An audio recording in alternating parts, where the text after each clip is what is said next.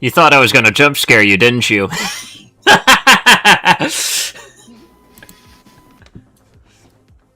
No.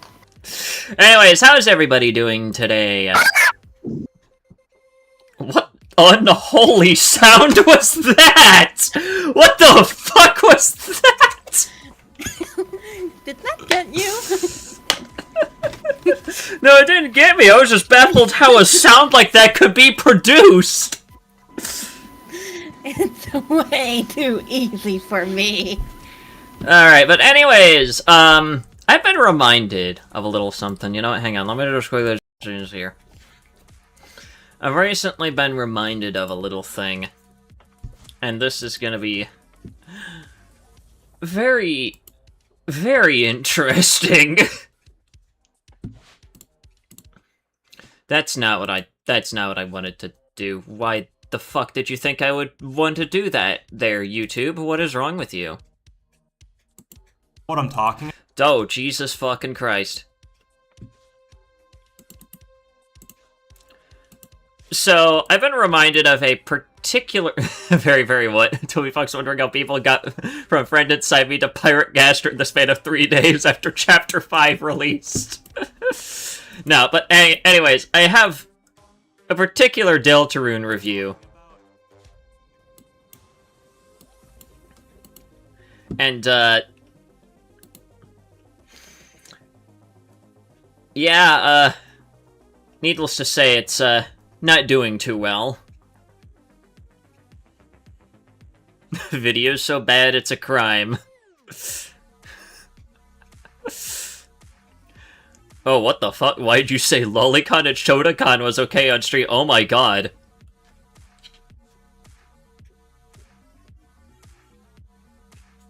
What?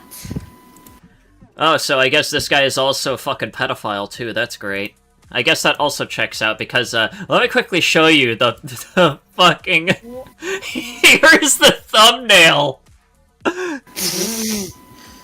There's the fucking thumbnail! Oh no, it gets worse. Deltarune fans found my address over my game review. Whoa, no.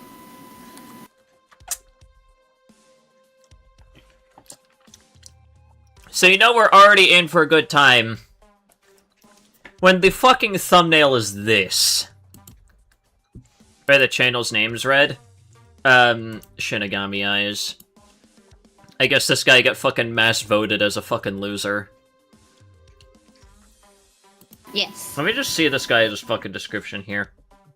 Fox Deer Shintoist Therian, and I also follow the Lord and Savior Jesus Christ. Isn't Shintoism like a completely different religion from Christianity? Isn't a core tenet of Christianity to not follow it? You know what? Who am I to fucking guess anything here?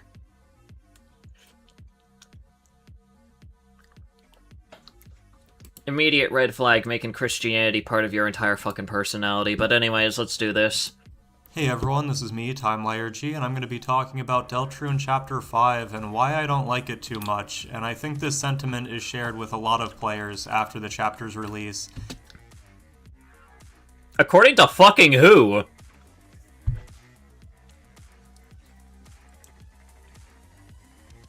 No, like, deadass. According to fucking who? I love Chapter 5. I'm pretty sure everyone, at least for the most part, really loved Chapter 5. The only people that were really disappointed were the people that I guess didn't pay attention to the newsletter and didn't realize that this one wasn't going to be a super serious one that was going to be following immediately off of the tails of Chapter 4's seriousness. It was going to be one last silly one to kind of, you know, have one more for the road, if you will, before Chapter 6 and Chapter 7 kind of throw a spanner in the works for everything that we used to know.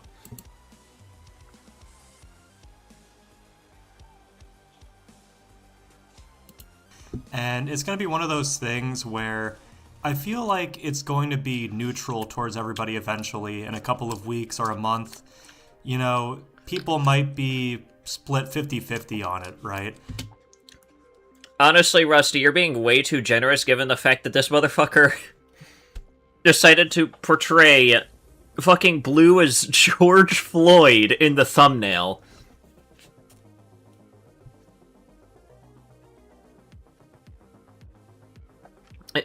We're forgetting about that key aspect. I think we're about to get into some racist shit.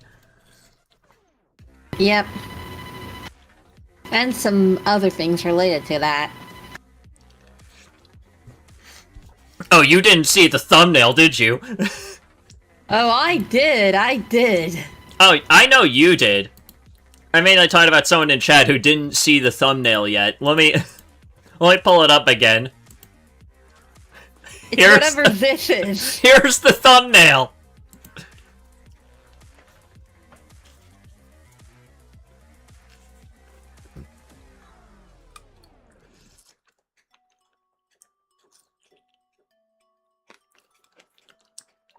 Yeah. Let that sink in.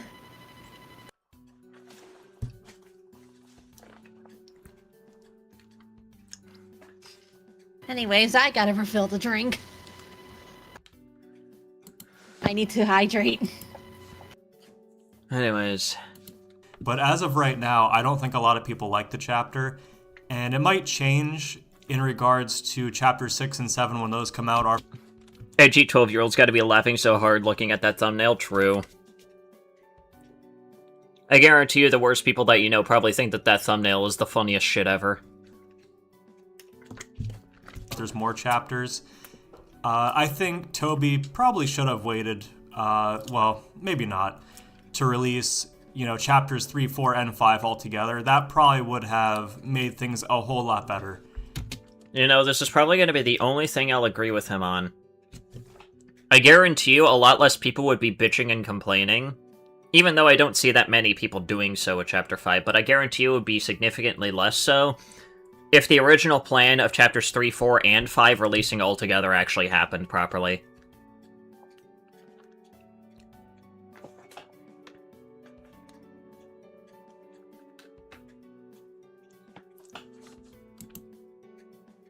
It's about 7 years since George Floyd happened, by the way. Jesus Christ, it's been that long?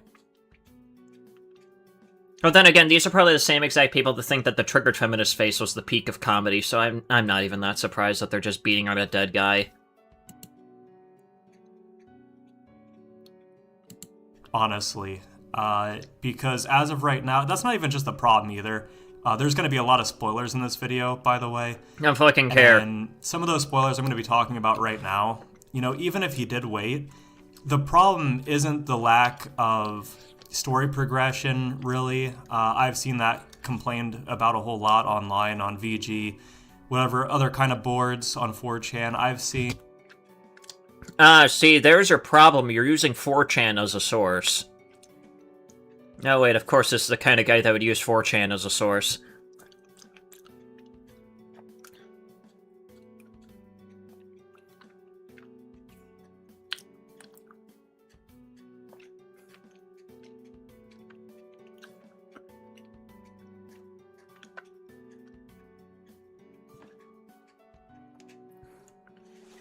Yep, he did. He said that his main source for all of the divisiveness on fucking Chapter 5 came from 4chan.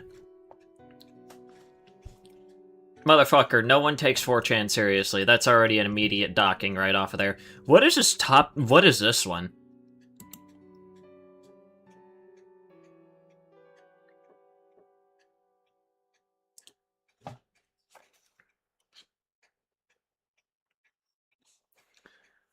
Oh, wow.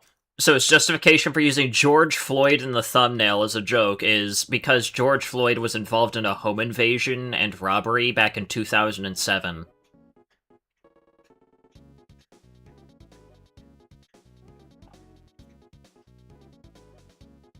Despite the fact that in a court of law it was confirmed that he was basically fucking murdered. So, like... amazing.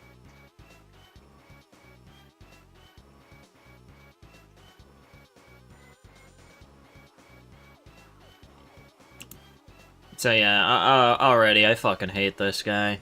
In some Twitter posts, some X posts, just okay, another point docked off. You want to ironically call Twitter by its Elon Musk given name. Fuck that. complaining about the lack of story progression, but, you know, overall, I think that it's just one of those things. It's supposed to be a filler chapter, and I don't think there's anything wrong with that. One of my bigger complaints, actually, is the characterization of just the main cast and everything. Huh?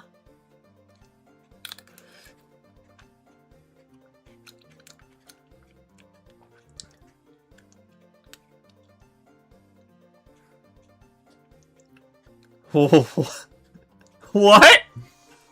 What?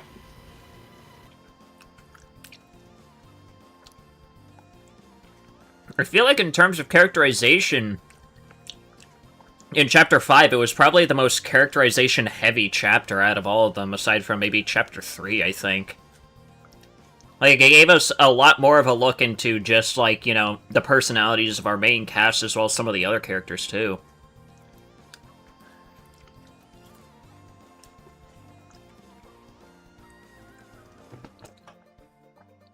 Did he skip the date and autopiloted the whole chapter? I guess so. I wouldn't be surprised if he just skipped it because there was way too much lesbian representation within the first part of the chapter. I guarantee you he probably just shut his eyes and just, like, you know, press down C the entire time so he could skip through it until the actual good shit happened. Not saying that the beginning part is, like, bad or anything like that, but I mean, like, to him, the good shit, which is, like, you know, the Dark World and everything, and not, like, everything that happens outside of the Dark Worlds.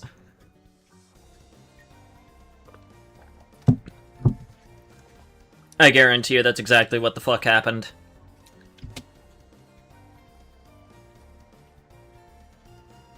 The fuckers call a Chapter 5 filler like this is supposed to be a breath of fresh air after 4 and before the final 2 chapters. Exactly! You probably hit that iShowSpeed DDLC clip. Do I even want to know what the fuck that is? I didn't have that many problems with some of the new characters or anything like that. It's mostly just...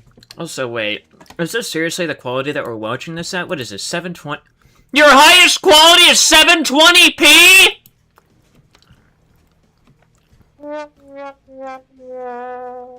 You couldn't afford to have a 1080p fucking resolution? Are we serious? We're in 2026!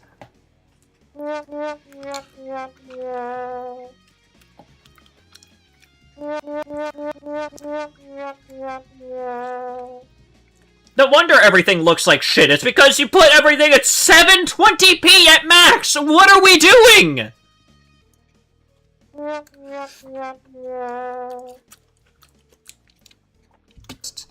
How all the characters don't seem to be acting like themselves, and I'm not just talking about Ralsei just acting angry towards Flowery or anything, or jealous towards him.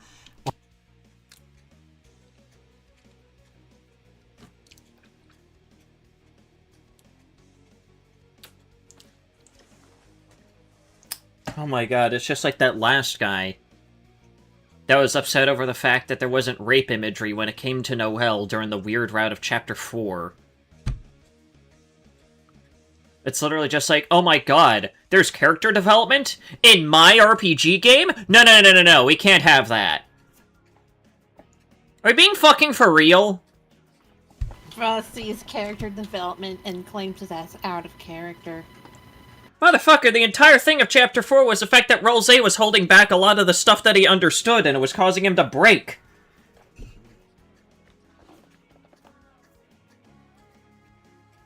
Mr. Slideshow over there? No, it's not Andy Panties, it's a different guy. I don't remember what that guy's name was, but it was a fucking goober. I'm surprised I haven't heard anything new from him with the release of Chapter 5.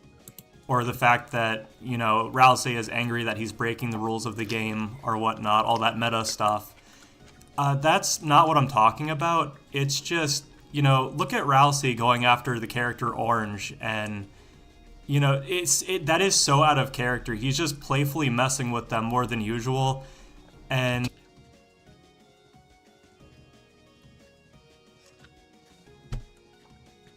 You literally just talked about the entire fact that Ralsei was already annoyed with, like, fucking, you know, Flowery.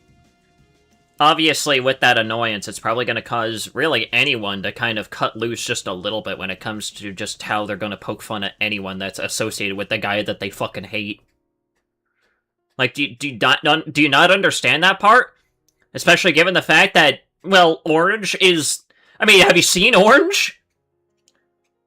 Don't get me wrong, Orange is a funny character, but, like, all the fucking jokes and shit aimed at them was funny as shit.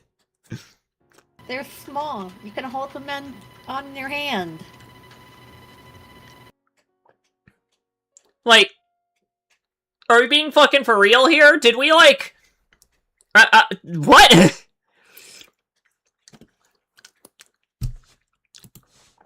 Sent the clip that Ari was talking about? Hang on. What is this?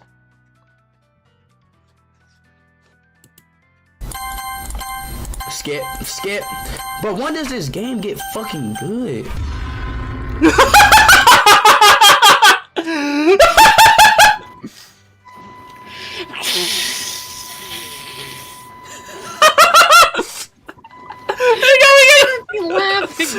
I gotta see that again! But when does this game get fucking good?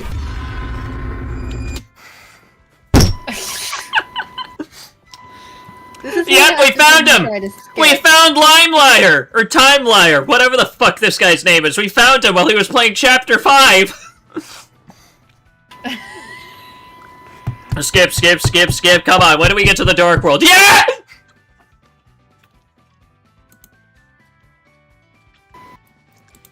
That's another going to thing. get All the canceled characters for act like Chapter what 4 never happened, and you could say that's intentional. They're just trying to ignore, you know, what's going on in the background. They're just trying to have some fun, just as Toby said, where this is supposed to be like, you know, kind of like the last fun chapter, right? One last fun adventure together. So they're just trying to ignore that. You could say that. And, you know, you're probably right, but I feel like What that would is be pretty hard going to on ignore. in general? I love how you can tell the video has no script and Dude's brain is overheating while generating words. Stell, what is going on in general right now? Lime tire. What is going on in general? Hang on. What's going on in general?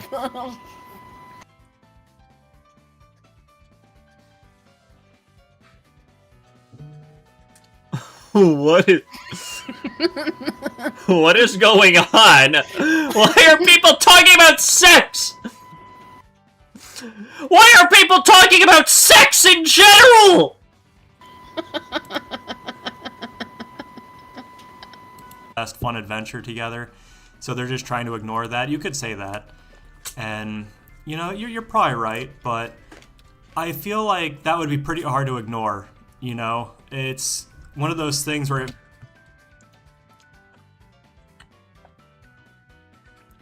Who are you? Who knows what the last prophecy panel said that Susie... Well, not the last one, but, you know, the second to last one. Who knows what that said? I think a lot of people were looking towards, you know, some kind of hints towards that. Maybe there was, maybe people just didn't really think about it yet. But outside of Rouse acting strange, the more prominent one, I think, is Susie. Okay, how? Again, character development. What's happening right now? This guy apparently has just figured out what character development is, and he's very upset about it. Yeah. Oh, cool. I needed more headaches after having a very bad night of drinking. Oh, fun. I had a great time. It was nice. And then I wake up and I'm like, oh, I don't feel great. Susie is completely acting... It's way different than she's ever had been acting. With Susie... Fucking where? Again, did we play the same game? Most likely not. And also, isn't this wait, the have same you exact seen- fucking complaint that one guy brought up when he was talking about chapters 3 and 4? Like, oh my god, Susie isn't a fucking prick anymore. Like, it's called character development, you dickass! Do you not know what that is? Yeah. Okay, if we're doing full dumb stuff, I have a thing I want to share. But after we're done with this video, just cause I don't know if you've heard about this. There's a PC Gamer article about the hearing of the law at the Senate, and it was really funny. what the representative said. Are we talking about the about- ESA claiming that Minecraft fucking servers were piracy for a bit? Yes. Yeah, I've covered that as well as the follow-up literally like yesterday. It was so Or was it yesterday or was it the day before? I can't remember. But it was one of those a couple days. days ago. It was really funny though. I got so bad. I decided to make a video on it just because. Yeah. Susie and Noelle, a lot of people are complaining about the romance in between those two and how forced it is. And Who the fuck was saying that? Oh wait, I forgot. His main source is fucking 4chan and Twitter. Never mind. That explains romance it. between who and who though? Susie and Noelle, the thing that happens at the beginning of Chapter 5.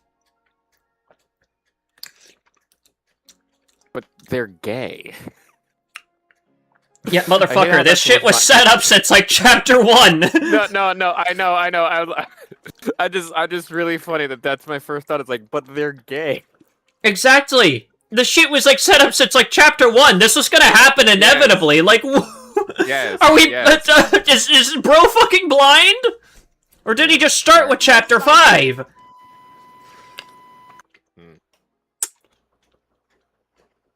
And I've always thought that that was intentional. You know, ever since that Ferris wheel scene, that is obviously the most forced thing ever. And here we go. Oh, completely forced. There wasn't. Well, what the fuck was it? In Chapter 1, when Noelle was... What was it? It wasn't the whole thing of Was Chapter 1 Noelle- where she was already crushing on Susie back in Chapter 1. Then the entirety of Chapter 2 where we were walking Susie with was Noelle. also... No, Susie was also embarrassed in that context. I forget the specific scene that I'm thinking of. I remember the first time You know it what was mainly that Susie was a bit oblivious to the fact that Noelle had a fucking massive crush on her, which is like, do you think she's onto a secret identities? I think eventually Susie, Right. you know, wisened up because, well, she's starting to let her guard down and whatnot, which I think is really nice. And then... boom. Lesbian. Yeah, this shit was set up since, at the very Wasn't least, Susie also the Chapter one- fucking 2. Yeah, didn't we also have an entire chapter where we were trying to save Noelle, and that Susie was, like in the forefront of that? Yeah, that was Chapter 2.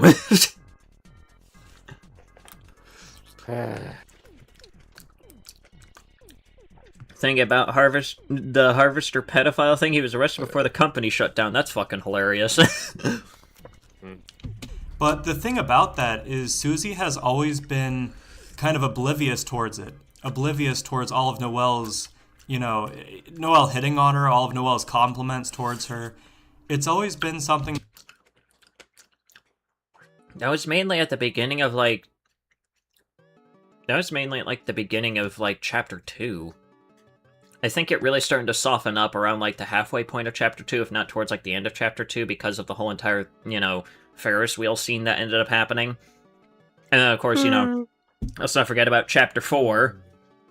The fact that there was, like, the entire thing of they were hanging out at the house together, even though the primary goal of that one was to just try and find out more about the shelter. Obviously, hanging around Noelle during that entire day probably also, you know, allowed her to kind of know Noelle a little bit more, was just like, you know what, this gal is cool, I want to hang out with her more.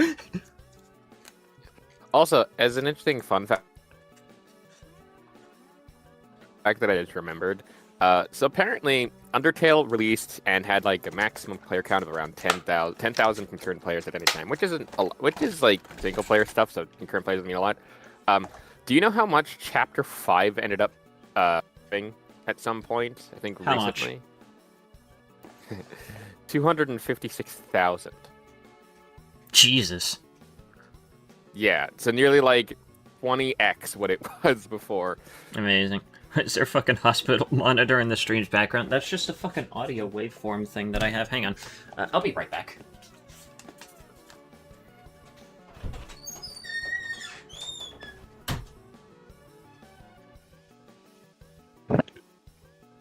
I've been hanging out a lot with too many different people.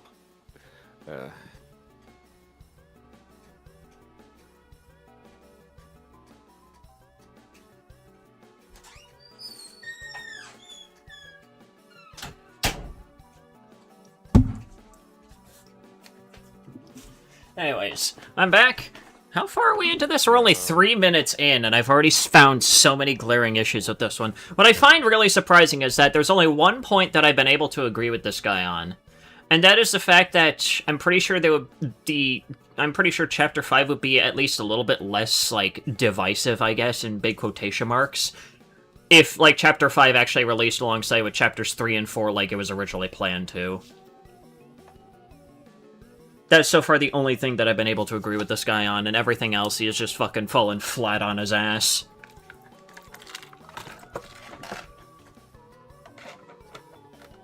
That Susie was oblivious towards, and all of a sudden, I don't know if something was supposed to have happened off-screen, but...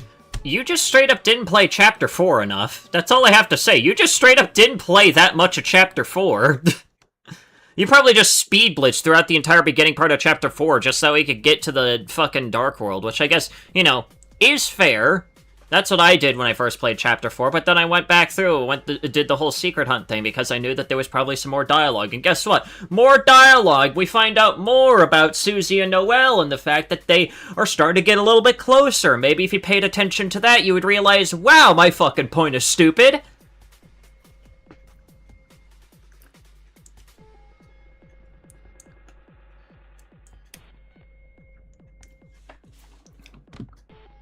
Susie understands that they're dating now all of a sudden out of nowhere. It is the strangest that Toby should have had more moments with them beforehand. A lot. Again, you just didn't play Chapter 4! You just didn't pay attention to Chapter 4!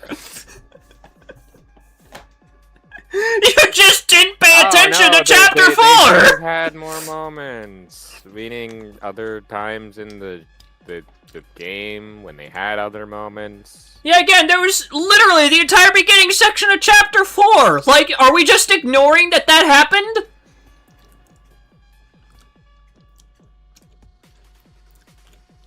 Hang on, we gotta pull up the speed clip again.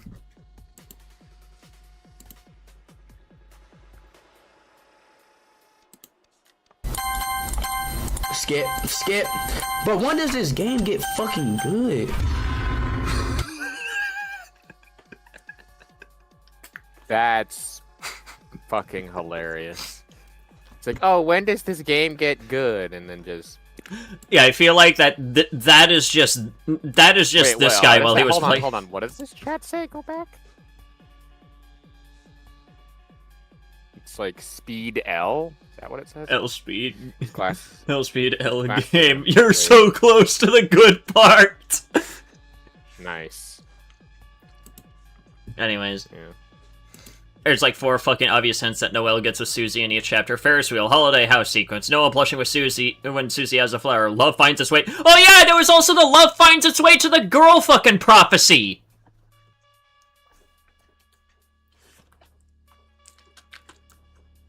Oh no. It was prophesized to happen!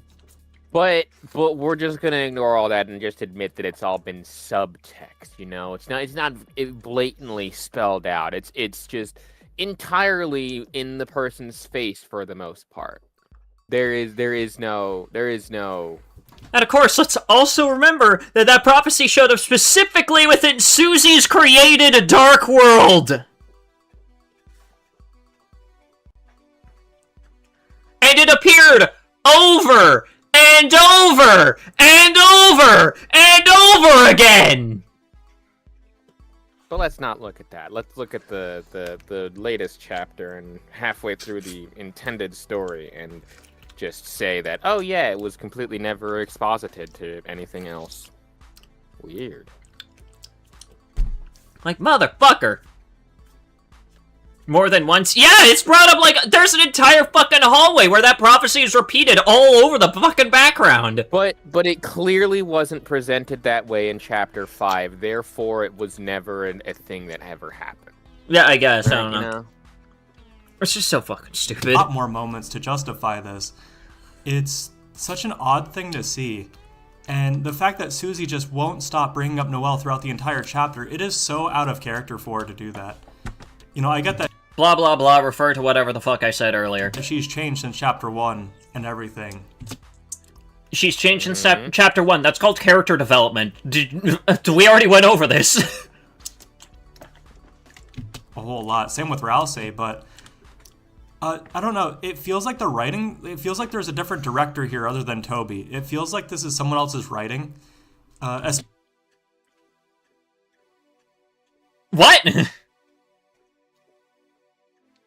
What? What, are you, like, best friends with Toby Fox? Like, I'm actually genuinely curious. What do you mean this isn't the Toby... This is probably the most Toby Fox of Toby Fox writing that we have had so far in Deltarune. Since probably Chapter 2, maybe. What are we fucking talking about? I literally just asked the question to Google, and I'm getting, and the thing is, like, who is writing for Deltarune? Robert Toby Fox is an American video game developer and composer. He's best known for developing the role-playing video games like Undertale and Deltarune. Fox's early work and blah blah blah, but it basically just gives me the Wikipedia page for Toby Fox, where he's the sole writer. And Toby only dreamt about the ending, he built a story to build up to that ending. That is also true. Has Bro played Undertale? Probably not. And to be fair, I did play, I think, Deltarune first before I ever actually played Undertale, but again, at least I fucking played Undertale.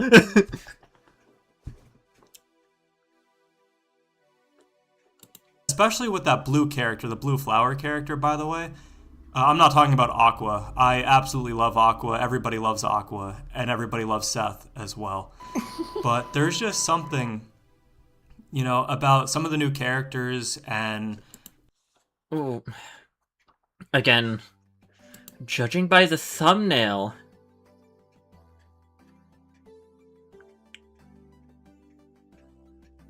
That's an interesting take.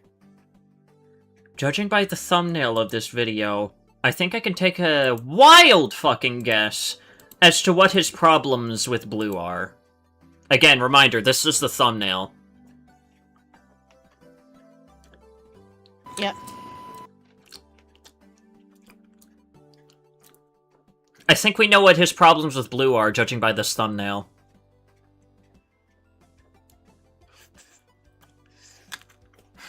She's a kid, of course you do. I forgot about the fucking comment that pointed out that he said that lolicons are cool. Just how the way Susie's acting. A lot of characters are just acting not like themselves. You could say the same thing with Asgore as well, pushing Chris out of the shop like that. Again, did we play the same fucking chapter, or were you just not paying attention the entire time and just skipping through dialogue?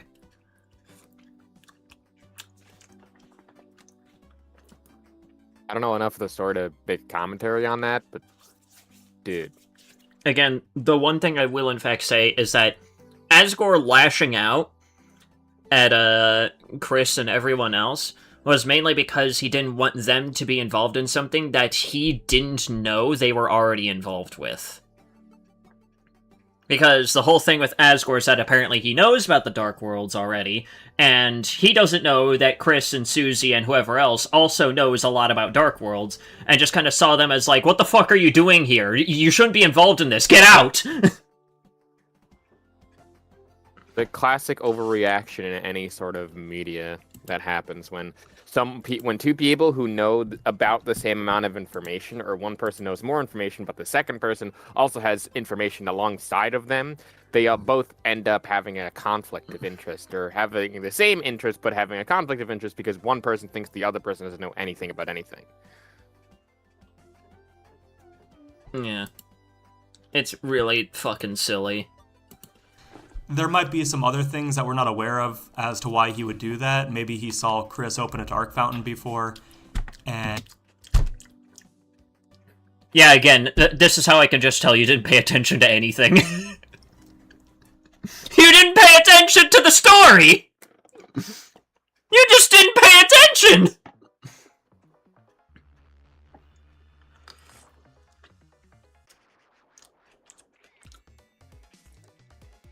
You just didn't pay attention to the game! Oh my god!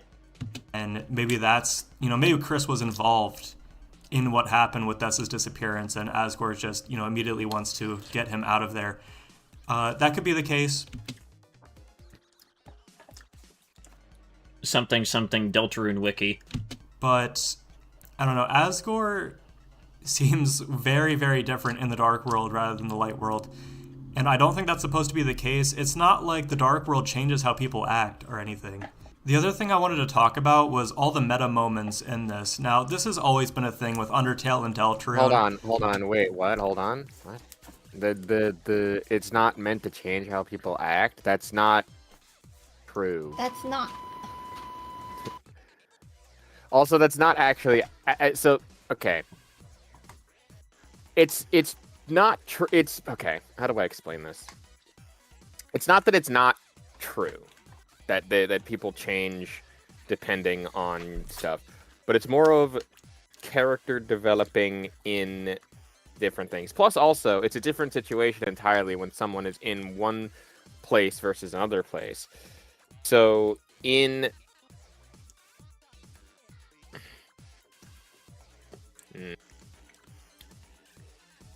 Well, again, I don't like that. I don't like him saying. I don't like him saying, "Oh, you don't act differently when you're in the Dark World versus the Light World." Because when has that been established? And also, again, when you're put in a different situation, don't you act differently depending on the situation? Right? Yeah. But again, this is just a case of, I don't think this guy paid attention to the game. I think that too, but like, there's other explanations for why a person would act differently depending on different situations when it comes to stuff like this. So, yeah. I don't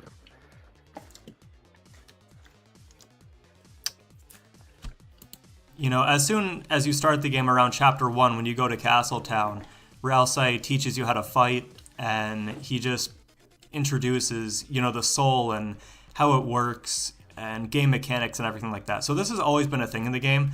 I just feel like it's being pushed way too hard now, and it kind of makes it hard to, insert yourself in this universe and take everything seriously. Personally, I don't really give that much of a fuck about that one, because the meta stuff was really already a thing established at the very least early on in Deltarune, as you just mentioned.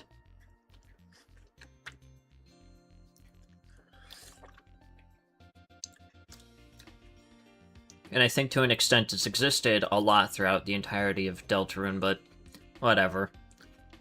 Who cares about paying attention to the actual fucking game? What's the thing that we should be trying to save in the game here? Who are we trying to protect? Why should we care for these characters if they know that they're in a video game and everything like that?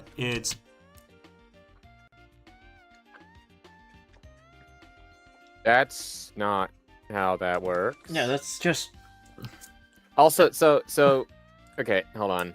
He says that the characters are aware that they're in the video game. I think only one person is aware that their actions are being controlled by an outside force, and that is the main character. Yeah, and that's Chris. That's the only one who is aware of the outside apart from it. Yeah, and that's... in fact, the only thing that I can think of that's also like other characters that might know would be characters in the Dark World, maybe, but also Spampton. That's like the only other character that I can think of that would know anything. And also maybe the Jester. So yeah, I think a lot of the Shadow... I think a lot of the Shadow Go on. Crystal bosses know about the whole fourth wall thing. That's kind of like another established thing with a lot of them. Well, I wouldn't say a lot of them. I'd only say about 3 or 4, maybe. No, so far...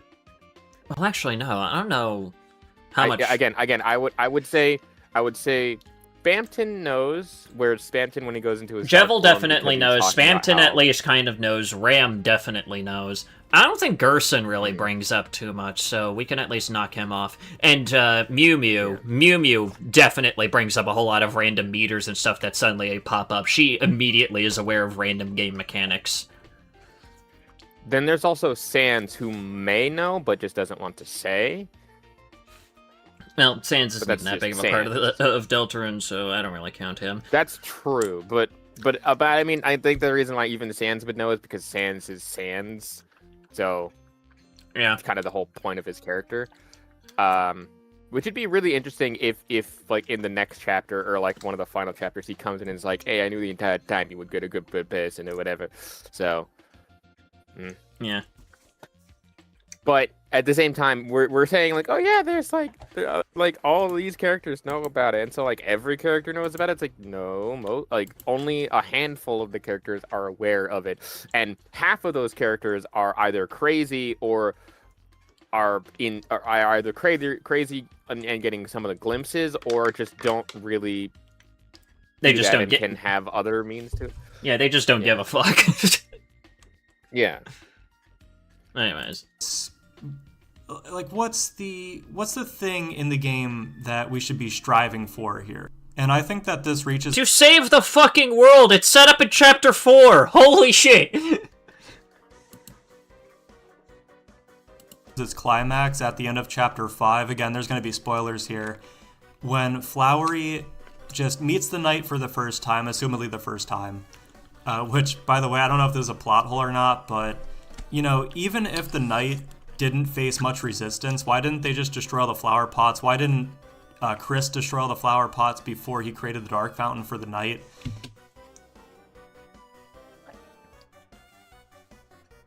Probably because Chris has other motives than just, haha, I'm also evil along with the knight? I don't fucking know. Is it really this difficult to use your fucking brain? Hold on, wait. So, what is he referring to? Something with the flower pots and string, and I don't know that part. Basically, the main antagonists of Chapter 5 are the 7 flowers within Asgore's shop. Mm-hmm. And of course, towards the end... destroy the flower pots before entering the shop? Yeah, probably because, well, Chris didn't want to break any of that. There's probably a reason why. Also, he had no idea that would be the villains in the first place. Yeah, but it's just another one of these instances like, where, here's my question. Did he know that the TV would capture his Toriel and his mom when he opened up that fountain or whatever? Well, probably Did he know that but, you know. Susie would be dragged into the dark world with him for some reason when they fought the first time? Like, all that. Also, as well as in that context, wouldn't Chris still be controlled by the player at that point? Meaning that they wouldn't know how to destroy the flower pots at first? Actually, no. When the flower shop Dark Fountain is open, Chris rips out the soul, just like what happened in Chapter 3, or at the end of Chapter 2. Okay.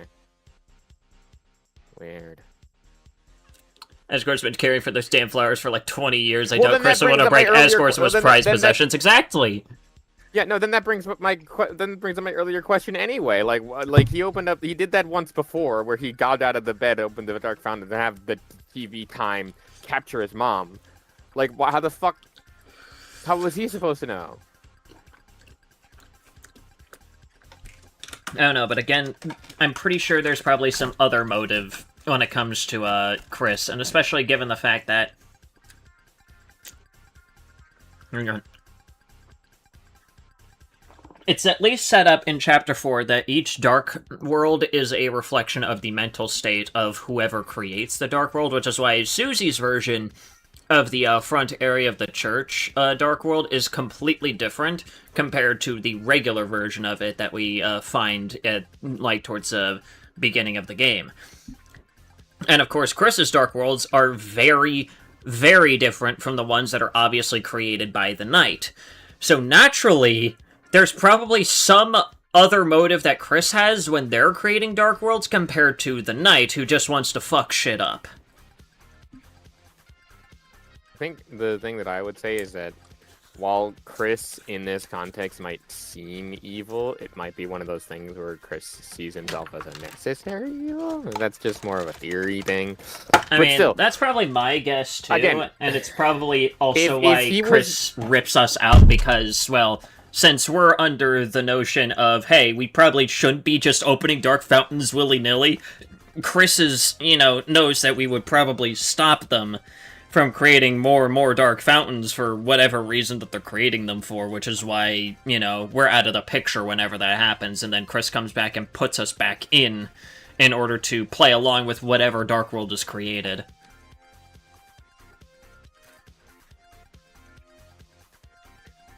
But then why? That's the thing. I'm not entirely sure. My friend Neil has an entire theory that Chris creates dark fountains primarily just to try and bring their family back together, and obviously that's the only reason why they're even really working with the Night. That's one of my theories. That's one of the theories. Like, that's more of a shunted down one. I think the other one is that Chris wants to feel like the hero, which kind of goes hand in hand with him wanting to get his family back together. Yeah. But I feel like there's a lot of credence to the idea that Chris is creating these dark fountains to try and bring their family back together, because, again, so far, both of the dark worlds that Chris has created has had, like, the main antagonist talk about, like, the good old days, if you will, like, when the family was all together, like, when people were happier, and, like, their main goal is to just see people smile one last time before, all shit goes to hell. Tenna's entire thing is, like, why did people stop watching me? Why aren't people, entertained by me anymore? Why did everybody leave me? I want people to just come back together and be together as a family again. Flowery's entire thing is, I just want to see the person who has taken care of me for fuck knows how long smile again. But so far, everything has not really worked, and I'm really just wondering why in the fuck he's so obsessed with something else.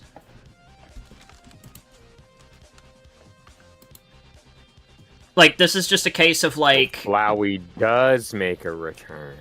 Yeah, except, well, his name is Flowery, and, well, he's not evil.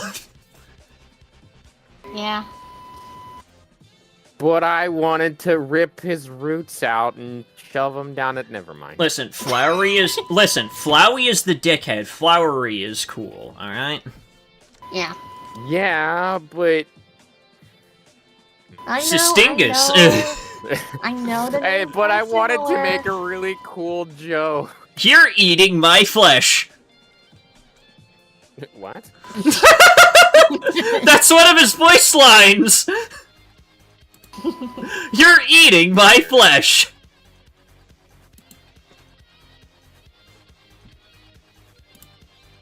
Anyway. Oh my god, what is this, Osk? What is this?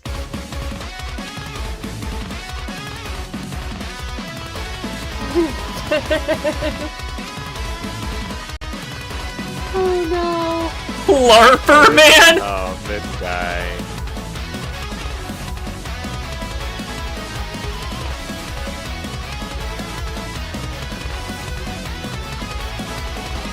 Ten threats plenty to LARPer man is waiting for the perfect chance, attracting Twitter bait without a plan. Like the everyday lead niche lord of bombers, the LARPer man. For the Let's Play, give him a free pass inside the echo chamber made of glass. So he is the LARPer man, with his head in the sand.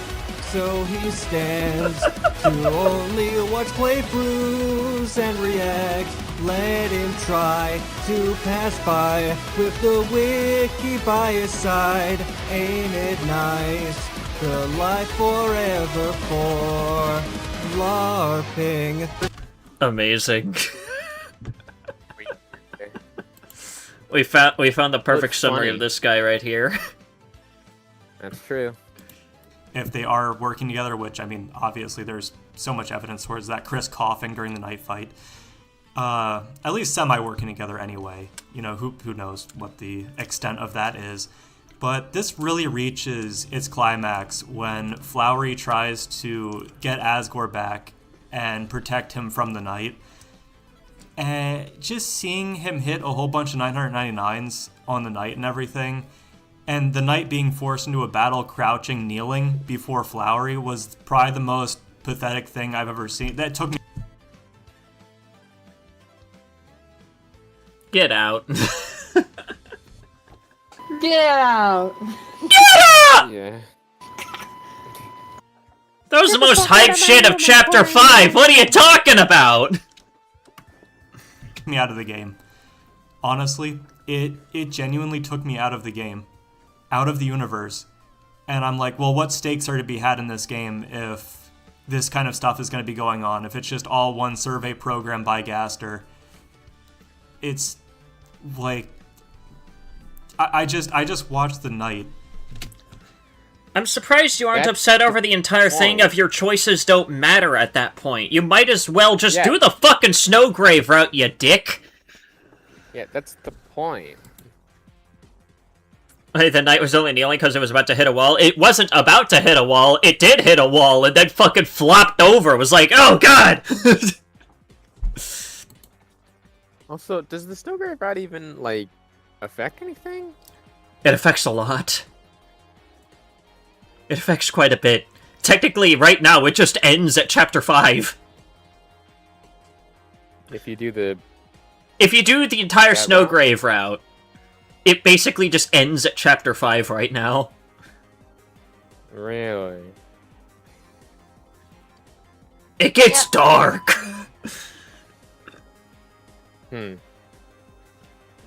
Weird. Just completely kneel to Very Flower dark. before slaying him. Being forced into this little battle screen, and the knight just ignores.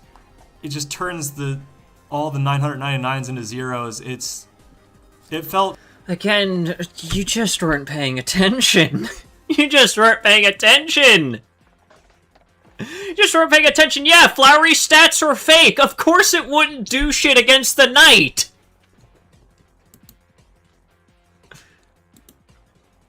But it did do something against you playing against him. Yeah, exactly.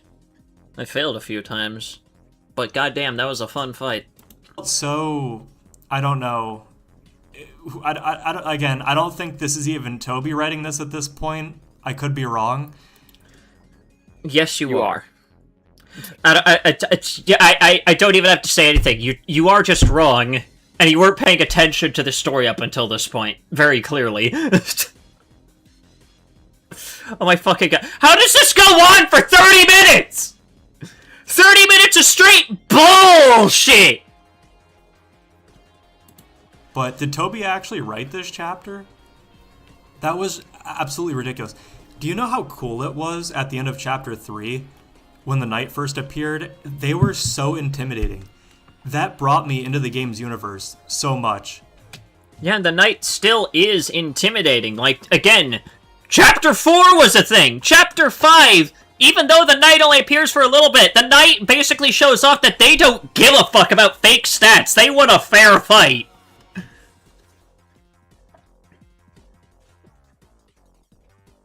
If anyone's gonna beat them, it's gonna be on their terms. Flowery 100% knew he was cooked. He was just trying to give us the final hype moments in Ore before the darkest chapters of the game. Exactly!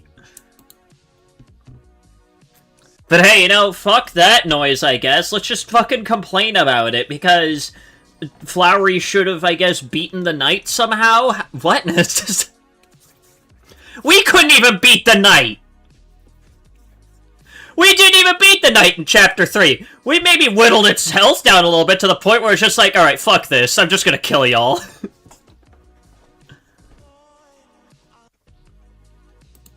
And it made it seem like there's a lot of stakes to be had here.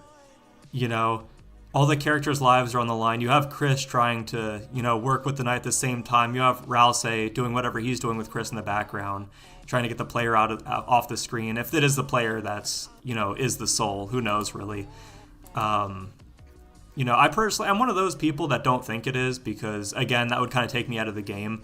I don't think the player should be a part of it. But then again, the entire game... Then why in the fuck are you playing a game made by Toby Fox at that point? ...is part of this survey program Gaster experiment. That's way more evident with the weird route in Chapter 5. And by the way, I want to point out, I absolutely love everything about the weird route in Chapter 5.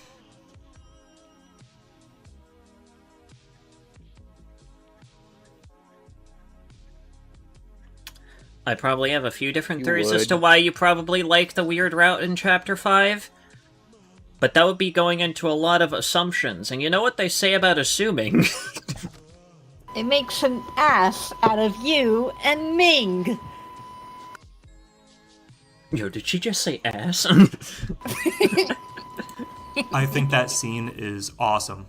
I have no complaints about the Chapter 5 Weird Route, and I don't complain about. I don't have any complaints about waiting till Chapter 7 for that. You know, that's probably going to be awesome. But at the end of the day, just the pacifist, not really the pacifist, just the normal route, I should say, in Chapter 5. I don't know what is going on there, but I think we can all agree that the gameplay itself is fine. You know, I think the gameplay is it's just, you know, it's good. The gameplay's pretty good. Because the weird route doesn't have any of that. It's because the weird route doesn't have any of that woke nonsense. Guy loves weird route because it's an abuse allegory. Yeah, probably. I think I've alright? seen enough. Okay. This is some straight grade A bullshit right here. But anyways, we're gonna continue on with this video. My foot would explode if I... Oh, you haven't seen this one, haven't you, Game Penguin? Yesterday, we left off at the games journalist who shoved a Joy-Con up his ass, and now we're gonna keep going. What?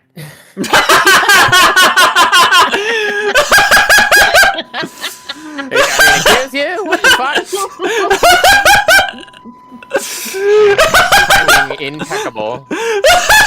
As always. I was trying to make fucking mac and cheese, and I come back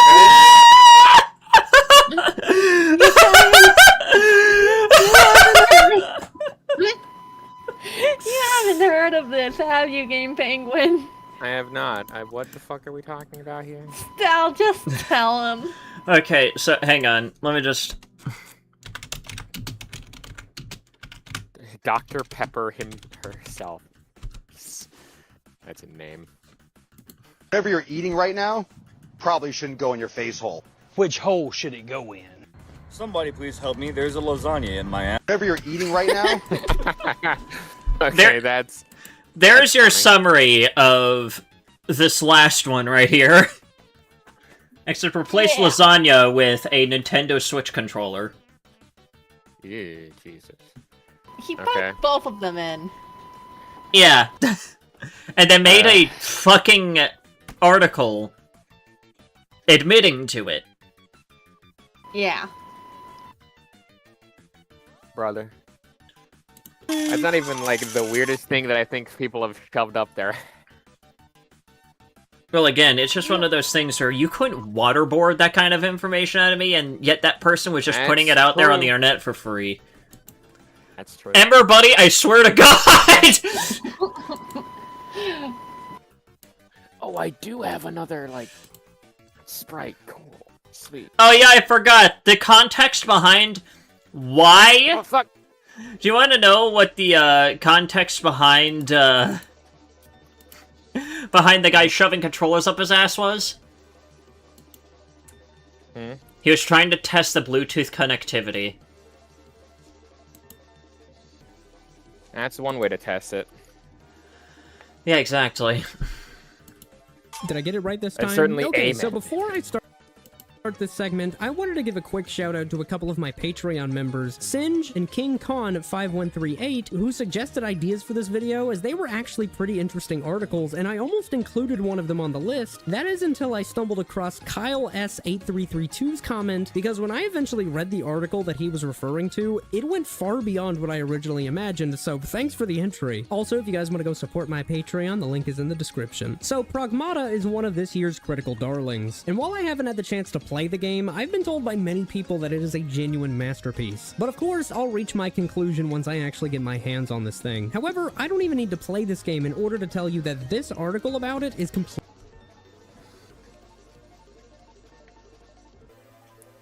What the fuck title is this? Gaming cannot allow Pragmata's Diana fan club to flourish? What? What the fuck does that even mean? You don't No, you're not part of the Diana fan club? Weird. Complete dog shit. First off, it originates from the gamer, and while I will eventually delve into this outlet in more detail later on in this video, just know that it has earned a reputation as one of the most reviled outlets on the internet, stemming from rage bait articles, hypocritical statements, and so on. So what happened with the gamer and Pragmata? Well, a few things, starting with the title. Gaming cannot allow Diana's fan club to flourish. Now, immediately, the gamer has already substantiated the rage bait article title's accusations, because at a cursory glance, this seems like a title made to demonize the game's fanbase or to attempt to undermine the game's success. However, almost instantaneously, the first sentence completely takes this article off the goddamn rails. I don't really mind people finding video game characters attractive. Ah.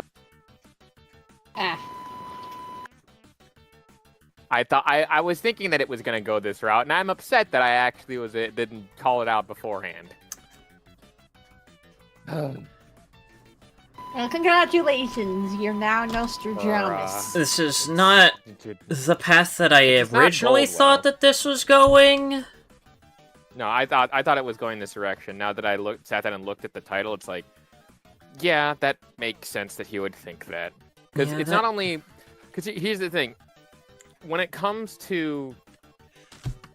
and again, this has nothing to do with Pragmata. This has everything to do with the world at large. When it comes to kids and the kid characters and just in general that and a father figure, there is a fine line that people walk where they think one thing and then it comes out to be other things, and allegations and things go about too. Yeah. I mean, I understand that there were some real fucking weirdos when it came to Pragmata's, like, child character, but I'd like to say that at least those are few and far between enough that those few extreme cases where people were talking about it are the only instances in which people were like that. But, like, how... what the fuck? Isn't she an android? That is also another thing. A bit of an unorthodox opening sentence for an article like this, but sure, I'll play ball. What does this sentence have to do with the rest of the article, I hear you ask? Well, she goes on a tangent about how she humbly declares that Stellar Blade's main character is attractive, but then states that this is a commonly agreed upon aspect of her character, but conveniently doesn't know why people argue about this. Okay, so I think you and I both know why people were debating over Eve's design, and I think the writer knows why, but she doesn't want to admit it. The argument doesn't necessarily stem from the fact that she's attractive, it's the fact that certain game outlets detested the sexual nature of her design. Hell, an IGN writer even went so far as to say that the character resembles a doll made by people who have never seen a woman, despite the fact that Eve was modeled after a real-life woman's likeness. Also, they were like, oh, you shouldn't objectify the woman and you shouldn't make them like all this sexual thing, and yet... Listen, I'll just be dead honest. If the person that modeled for the character doesn't give a shit, then who the fuck else should? That's all I have to say about it. I don't even think it has. I don't even think it has really anything to do with that. They contracted them to do this work. They understood the work was going to be used in this nature, and stuff like that. And it's just wacky from all angles. So don't start feigning ignorance over here and pretend you don't know why there was a debate. Everyone knows exactly why this happened, regardless of which sentiment you were more aligned with. She then uses this to attempt to convey this idea that sexualized characters are the reason why some players choose to play certain video games, and even elaborates on this concept by trying to insinuate that video game communities are primarily composed of people who think the sole reason video games should exist is to include attractive women in it. Okay, I can understand why you would probably think that if you are genuinely so terminally online and unhealthily attached to fucking Twitter to the point where the only thing that you're seeing are fucking LARPers on Twitter pretending like they know anything about video games. Listen, the only people that try and claim that the only reason why video games exist is because of attractive women are the kinds of people that probably don't even fucking play video games at all or play very few of them. For me, attractive women are just a bonus compared to the good gameplay and maybe decent enough story that comes with a game. It's like the icing on the cake, if you will. Or I guess more so the flavoring of the icing on the cake, if you will. It's a small enough aspect to the point where if it doesn't exist, I don't give a fuck, as long as the game is good. I'm gonna need hot glue for these glasses. Damn it. Are you alright there? My glasses are breaking. That's fine. Oh no! Anyway, last week Are you going to see someone for that? No, I don't need the glasses. They're blue light glasses. Why is this? Oh. So they don't matter too much, but it just sucks that I spent a lot of money and I spent like $20 for like 5 pairs and I've lost most of them. That's the last pair that I have. Yeah, that sucks. Beat Saber's bad and woke. It doesn't have any hot women. Yeah, that's probably a fucking Smash JT title waiting to happen. I have no fucking clue what compelled her to come to this conclusion, but it sounds to me like she's complaining over the fact that people who play video games can sometimes tend to prefer attractive characters, and there's nothing wrong with that. But I have to ask, what does this have to do with Pragmata? Well, she then states that this idea is all the more dangerous specifically for Pragmata. She says this because before the game released, a Reddit page was shut down due to the fact that it prominently featured posts that centered around the sexualization of Diana, the little girl who serves as one of the main characters of the game. Now, don't worry, I'm not criticizing this aspect, because me personally, I find sexualizing minors to be a repulsive and truly deplorable act. I don't think anyone is going to disagree with that. However, considering that this is the gamer we're talking about, the writer somehow managed to write an article that condemns pedophilia and still end up as the bad guy in this scenario. You'll Ha! That is a Herculean feat. I am impressed. How the fuck do you manage to pull that off?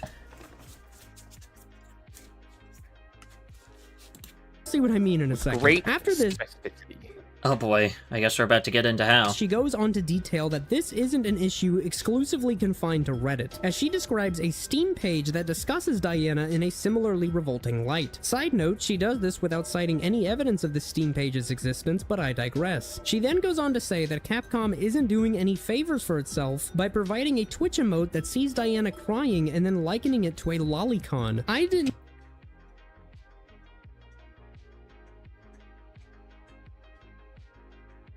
Huh? Huh?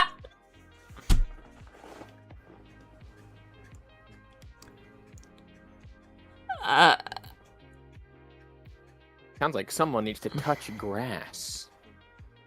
You think? Okay, I can't believe that my earlier statement of the only way that you would think that gamers only care about hot women is if you're terminally online and only stay on Twitter would end up becoming prophetic. Wow, that is just supremely terminally online behavior. That is wild. Didn't even know that this was a controversy, because when I saw this image, I genuinely believed that it was nothing more than an emo. That's just a fucking crying emote. What? I'm sorry, I'm missing... I miss... How? What? Huh? Who? What? Now I'm just raising some eyebrows at the writer for somehow knowing about a lolicon meme that apparently looks vaguely like this. 'Cause I've never heard of this shit before. What are you talking about? Emote of Diana crying. She's a little kid. Little kids cry. It makes sense. However, some video game outlets, and by that I mean both The Gamer and Kotaku, began reporting that this was a deliberate reference to Lolly, despite the fact that I'm fairly certain this was just a Twitch emote that was given a Diana-themed makeover. I think that this is a massive reach. This shouldn't be something scrutinized so excessively, but just wait, it gets worse. She then plasters a note on the screen that details that the game intentionally sexualizes Diana. Wait, hang on. Wait, what? Then plasters a note on the screen that details that the game intentionally sexualizes Diana because she charges with her feet and is barefoot, and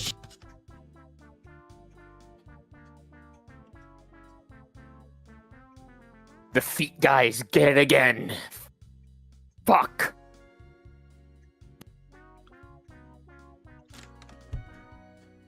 What? What? What? What? What? What? What? What? What? What? What? What? What? What? What?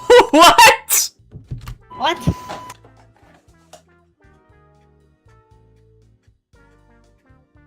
Okay, we've lost the fucking plot.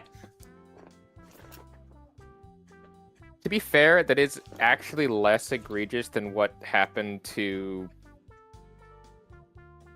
Was it Silent in Metal Gear? What? No, she breathes through her skin, guys. Oh, Quiet from the Metal Gear series. Yeah, that one. That's the one. Yeah. I forgot the name, but that's... Yeah, exactly, Dan. What? What? What? What? What? What? she attempts to link this with Capcom apparently catering to a pedophilic audience. This article has already evolved from puzzling to downright conspiratorial in just a handful of paragraphs. She then goes on to assert that the aforementioned argument revolving around characters being sexual extends to Pragmata, and even goes so far as to claim that the game normalizes being attracted to children.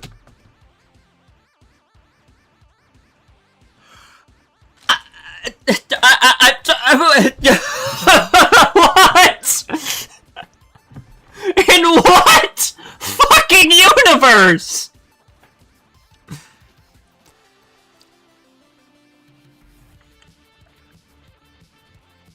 I want to destroy this place.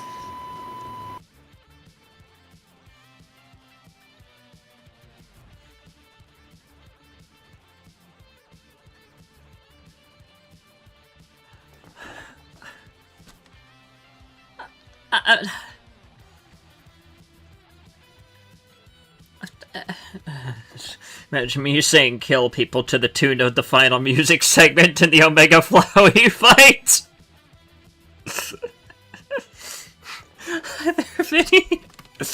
I'm genuinely shocked that this went through quality assurance before being unveiled to the public, because her supporting evidence is astonishingly minuscule. It consists of a sticker of the character crying, the fact that she is barefooted, and the observation that, hey, believe it or not, there are some horrid people that lurk on the internet. That's... These are like...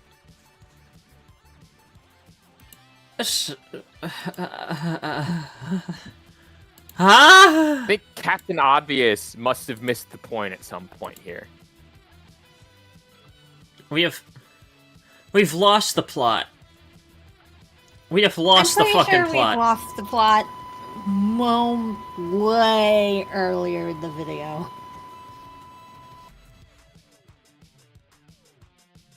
We're just losing it even more. It's a game journalist, so yes, fair enough. her evidence. How is any of this the game's fault? But then we get to the part that everyone got up in arms over, and understandably so. The last paragraph reads, "I have not yet played Pragmata." Oh, well, that explains a lot then. And thus be the roots of the issue. Well, see, there's your problem. You haven't even fucking touched the game.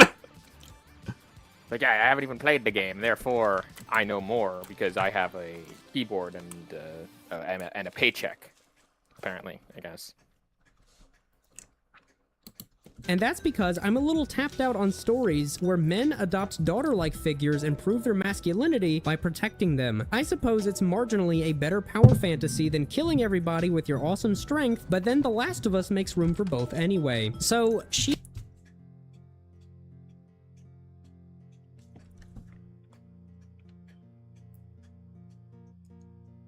What? You heard her. What? What? What? What? Apparently, you can't find family if you're a guy.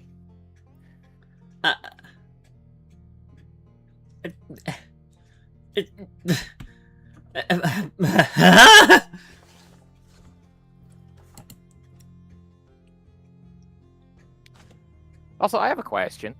Why is this only just becoming a thing now where father figures adopt, like, a child, or they have someone that they hold dear, and they find family, and they find redemption through that kid for stuff? I don't remember this shit happening with Clementine and Lee in The Walking Dead. I don't know anymore. Here, it's all over the internet. I don't know anymore. Oh God. I don't know anymore. I'm lost. I'm lost and scared. He makes the I claim need an adult. that Wait the a minute, game I am an caters adult. to predators, but she hasn't even played the game. Granted, Games journalists are like Mojang employees. Nobody can do their fucking job.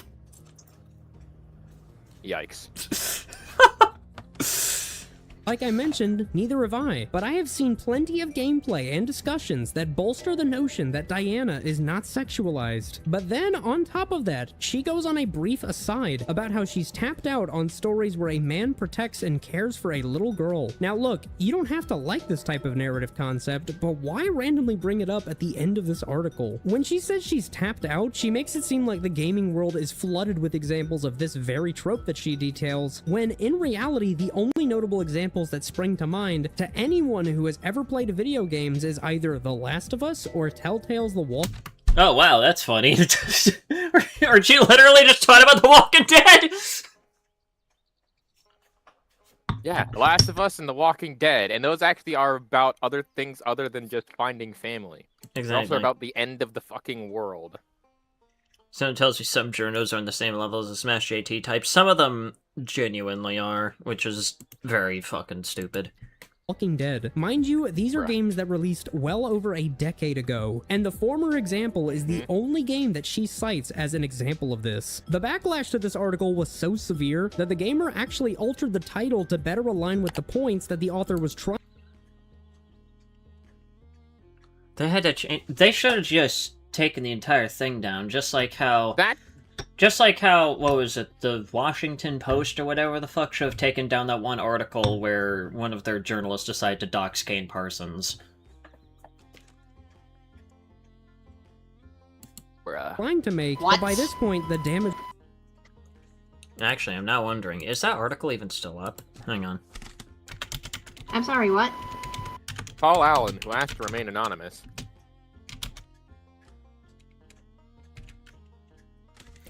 Hang on, let's see here.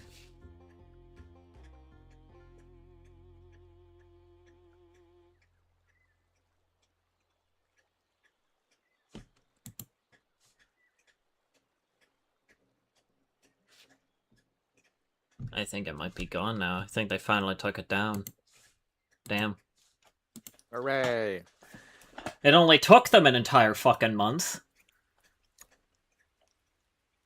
Was already done. The gamer was once again annihilated by the court of public opinion, and Pragmata has gone on to receive high praise while reportedly selling over 2 million units. And hopefully, Diana over here won't be the center of attention in a degenerate subreddit or a shitty article by the gamer anytime soon.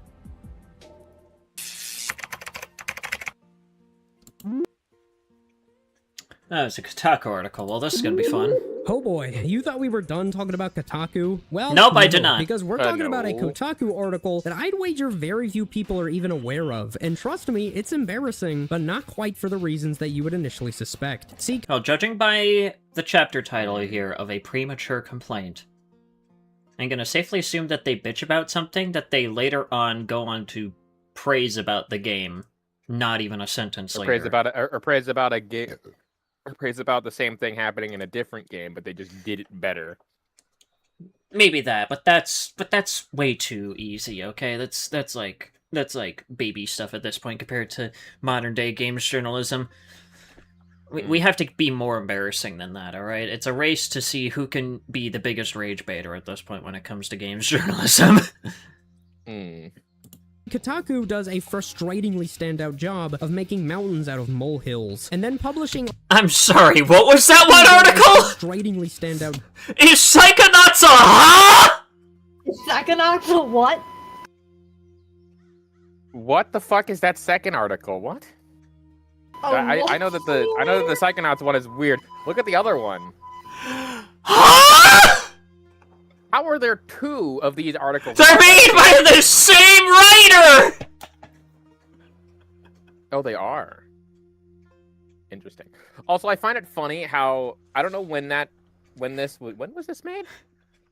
Oh, 2012. Okay, then the Black Ops 2 thing makes sense. That's my favorite screenshot from the Black Ops trailer stuff. I want to play Black Ops 2 again. God damn it. I should buy it and then just get plutonium and play it just to experience it again. It's a good game. Sorry, I'm just... I just got fucking thrown for a loop by these two fucking titles here. That is wild. Job of making mountains out of molehills, and then publishing articles around those topics that I genuinely believe are made to cause exasperated gamers to click or watch out of pure contempt. And for a while, it was a surprisingly competent business strategy, even if the company had a behemoth-sized target slapped on its back in the process. However, in some rare instances, Kotaku and Is killing Darkners and Delta considered Klansman behavior? Title. other gaming outlets for that matter will tend to release what I like to call a premature article, which usually sees the journalist in question either making a bold claim that, as time passes, becomes gradually more ridiculous to look back on in hindsight, or sees the writer abruptly stop in the middle of a game and then write an article about whatever served as the catalyst behind them ceasing their playthrough. For example, the PS Vita was praised by IGN's Colin Moriarty. And look, I'll admit, I think the PS Vita is a fairly underrated console that truly didn't get the time in the spotlight that it deserved. However, Colin over here went so far as to say that the PS Vita is set for success. And at the... Yeah, that didn't age well. Even as someone that does still own a PS Vita, yeah, that didn't age too well. That one didn't age quite so well. At the time, this wasn't exactly the most outlandish statement, but in retrospect, it's kind of hilarious, given that the Nintendo 3DS absolutely bodied it in sales. And let me be clear, I'm not trashing on PlayStation, because out of the big three, PlayStation is my favorite, undoubtedly.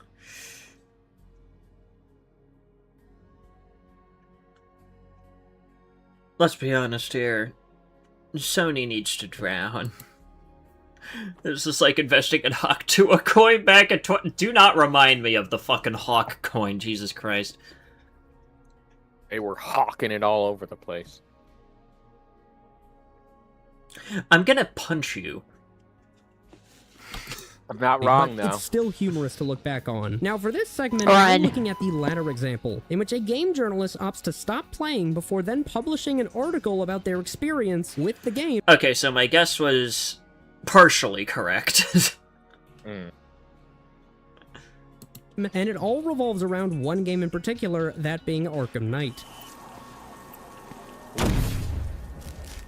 No way, Manham Asylum. I love Arkham Knight. I know the fanbase salivates at the mouth over Arkham City until the cows come home, and granted, I can't blame them, but Arkham Knight is my personal favorite entry in the series. One of the aspects I appreciate the most is the fact that this game was thematically the darkest of the four titles, truly only being rivaled by Arkham Asylum in some areas. It wasn't afraid to showcase some truly ominous and disturbing imagery, with a prime example coming in the form of an event that features Barbara Gordon as the centerpiece of a truly horrific incident. Spoiler warning, in case you need the heads up. In the first quarter of the game, Batman ends up getting a healthy dose of Scarecrow's fear toxin, which in turn leads to Batman having vivid hallucinations of the Joker throughout a vast majority of the game. However, the fear toxin also forces Batman to experience more hallucinations that see him reliving some truly harrowing moments in his life in hauntingly realistic fashion. We're talking about tragedies such as Jason Todd's excruciating torture, Barbara Gordon getting callously shot by the Joker, rendering her handicapped as she's forced to live the rest of her life in a wheelchair. Yeah, it's some pretty grueling and downright heinous stuff here. And it's...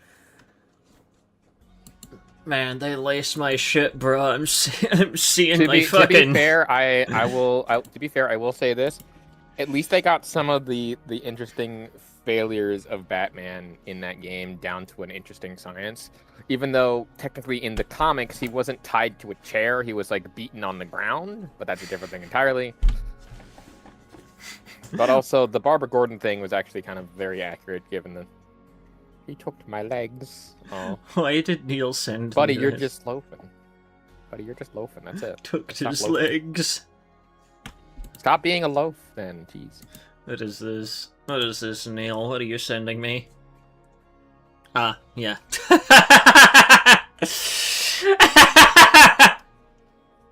I'd eat it. That looks delicious. Ah, yes. My home sliced green cooking up some bullshit. We love Green's bullshit. Anyway. It's certainly not for That's the a faint of cool heart. answer. Well, just to raise the bar a little more, about halfway through the game, Scarecrow forces Batman to lay his eyes on a truly horrifying scene. Barbara Gordon, in a state of immense fear and inner turmoil, induced by fear gas, reaching for a nearby gun, raising the barrel to her temple, and pulling the trigger.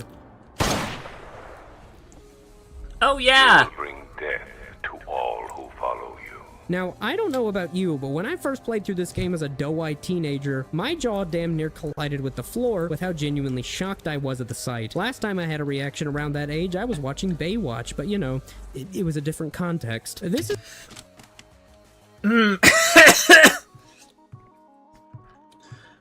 Pretty women. Pornography! Anyway. This is where the Kotaku article comes into play, because this writer decided to compose an article revolving around this specific moment. But things quickly begin to go downhill. The article kicks off with him stating that he is enjoying Arkham Knight so far, and praises many of its aspects. Now, he does also explain that he technically hasn't finished the game yet, but this isn't a review or a critique of the game as a whole, so this factor isn't relevant just yet. He then details the aforementioned macabre... Yeah, so that is true. If you want to talk about specific moments in a game or a specific part in a game, and you've either played through it or experienced it in a way, then yeah, that's fine. You can commentate on stuff like that. But if you want to commentate on the whole game, play the whole game yourself. Exactly. I only went to Arkham City and Nightman. I don't know what Rocksteady did to both the writers at UE3 for the game to be this good. Event involving Barbara, and then states that this specific moment caused him to reel in anger. Completely understandable. However, his reasoning behind this frustration is where his argument becomes his Achilles heel. He immediately starts by briefly chronicling Oracle's history as a character, before then labeling her as a professional victim on a... What? Excuse you?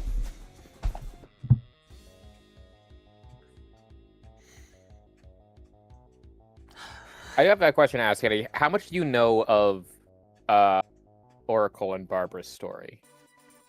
Not that much, admittedly, but I feel like okay, I know let me explain it then. enough All right, to understand that quote is fucking stupid. So here's what happened, ladies and gentlemen. If you didn't know, that specific scene where the Joker shot Barbara Gordon and made her into a paralyzed person is based on one of the biggest portions and one of the best written comics to ever exist, and that is The Killing Joke. That is a massive part of the storyline, because Joker in this storyline was not playing around. He was going after both Barbara and Gordon to try to get to Batman and to try to prove to a point to Batman that one bad day will make an entire character go down an evil rabbit hole. But as an interesting aside, again, she was fucking shot with a gun from Joker. Saying, oh yeah, she's a professional victim. She's shot. Like, if you wouldn't be saying that if you got shot by anything, especially if it was the Joker. But the Oracle storyline is more because even though Barbara herself can no longer go out and actively fight in their way, she becomes basically the Bat family's network. Like their fencer, their information gatherer, the person who hacks into all the shit and stuff. If you want an interesting, like, positive storyline and to find out a little bit more about some of their backstory, I would recommend reading the comic Bat Family Adventures. It's a little bit more lighthearted than most other Batman stories, but it still has some pretty interesting theming to it. But Oracle becomes like this central pillar of absolutely being a foundation for the others to fight crime.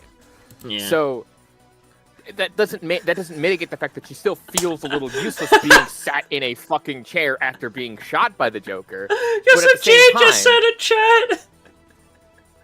She just said she's paralyzed, dude. The fuck you want her to do? Nunchuck her fucking legs. Jesus Christ.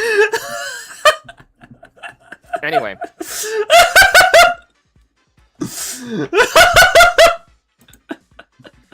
I have that visual in my head and it's really funny. Hold on. Oh shit, I didn't actually read this. Let's actually read the paragraph, because I just looked at the paragraph and I'm like, oh crap. Yeah, hang on, let's... This is even worse. Make her master the golden spin. So here. Yeah, don't play the video. Just read this. All right, let's see. Barbara Gordon, uniquely well just as far as Bat Family characters go, was already a professional victim once.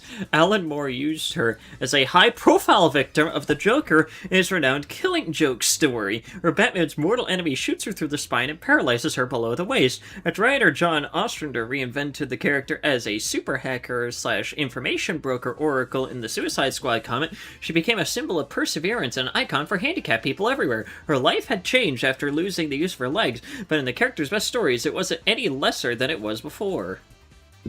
Pause. Yes. How the fuck is she a professional victim if she not only got shot by a high-profile Batman archetype, not only just a high-profile one, the high-profile Batman villain, who wasn't playing around, who wasn't going who was going after Batman to make a fucking point, to get to Batman and show Batman the negatives of having a very fucking bad day, and yet John was like, what if we take this character and turn the negative parts of them, but use them to further the character into it. She persevered despite that. Saying professional victim. She didn't she didn't blame herself. She didn't blame Batman. She didn't blame any of that shit. She's like, oh fuck. This is still gonna professional be victim. Meanwhile, literally the next sentences are the opposite of professional victim. Yeah. You can't make this shit up. Here's something really stupid. If you think that Barbara is a professional victim, do you think that Barbara is a professional victim? Fuck no. What about Todd? You know what happened to Todd? What happened? Todd came after Batman in the Red Hood storyline. They killed him. They killed his character. They beat him to death with a crowbar, right? They blew him the fuck up. But he didn't necessarily blame Batman, but he blames Batman for not killing the Joker. Bruh. Like, that's a professional victim right there. Yeah, certainly he had that whole thing, and he's still alive and stuff due to Ra's al Ghul and stuff. But he blamed the person who was responsible for it. Barbara Gordon, I don't think ever really did that, but Neil, what is this that you've sent me? I hope my American friends have a lovely 4th of July, and it's just the fucking Bass Pro Shops pyramid turned into a fucking mech. That's not just any mech. Do you know what that is? Isn't that one of the... that's one of the Warhammer mechs, isn't it? Yeah. I forget the specific one. It might be like a Titan class or something. It's huge. Oh no, but that's funny. On account of the fact that she was capped by the Joker and then confined to a wheelchair for the rest of her life. Do you see the issue with this statement? It's the fact that not only does the writer not know what a professional victim is, but conflates the concept of struggle with victimhood. For those who don't know, a professional victim is a term used to describe someone who wildly exaggerates their own adversity or struggles and then pins blame of their issues on external factors in order to gain sympathy from others. Think of it as another way of describing someone who uses the victim card. The reason why I say he used it incorrectly is because in the same breath, he goes on to... Yeah, again, it's just... Yeah, again, like I said before, while Barbara doesn't necessarily blame Bruce for the problem, she definitely blames certain things, but she doesn't blame really anyone. She just has problems with it, obviously, because it's a character development thing. Jason Todd, again, in the Red Hood storyline, turns into a more killing vigilante because of the fucking thing. If you watch the movie of the Red Hood, right? If you watch the movie of the Red Hood, he ends up taking control of the drug cartels and the mobsters and stuff and bring crimes down in Gotham. But he does so violently and killing people, which is the complete opposite of Batman. And in that same storyline, if you watch the movie, which I think the whole storyline kind of follows this too, but maybe in more detail. But the movie goes on to explain that he says that your ways that you want to control people with power, he misconstrues what the fuck Batman is even trying to do when it comes to Gotham and trying to bring down crime. He doesn't want to control the bad guys. He doesn't want to become the bad guys. He has the no killing rule for a reason. Jason Todd ends up not having that rule after he got beaten to death because he blames the Joker and other stuff for not doing that shit. So that's more victim mentality than anything else to justify it. He does come around eventually, obviously, because of character development and stuff, but still. Damn. Amalgamated, why did you send me back in my day? We listened to music at CDs. What are CDs? CDs. Nuts. Nice. Such a stupid fucking joke. Got him. Also, Neil has just messaged me saying that apparently the Bass Pro Shops mech is an Imperator class Titan. Yeah, it is nice. Praise Oracle for being a character. Yeah, I see what you're saying. It's fucking. All I can really say is this person just doesn't know what the fuck they're talking about. Yeah. Again, you have to conflate these two. They mentioned they mentioned Barbara Gordon, but they don't mention Todd, despite the fact that Todd literally basically got killed by the Joker to a complete degree. He was beaten to death, exploded, revived by Ra's, and still went on this whole big violent killing spree, despite the fact that he was trained by Batman. Then you have Barbara Gordon, who might have not been killed by the Joker, but was still affected greatly by his actions because he paralyzed her. But instead of blaming Batman for not killing the Joker, blaming Batman for the whole thing of that, or going and trying to fix her legs or whatever, she uses her now wheelchair-bound body to become a different kind of crime fighter. Which Oracle does become, and becomes, again, a very major part of the Bat family's everything, helping as many of the Bat family as possible. What the fuck is this? This is just the entirety of Chapter 5 in one image. What, that Ralph gets... This is Flowery, by the way. Oh. Does Rousey get rage baited by Flowey? What the fuck? Basically, yes. Quite a bit, actually. Nice. I can assume Flowery turned off Rousey's. Nice. Anyway, let's get back into this. Made to personify empowerment and perseverance, as she used her unfortunate circumstances to her advantages and became a vital asset to not just Batman, but eventually the Birds of Prey as a top-tier strategist. But therein lies the problem. He has already completely contradicted his own statement, as she is, by definition, the complete opposite of a professional victim. He then uses all of these points to explain that he was upset at the fact that the game decided to kill off Barbara and have her placed in this endangered position, as he believed that this completely tainted her powerful image. Again, isn't this Batman is under fear gas and shit like that? Isn't that just not real? I don't know if it's not real. Hold on, I'll look this up real quick. I'm gonna safely assume that's all just hallucinations and shit like that. I'm gonna call it right now. It's all hallucinations and it doesn't actually happen. I'll go into further detail as to why I think this is a flawed line of thinking, but first, let me address the biggest problem in this article. Barbara didn't die here. Later on, it's... Wow! How did I fucking know?! Correct. Yeah, you have to remember, this is Scarecrow we're talking about here. So the mind games are the important part here.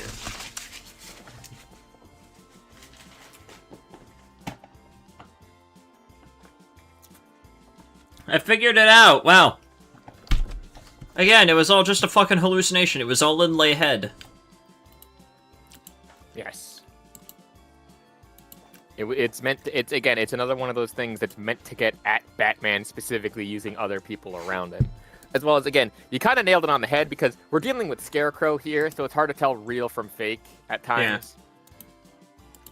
Amalgamated, why did you just send Google is a corporation that turns tenor to slop. Amalgamated, what the fuck? Yeah. I mean, that is true. Microsoft and Google is just a corporation that turns everything into slop. Dr. Fishy, right, no. Yeah, so let's hear this. Let's hear this. It's revealed that Barbara's gruesome demise was actually a ruse, as it was a fear toxin-induced hallucination designed to not only make Batman feel like a failure for not managing to save Barbara in time, but the player as well. Now granted... Damn! It's the point. It's almost like poignant writing and... It's almost like it's kind of fucking obvious! Yeah, it's almost like poignant dark writing is a thing in Batman or something. Oh, listen, who gives a shit about paying attention to the writing, man? You could just make shit up and just quit playing halfway through. It's the same thing as the previous one, where it's like, do you not pay attention to the writing of the show or the fucking anything? Jesus. Yeah. The writer does briefly mention the possibility of Scarecrow using... At least this article shows... I will say this, the one positive thing with this is that it does show that this was effective. Yeah, it did show that that scene was effective. To the point of where someone made an entire article about it. Like, that's funny. That is good. That is not really funny, haha, but like still. Yeah. Fear toxin to cause this grim hallucination, but never confirms if that's the case or not, which naturally implied that not only did the writer not finish the game, but wasn't even aware that Barbara was found alive later on. Take note of this, it'll be very important later. He then closes this article by chastising this concept of Barbara being this damsel in distress because of the adversity that she overcame in the past, and while I can somewhat understand this argument in isolation, in this context, it's completely fucking asinine. First off, the thing that really irritates me here is the fact that the writer didn't understand that this, alongside other incidents in the game, all contribute to one of the core aspects that Arkham Knight fixates on: guilt. The theme of guilt is used quite prominently throughout Arkham Knight, more specifically Batman's own sense of guilt over the fact that he seemingly isn't able to save all of his closest allies despite his best efforts. It's the reason why we consistently see flashbacks of some of the atrocities committed on characters that only transpired because Batman couldn't be in two places at once. Take, for example, the flashbacks that show us what happened to Jason Todd before he became... Also, so he does bring up the Red Hood, which I do like, but that's also the reason for the Joker hallucinations. Because even though Batman, in the storyline of the previous game, because this is, I think, I forget which one it was, but in the storyline of the previous game, the reason that he's seeing a lot of Joker and the Joker is being like all happy-go-lucky and stuff is he feels guilty for not saving the Joker. Yeah. Even though the Joker caused his own death by smacking the serum out of Batman's hand to like cure himself of his disease that he did, even though he did that,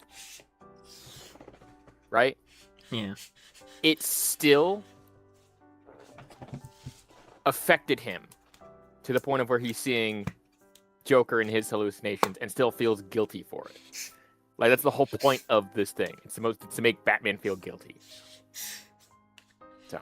Yeah. They're playing tag with context clues, but the context is practically the Flash.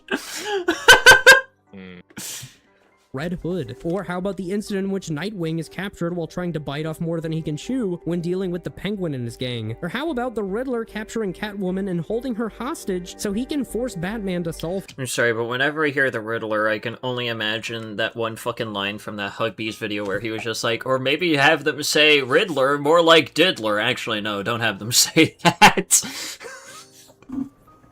his riddles. The list goes on, but do you see what I mean? And secondly, just because a character is put in a perilous situation doesn't automatically equate to them being a damsel in distress. Oracle proves herself to be a valuable asset to Batman on account of her hacking proficiency and knowledge on technology, and mind you, this doesn't just happen in Arkham Knight, as she plays an integral role in both Asylum and City, and though her role is minimized in Origins, she still aids Batman in hunting down Bird. And need I mention that, when Oracle is captured by the Arkham Knight, she doesn't just sit idly and wait for Batman to save her like the damsel in distress this writer depicts her as, but intentionally causes his van to crash and then leaves behind a piece of evidence for Batman to find her. So we've already clearly established that Oracle is not helpless in the Arkham series. So does this mean that we can't have characters in perilous situations?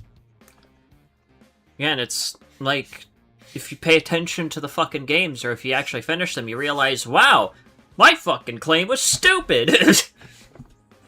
Yeah, and it's like, oh yeah, she's there to be a damsel in distress. No, she's there to provoke Batman's reaction. Yeah. It has nothing to do with being the damsel in distress. It has everything to do with just provoking Batman for the reaction. Yeah. It's just game journalists not knowing what they're talking about. That is true. Yeah, and what's also interesting about this is that if you read the Killing Joke time storyline, it also kind of has the same thing. Where, bless you, both of the Gordons, even though they had like this very terribly bad day, like Barbara was shot and paralyzed, Gordon was kidnapped and tortured by Joker. Both of them still don't blame Batman for that, and they actually are able to move past that point and be better, and it furthers their mission of, we need to do better for the sake of this doesn't have to happen to other people. Yeah. Which is the whole point of both of their stories, so. In which they might need some external assistance. Catwoman is captured at least twice in the Arkham series, once in City and once in Night, despite the fact that she is more than capable of holding her own. Does this make her a damsel in distress? No, she's just caught in a situation that requires a little extra help. The writer then states that he truly hopes that the upcoming Matter of Family DLC that prominently featured both Batgirl and Robin doesn't exclusively fixate on Barbara Gordon's pre-Oracle era, because well, you wouldn't even fucking know anything about that if you didn't even finish the main game! he wants to see Oracle, not Batgirl, save the day. If there's any confusion, Barbara Gordon first became Batgirl before the Joker left her paralyzed in the legs, which then caused her to essentially reinvent herself as Oracle. The issue here is that A Matter of Family was intentionally designed to take place long before Barbara gave herself the moniker of Oracle. What would be the point of flip-flopping between timelines when A, we've already witnessed how Barbara became Oracle in Arkham Knight, and B, we've already seen the aftermath of that tragedy, and we've seen her act competent, but wait, it gets even better. Obligatory, if this game dropped today, copy pasta could go both ways for some gaming journals and political LARPers, yeah. The one thing that I would say is that if the Batgirl DLC was to be framed in this, it would be framed as her trying to tell one of the stories and maybe relate that to a case that they're working on, if they wanted to tie it back to this game. So, yeah. Better. Shortly after the article was released, the writer ended up adding a note towards the bottom of the screen that conveniently clarified that he was already aware of the fact that it was a hallucination, and that Oracle was actually alive because a fellow Kotaku alumni had filled him in.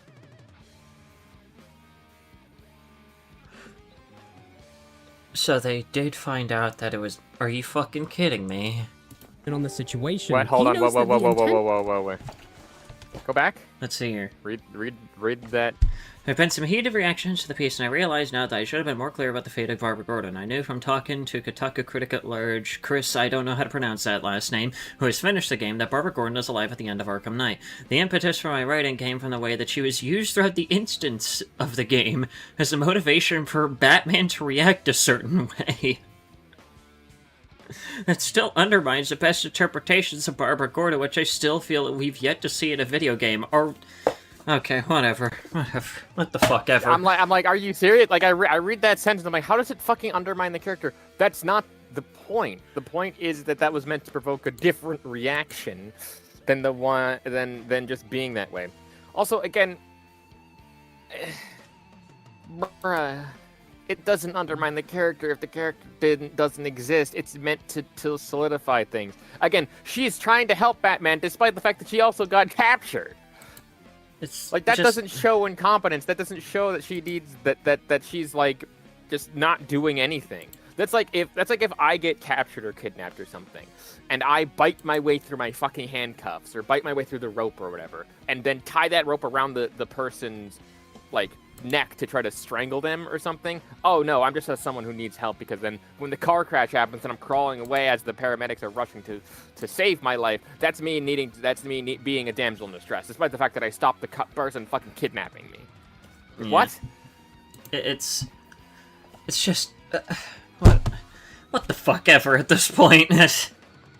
Live because a fellow Kotaku alumni had filled him in on the situation. He notes that the intent of his article was not made to illustrate his shock and pure rage at Oracle's fake death, but instead made to criticize the fact that she was presented in this fashion. However, I highly doubt that this is what actually transpired, and I'm calling bullshit. First off, this article has a warning plastered at the top of it in order to prevent any unsuspecting readers from spoiling the events of the story. Now, I don't know about you, but if I were someone that was aware that this death scene was merely a hallucination, wouldn't it make sense to clarify later on that she was taken hostage by the Scarecrow in the same article? Like I mentioned earlier, he mentions the possibility of Scarecrow's fear toxin playing a factor, but it comes off as speculatory rather than definitive. If there... Yeah. Because that's not the wording that you use for someone who for like, oh, when that happens. So this was probably clarified later. It's just... I swear to God, you better not fucking hit me with another goddamn storm today, Florida. I will fist fight the clouds myself. Let me guess. I will Weather beat stuff? Mother Nature. I just heard thunder outside of my fucking window, and I am not for it. Well, so much for this stream. To be fair, you might be getting the rain that we've been having for the past few days. Well, listen, okay, it's not knocked out quite yet. It's not quite like that one stream where halfway through everything fucking broke. I think we'll probably call it there and go straight into the game. And today, you're playing one that, once again, I don't think we've played in a hot minute. Laika. Fuck reaction! Fuck reaction! What? Sorry, I just checked the fucking stream announcement. I just see a fuck reaction.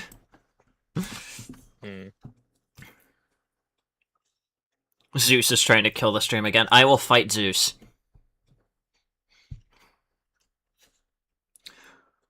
Zeus, your daughter has returned!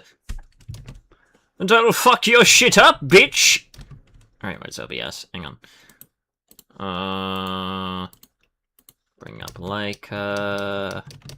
Also, stream it to the server. Also, I gotta resize it so that way it's not taking up like 95% of the goddamn screen. There we go. Alright, here we are! Where do we leave off? About here. Zeus, your Volkswagen has returned. Alright, now it's time for me to just try and remember how this game works. What were we doing again? Fuck, I forgot where we were. Dead sea creatures. We blossom in a cave. Find a new string.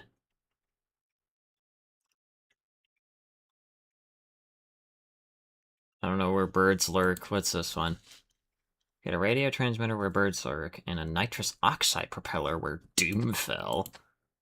Well, that sounds fun. Find banana leaves. Our ancestors rest. Okay, so for 2 of these, we have to go to where birds lurk. And I have to find a nitrous oxide propeller where doom fell. Okay.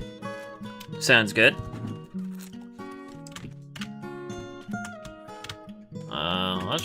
Let's just get this, Okay, so that does the lean.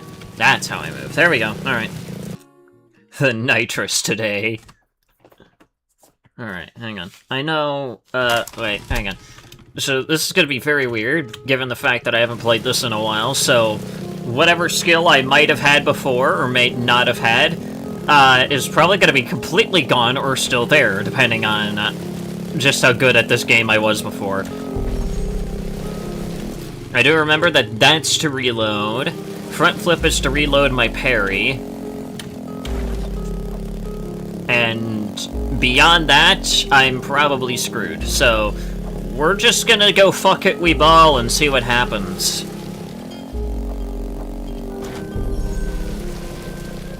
Whee! Whee! Hi, bitch. Yeah, alright, that... okay, so space turns me around, right, okay.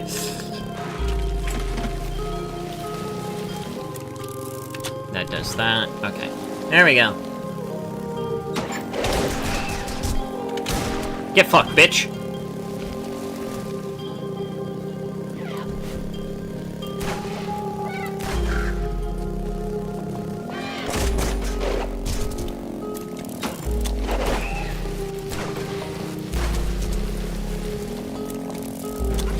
God damn! How the fuck did I pull that one off? Alright. Alright, let's see here. Okay, where are we again? We're Doomfell? Okay, cool.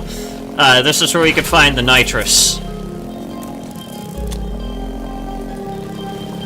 I don't know what it is that I'm exactly looking for, but I'm assuming I'll know it when I see it. Hang on. So, there's probably a map. I don't know what that's supposed to be telling me. Or Doomfell is a surprisingly big area. Nope.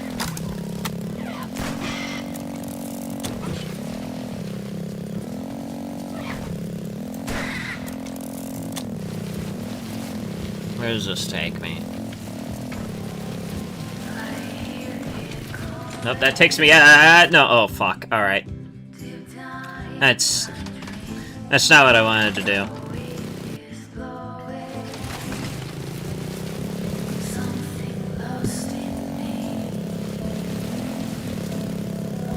Whee!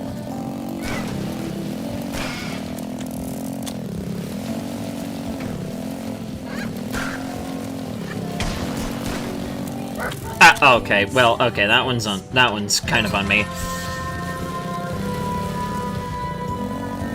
That one's kind of on me.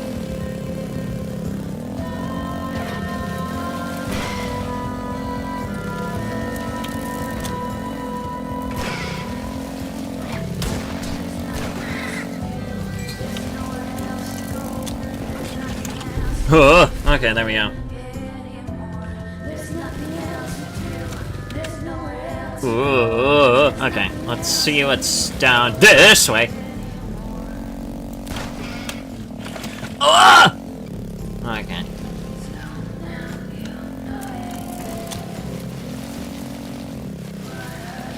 I know I knocked down a... Excuse me?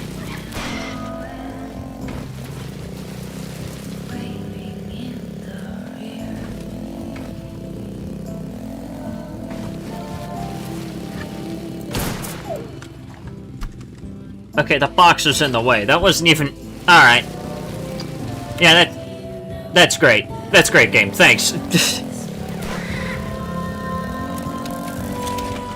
Oh! There we go. Ah!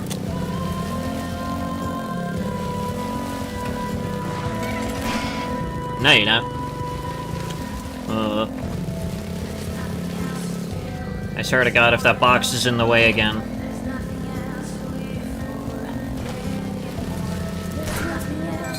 There you go, eat dicks. Alright, I gotta... Oh, there's supposedly... Wait, hang on. There's a thing over here, and I don't know what that is. Is that leading me to a thing that I know? Oh, wait, no. This is just a gas station. Let's actually see here. These bastards have anything that I could use? What do you have for sale? Oh, wow. You do have... What the fuck are you selling? A nitrous oxide propeller!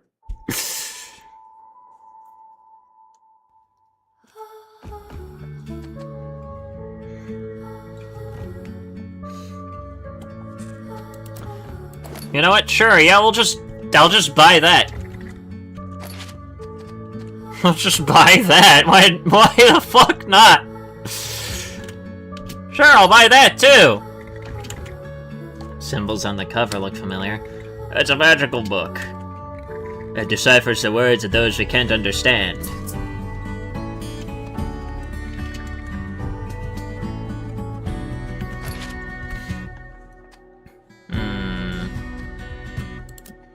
I'll also buy one of these.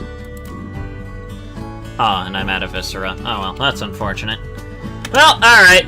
I spent my Viscera, and there we go. We got our nitrous oxide propeller. Let's see here. So we got that.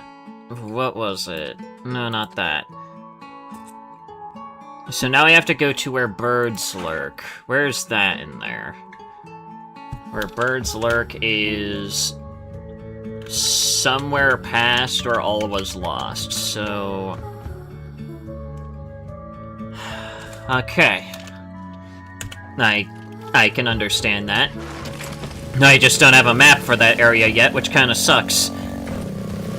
But, whatever. At least I know where it is. Die. That fucking bird that I hate.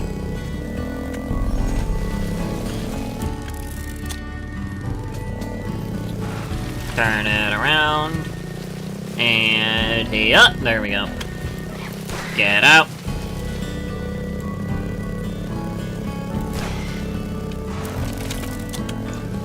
Holy! Okay, those are some smooth moves on my part, I'm not gonna lie. Alright, so let's see here. Am I on the right path?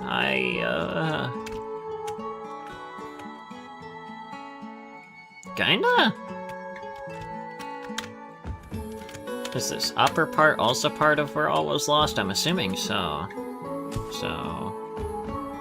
Yeah, alright. So you just gotta go up this way. I need the nitrous. No, it's mine.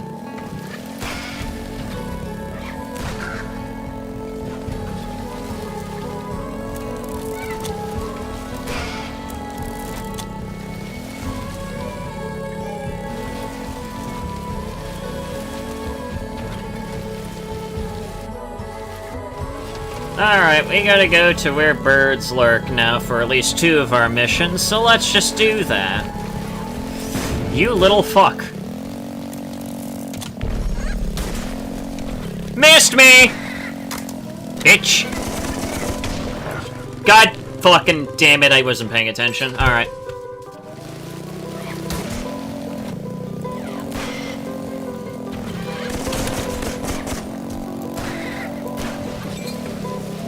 There we go. Holy shit.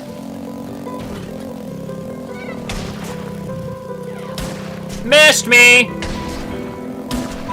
Gotta try harder than that! Oh, I fucking wasn't paying attention! Why was that bastard there? What is he doing there? What the fuck? Fuck out of here! Little fuck. Out of here! And why should I give a shit about this guy? Finally, the grim biker. Am I dead already? Not yet. For now, I'm happy to see you suffer. Fair enough. Who shot you? My own friends. I stole the squad's funds and tried to desert. But they couldn't find the cash, so they left me for dead and headed for the military area. Kill them and I'll tell you where the money is.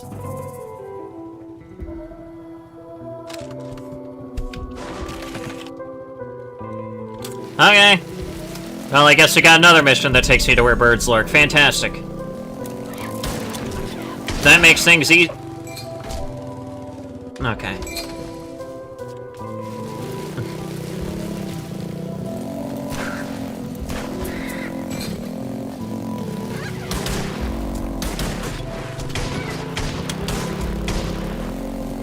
How are you this bad at aiming? Okay, I stand corrected. Okay,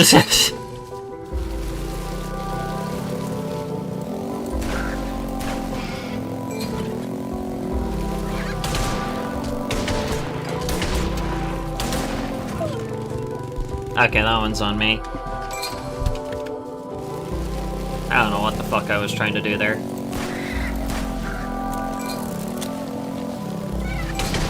God fucking... Can I stop running headlong into every fucking bullet? No. There we go, got that. Okay, well, that's just all fine and dandy now, isn't it?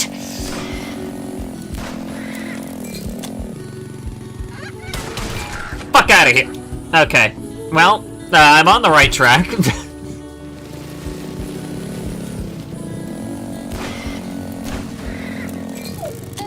And then I face planted into the ground. Okay.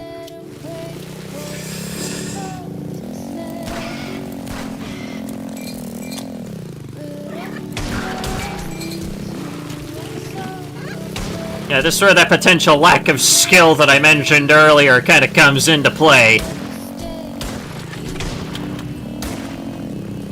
Missed me, bitch! I have to reload. There we go.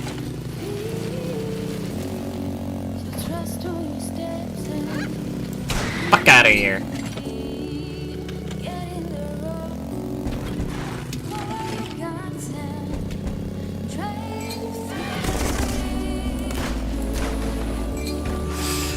And we got that done. Let's go. That was easy. I say as it took me like 5 attempts to do that.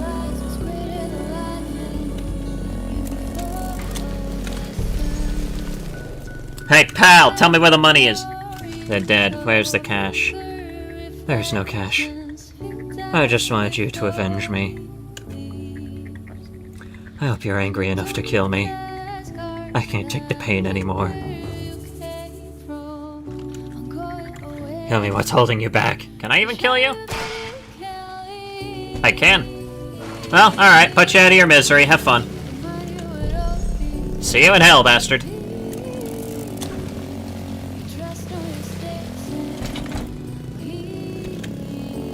God damn it. Alright, this way. Up this way. This way.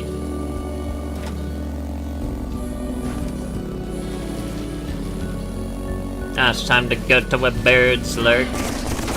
Excuse me, can you not suck fucking ass? Thank you.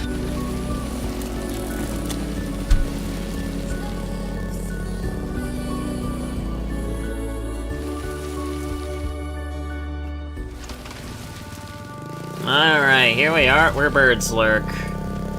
Oh wait, is this just the military area from the beginning of the game? I think it is. It is. I thought so. Alright.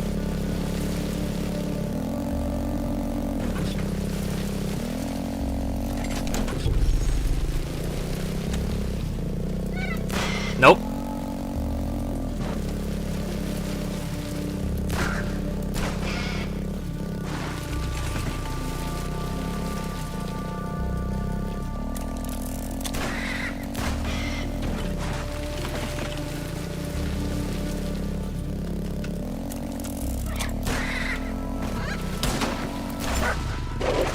Oh, what? What the fuck? Alright. That's enough out of you.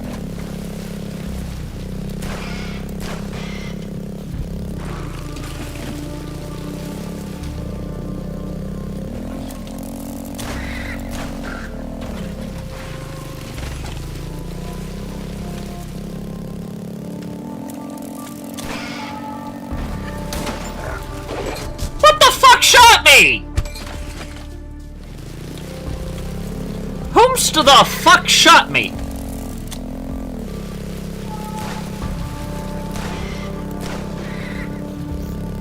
Whomst the fuck?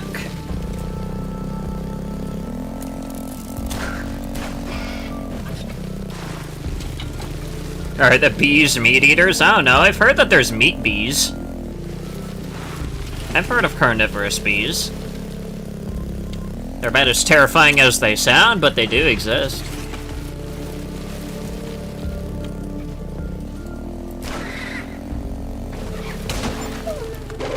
Okay, who is shooting me?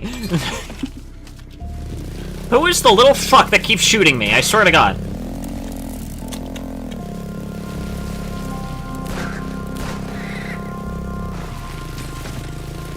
I'm gonna find them and shoot them myself. Because that's kind of what I have to do in this game.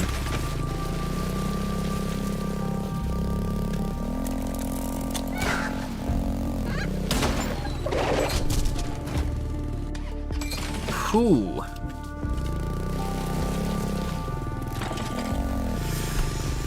I am so confused.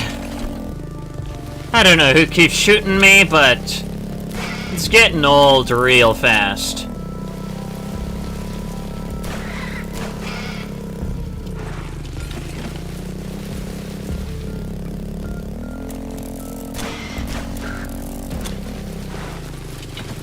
Oh, and I got another free reload. I don't even know how I did that.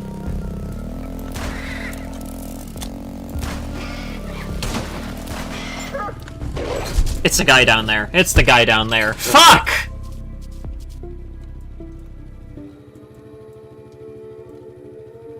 Of course it's the bastard that's down there. Why am I not surprised? Why am I even going up here? Do I need to go up here? It doesn't really matter.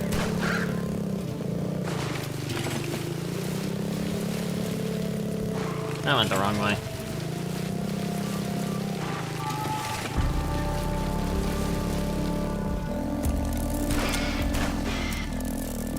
Huh.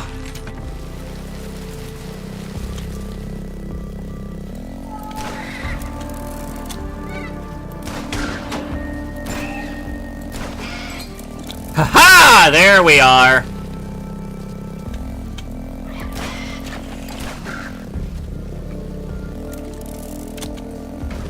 Sistingus.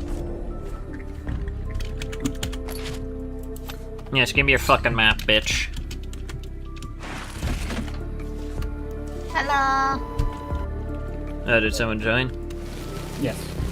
Hello, Sky Biscuit. Hi. Sistingus. Glue. Look, guys, I think I found a glue.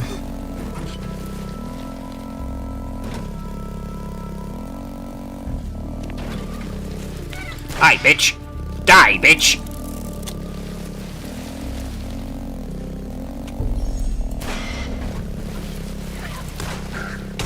What is happening in Laika today? We are going back to the military area for a couple of missions, actually. Okay. So we're kind of knocking out 2 in 1, and I don't know if either of them have anything to do with the main story, but are we being for real? I fucking shot him!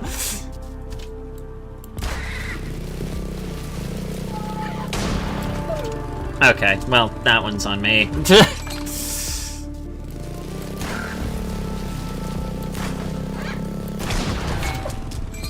God fucking damn it!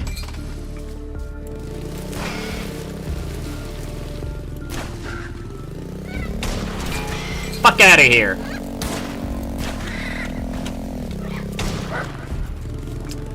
Okay, fair enough.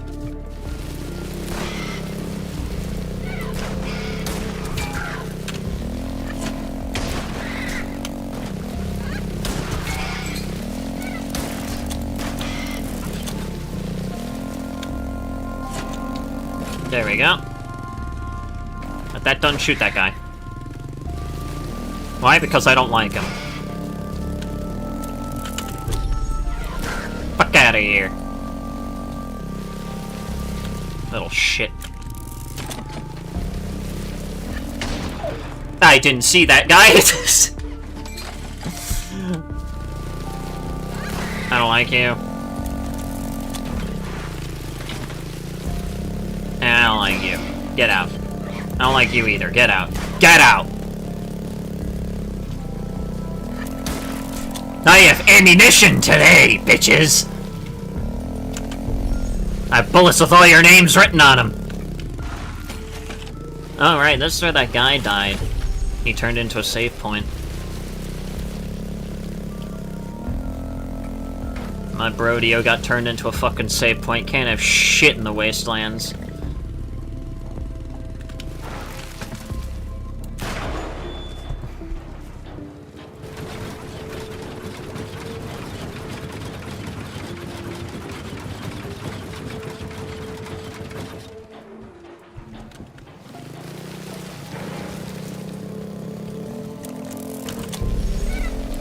No, you don't.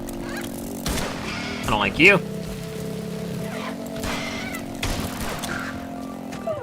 Okay, ow, that hurts. That was unnecessary.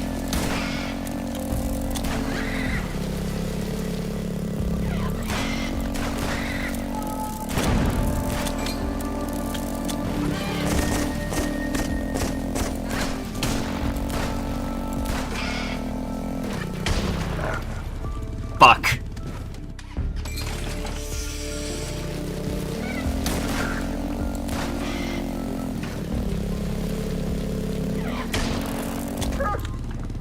Okay.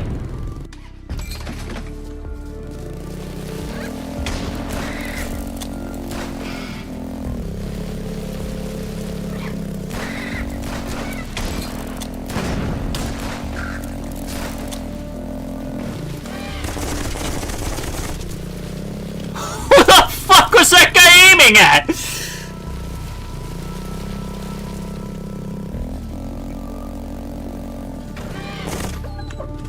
Okay, that's some hot garbage right there. What the fuck, bro?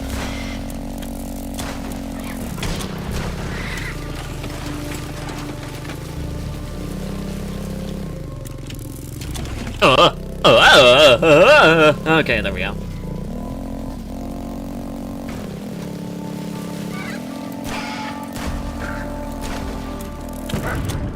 Okay, fuck you!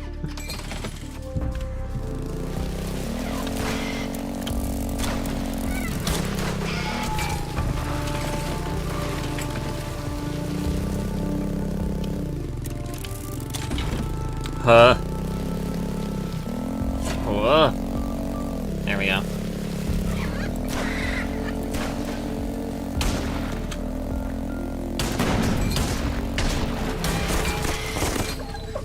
Okay, game! Okay!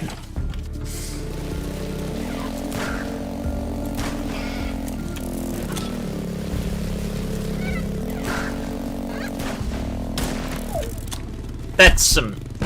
Okay.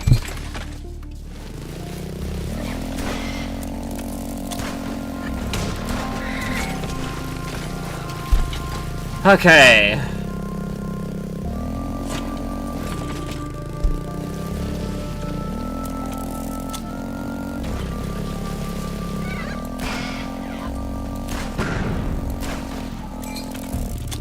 There we go. Okay. We now have everything all set up. This should not go wrong at all.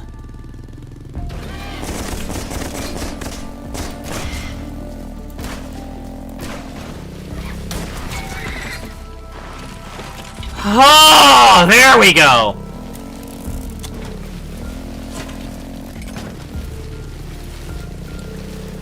Huh, that was way rougher than it needed to be. What the fuck, bro?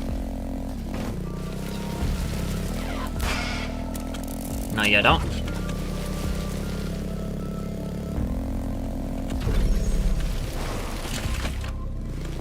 Hey, map guy, give me some shit.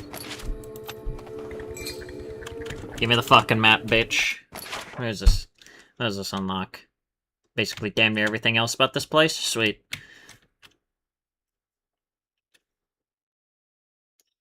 What fucking direction am I going again? Oh, whatever. I'll figure it out.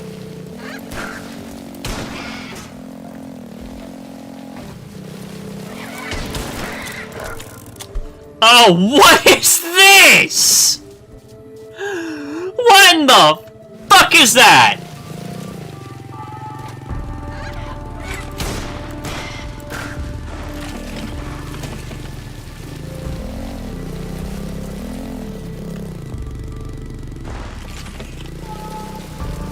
What in the fuck is that?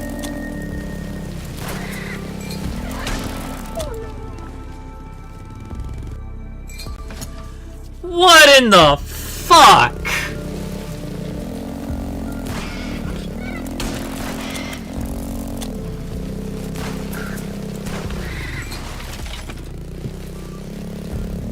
I have to, like, take pot shots at these guys. Hang on.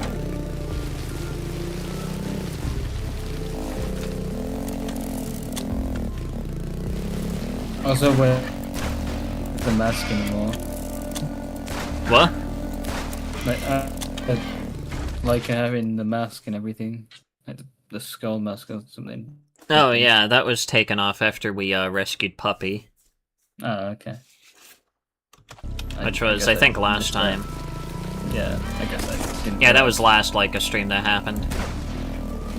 I do remember being there, but, like, I just don't think I knew. I'll take it off. Fair enough. I guess we have to go into the boss room, maybe? Are we having a rematch with the... what was it, 100 Hungry Beaks or something? What was that first boss called again? Oh no, I don't remember. Where playing ends. Well, this machine is still alive, and this guy's just here. You kid, where's Captain Kidgutter? You're the Grim Biker. I asked a question, kid. I am Kidgutter. Why? My soldiers disrespected me because of my age. I thought if I did something really bold, they'd stop. So you hanged Poochie with his own guts. It worked. Why did you run away with the corpse? I felt bad. I tried to make up for it by burning the body and taking it to your sacred place. But you're already there. I told my squad that our orders had changed and ran away again. I didn't want to die. But now I just don't care anymore. The ashes are inside a red box to the northwest of the place you keep your dead. Kill me, would you? Okay.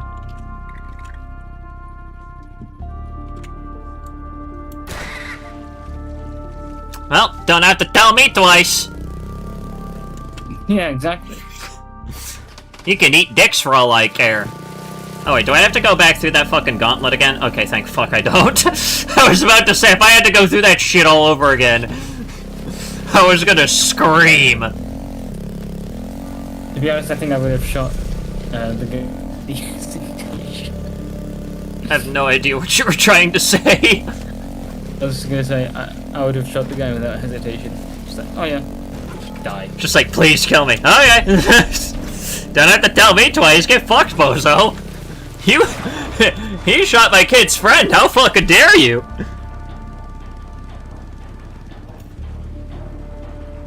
Hey, wasn't there another thing that we had to get from here? Hang on, I'm trying to remember. Oh yeah, we have to try and find a radio transmitter. Where would I find that? Hang on, let me check the map. Radio transmitter. Oh, it'd probably be up there, where the radios are. Probably where they are. I wonder. Man, where's a radio transmitter? Some suspiciously radio transmitter shaped area. No, I ate it. You bitch!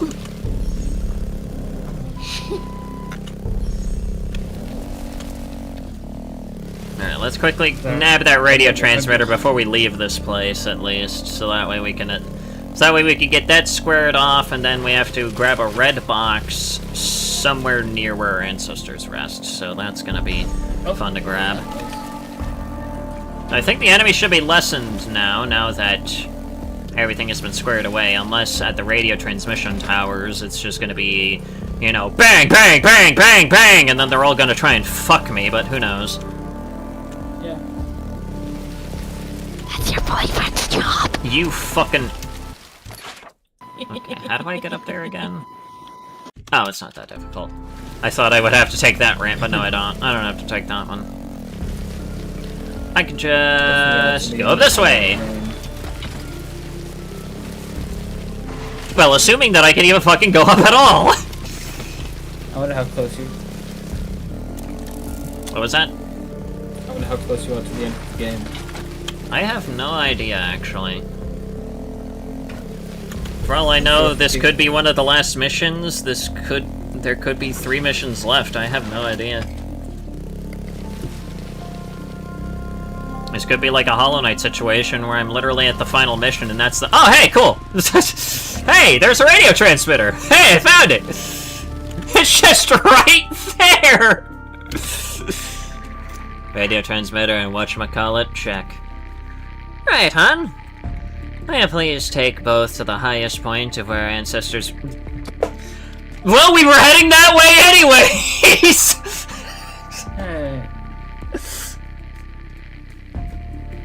Well, we were gonna head that way anyways, thanks! Once you're there paying me. Alright. Again, I was gonna go there anyways, but hey, fuck, just give me more reasons to go there. Also, I wasn't there for my Deltarune review video. Yeah. So basically, what happened? What did the guy say? Basically, it could just be boiled down to he did not pay attention to anything within any of the chapters and just got upset at character. He just got upset over the fact that, you know, fucking character development existed. You know, it kind of reminds me of that Pelican Fox guy. That's what I said! It's just like that one fucker from last year who just straight up didn't know what character development was. Yeah. I just didn't remember the guy's name. Anyways, so... Oh, wrong way. Wrong button. We got so... No, not that one. Highest point of where our ancestors rest. Enclosure, get Poochie's ashes to the northwest of where our ancestors rest. Okay. So, northwest. I don't know where that is particularly, but I'm assuming I will know it when I see it. Bad happens to Puppy. Don't worry, we already rescued Puppy, so bad shit has already happened. We just handled it by executing a singer in cold blood. I mean, yeah, I was there for that, but like, even worse things. Well, thankfully nothing worse has happened to her. At least not to what I know.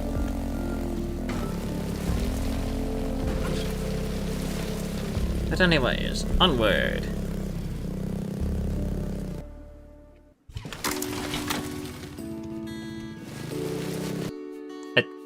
That game? What the fuck? There we go. I don't know why the fuck it took me through there. Hi, asshole. Hi. Die. Much easier to go in through that direction. And these birds are already dead because I fucking shot and killed them, so... I'm surprised that those 2 birds are even still there. I thought I killed those assholes, too.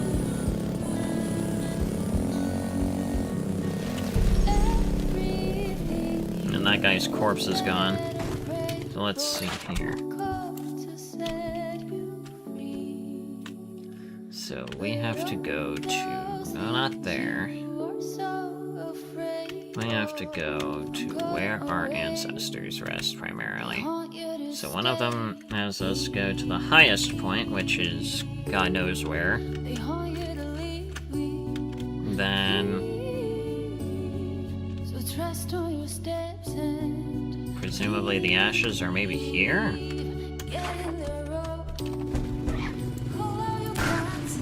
I almost didn't even notice that. Hang on, I just gotta remember... yeah, northwest. So it's probably in that fuck-off corner.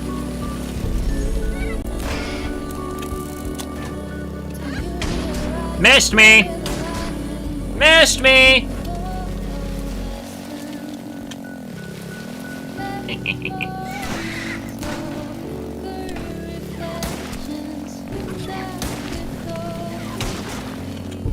How do you miss me 3 different times?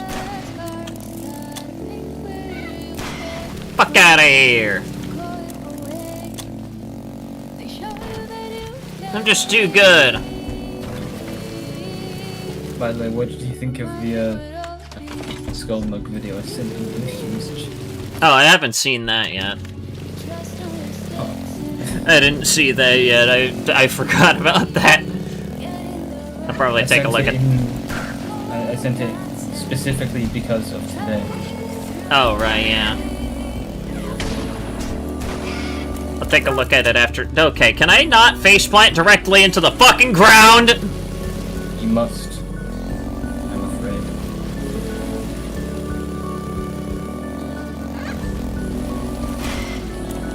There we go. Gotta remember to reload specifically there. Dumbass!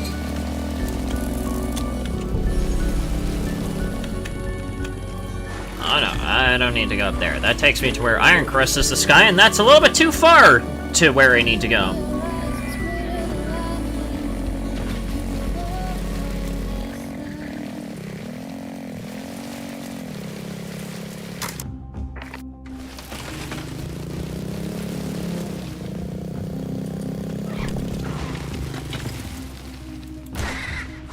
I don't know what the fuck that guy was trying to do there. Okay. Hey, wait a second. Why isn't that guy shot you? I don't know what the fuck he was doing there.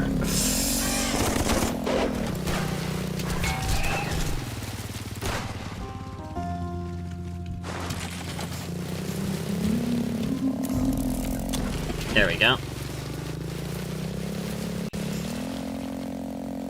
Sorry, I just had to reload real quick. There we go. Kill that guy, reload, bam.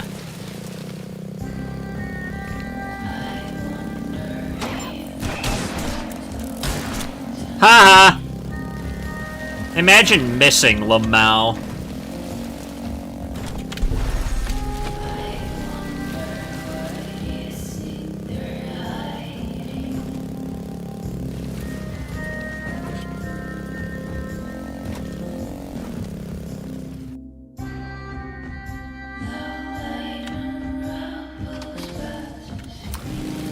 Alright, here we are at where our ancestors rest, and this is where we round off a couple things here. Let's see. Let's see how infested the place is. Probably very infested, knowing my luck.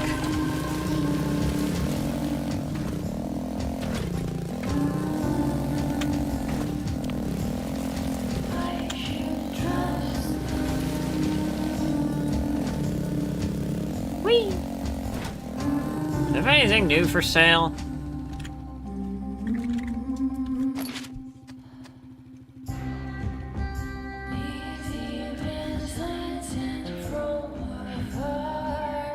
Of course, you're the bastard with the strings.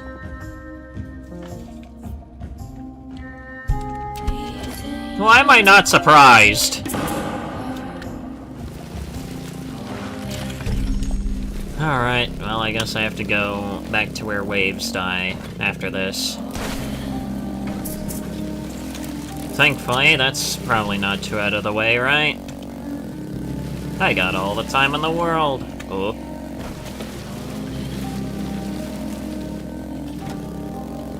Whee!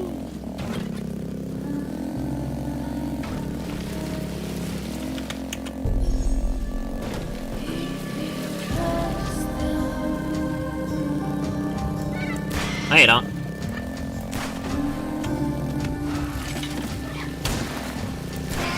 How the fuck did you miss that badly?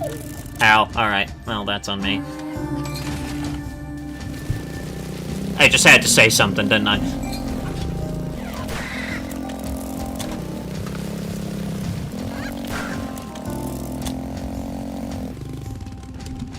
So let's see here. So to get up to here, I'd have to go through a lot of different spaces. Okay. Well, at least I'm going in the right direction.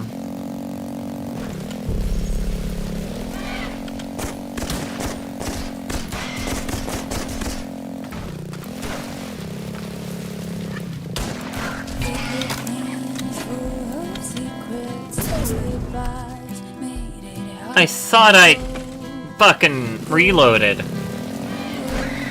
No, I didn't. Apparently I didn't. Alright, fantastic game. Now I've reloaded. Now I should be ready. Never mind!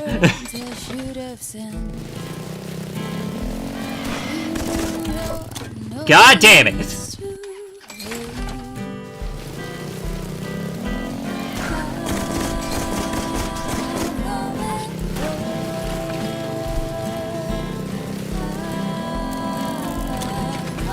Okay, let's try not to fuck it up this time.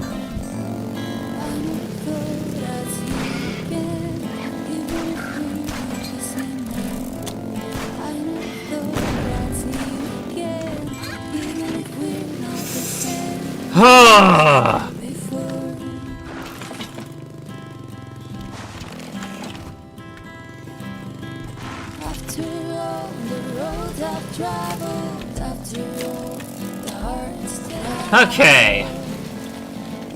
God damn it.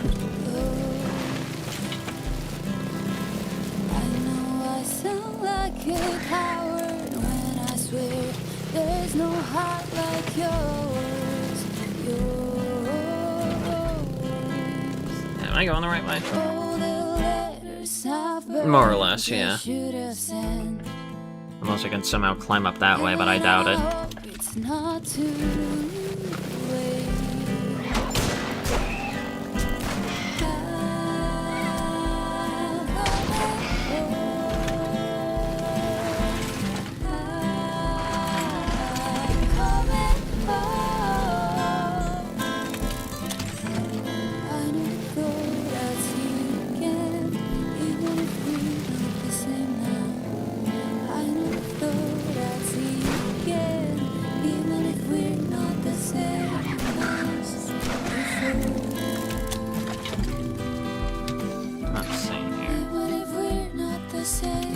Go that way anyways. Alright.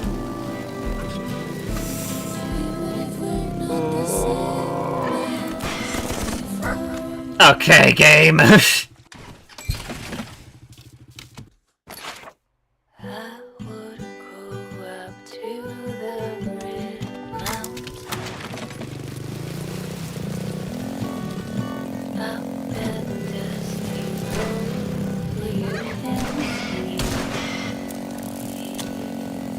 Okay, game.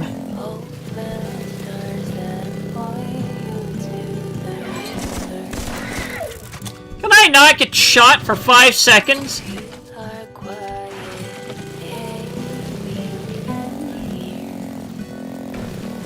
Shot for 5 seconds.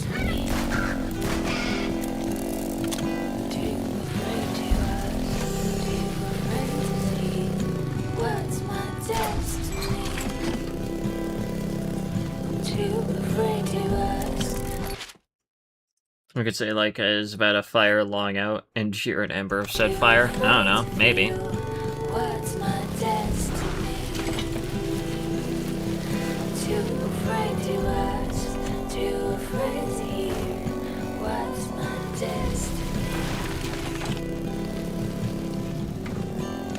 Nah, I can't make that.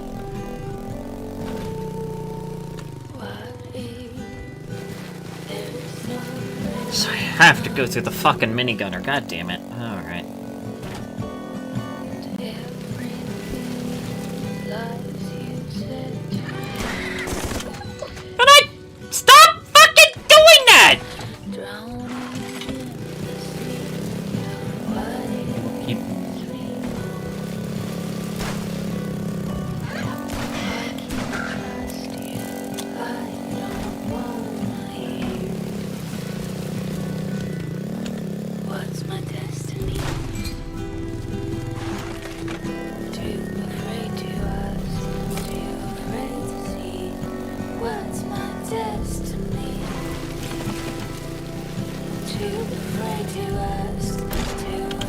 Nope, can't.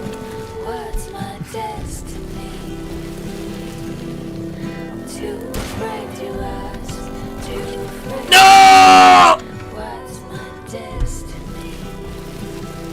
Hang on, I might have the right idea.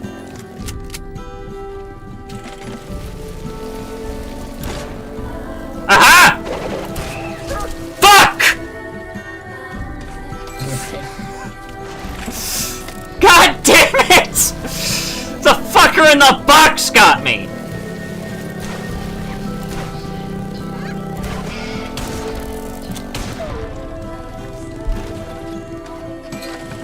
Okay. Okay, game.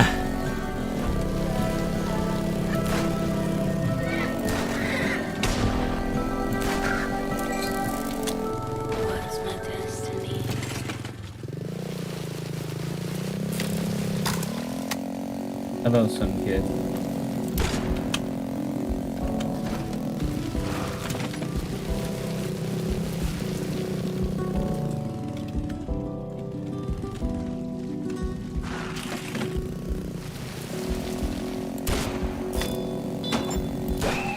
Ha! Gotcha!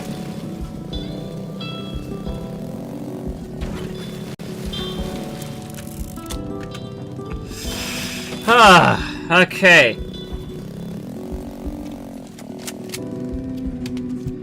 Okay, and I'm going in all of the wrong directions right now, so... hang on. Probably go to the highest point first, since I'm kind of just already on the way to that. I don't fucking care.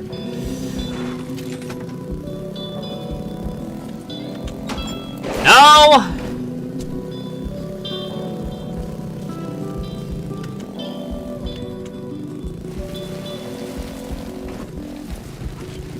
Highest might be here? No.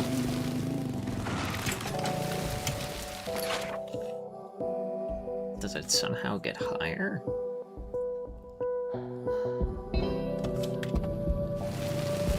Probably. How the fuck can it possibly get higher? I don't know. Ooh.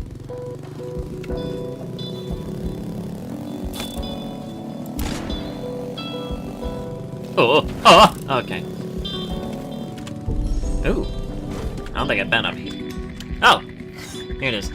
I'm there. Where do I put the radio transmitter? You'll need to cross the platform in front of you. Yeah, right. There's no way my bike can do that.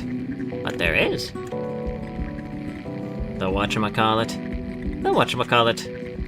Placed on the rear, just above the hook. It's just a matter of matching the same colored wires. Even you can do it, hon. Done. Great, now try it. Huh?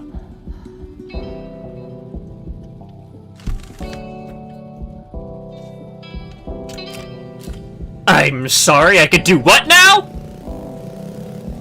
What?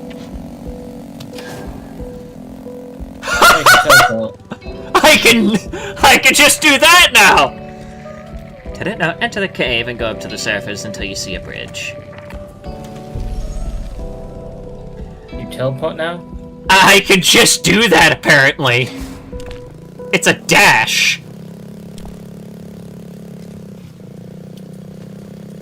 That is wild. I thought that box was gonna open for a second. Jesus Christ. Good job. Where we spy on birds. Well, this is a new area.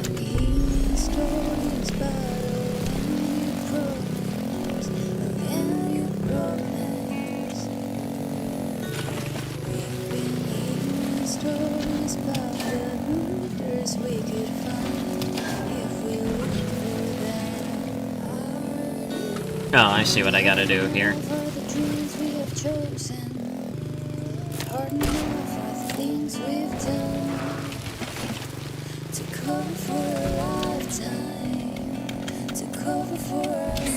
There we go! Oh, okay. Oh, ho!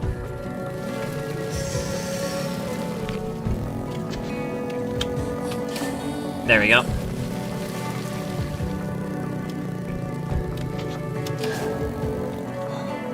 Holy shit! You could just do that. Well, this puts my shotgun to shame. Jesus Christ. Damn. Woo! I don't know why I just pulled the Michael Jack in there, but... Look at that. In the Michael jacket. Homeboy hitting the Michael Jackson. Michael Jackson. Ah! There we go.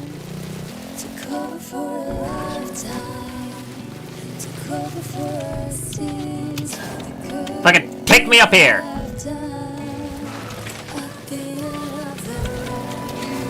Can I get up here? No, I can't. Okay, I don't know why I thought that would work.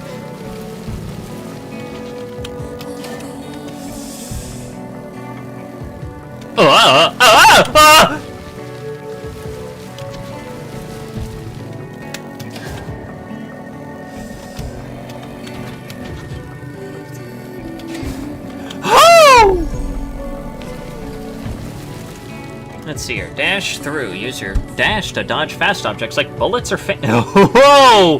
I could do what now? Oh, you have shade dash now. You have shade cloak now. I guess you have shade cloak now. I guess so. The path is blocked. I guess they'll unblock it when the floating city arrives. There should be something like an electrical panel or a fuse box nearby. Stick the transmitter to it as hidden as possible.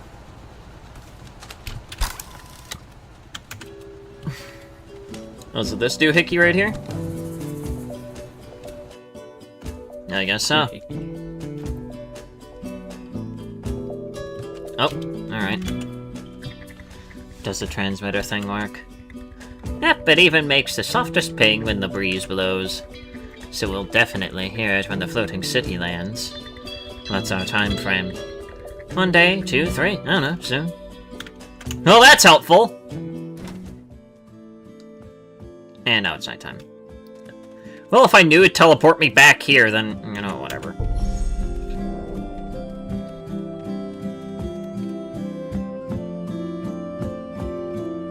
The fucking centipede!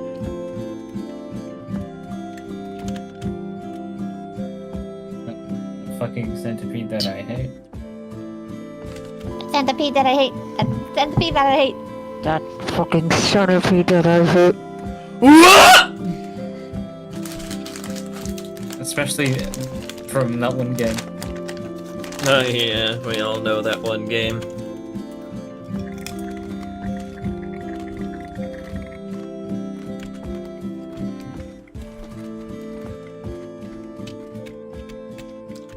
Wait, you might be asking yourself, why is Primo smiling? I thought he was fuck! Yeah. I thought he was devastated by Arilla's death. Well, I visited the memorial you erected where she died. The Elder forbid everyone but me to leave where we live. I had to, Laika, say goodbye to her. But that's not the best part. When I came back home, I found a seed in my shoe. I say it's a big tree seed, and I'm going there again to plant it. Give it to me. You don't want to anger the Elder. But I killed her! I helped you, didn't I? Okay. I guess there's that mission. Have we talked to Shazza or Hilda? Yes, well, not yet. Later. That's depressing.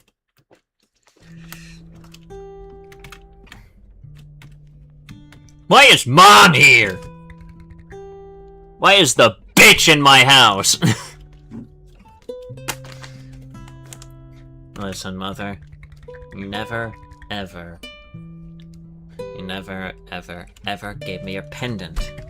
I distinctly remember giving it to you the day I taught you how to shoot. What? You said you gave it to me the day I first bled. I didn't say that. You did, you... Okay, where'd you teach me how to shoot? See? What a shitty memory, no wonder you lost it. That's where our bikes grow, close to the power lines, by a tree that must be dry and broken by now. Oh, fuck off!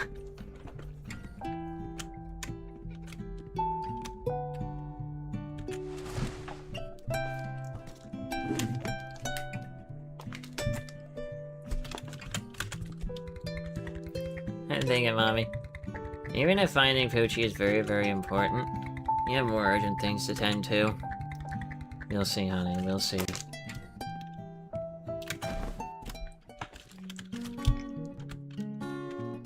Alrighty.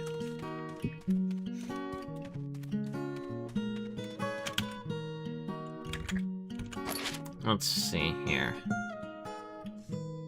Well, I can't make that. Can I get upgrades? No. No, I cannot. I don't have enough metal, shale, or boons. Bones. Oh, I could probably get that squared away today while I'm doing everything else. That's fine.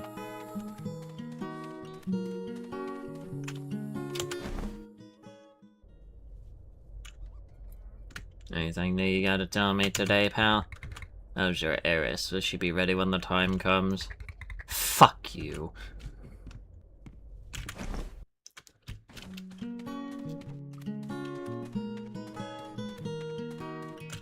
Fuck you, Gordon Freeman. Hope you get run over by a fucking train! You stupid mother...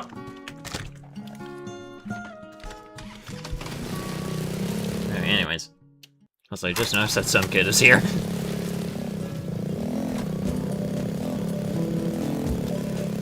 Alright, something about it. Wait, hang on, there's something up there that I can probably get to now.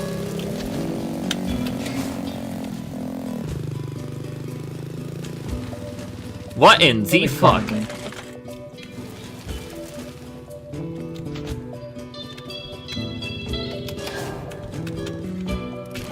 Oh.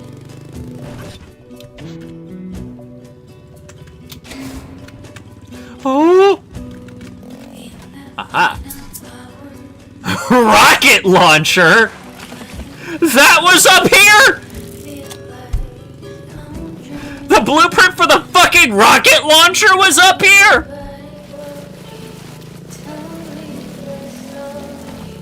Bruh.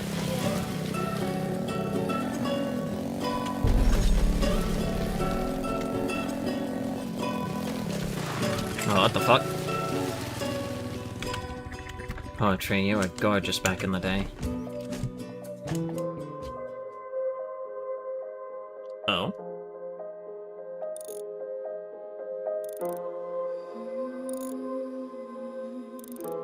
Another flashback.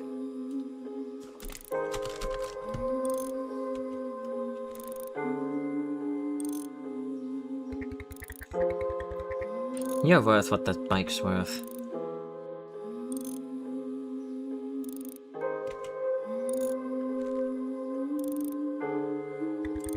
All our kin, all the cursed ones were all linked to our bikes. That's why they come back with us.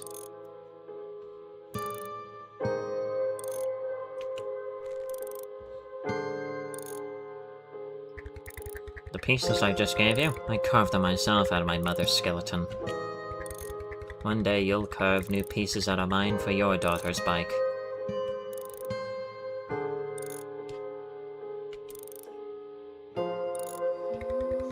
And again, your bike's a piece of shit.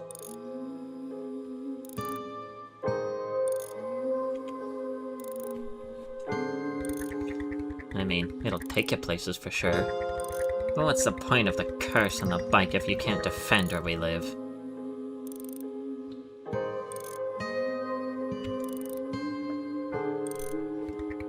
You're useless, Laika.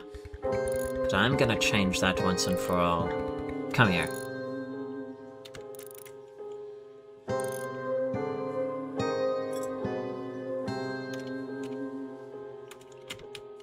Well, fuck you. You've seen me shoot enough. Now shoot those cans.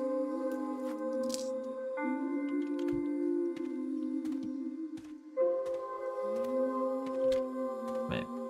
Cans... Probably over here. Yeah, in the direction that you're looking. Yeah, that's probably it. When I tell you, shoot them. I got the tutorial this far into the game.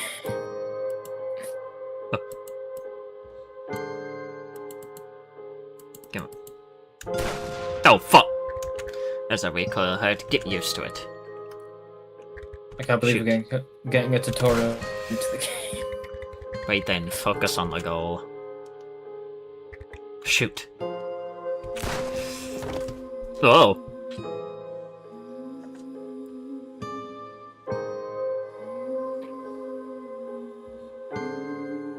The sky. You're still useless, but don't worry. I'll turn you into a killing machine. Whatever it takes. And that I ended up becoming. Of course she never gave me the pendant that day!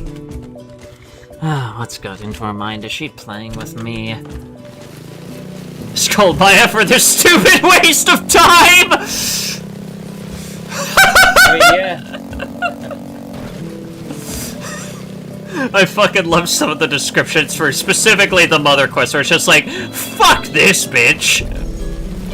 I mean, yeah.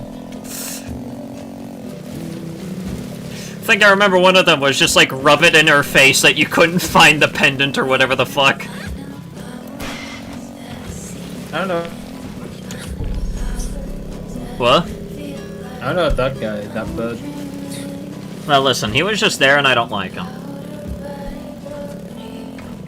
Anyways, I still gotta... like any of the birds.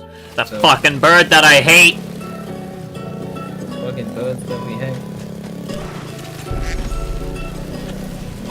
Quack. Quack. Who let a duck have a keyboard? What? This random duck have a keyboard. Man, who gave the duck a keyboard? Hell no! Hell no! Hell no!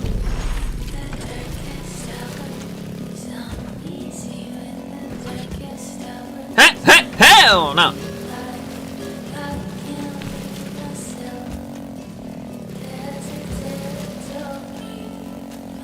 Alright, so I gotta find some ashes here, presumably somewhere around in this area. I gotta try and remember where, hang on. Where is it? Northwest of where our ancestors rest. Hopefully I'm going in the right direction. I'm in where our ancestors rest, so it's gotta be around here. Best.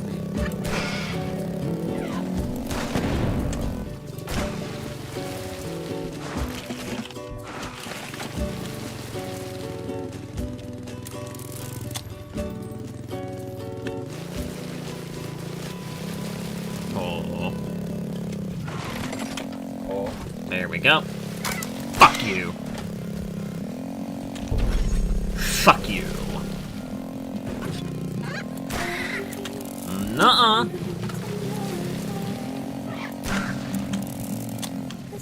Let's see, am I going the right way? More or less.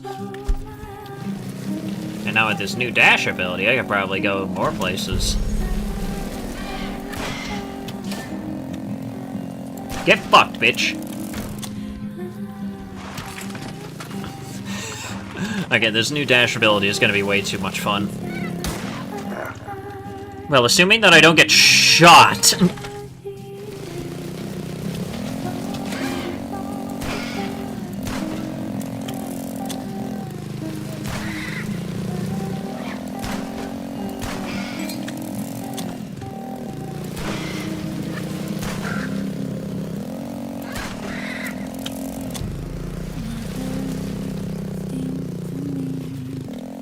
Oh, I can just climb up here. That's funny.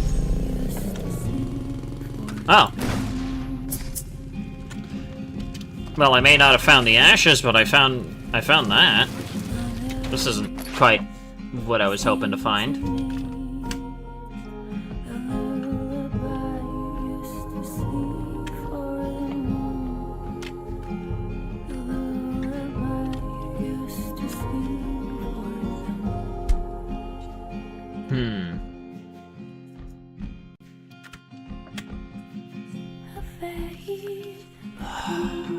Huh.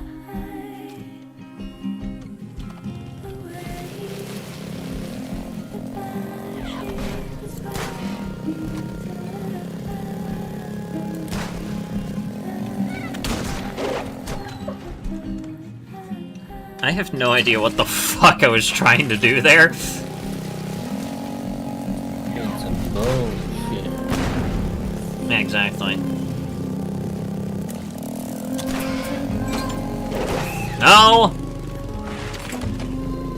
These fucking birds that I hate.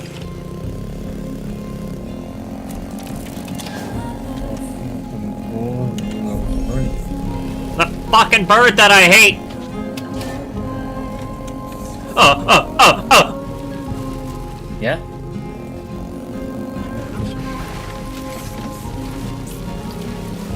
Ignore those noises. Why did you make it?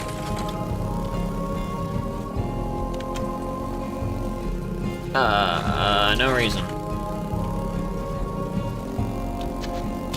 Can I just skip up to here? Yes, I can.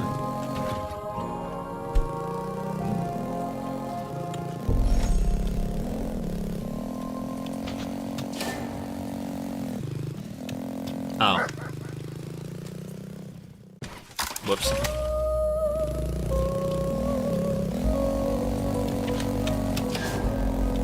Oh, okay, there we go.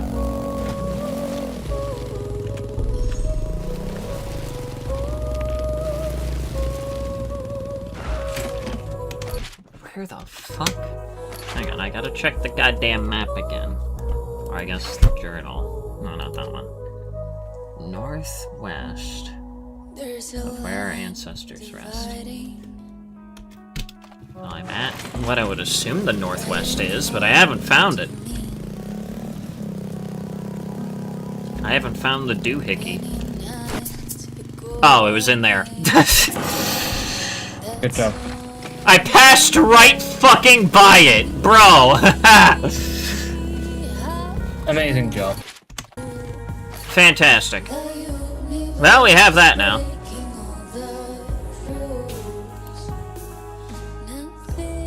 Well, guess we'll go to the big tree now.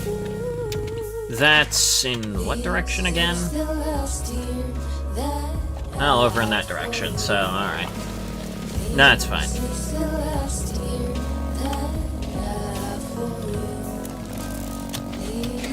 Boing! I'm loving this new ability. Hiya! I hate you!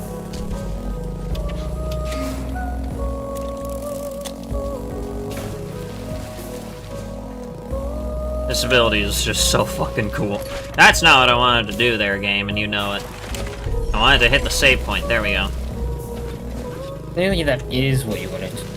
No, it is not.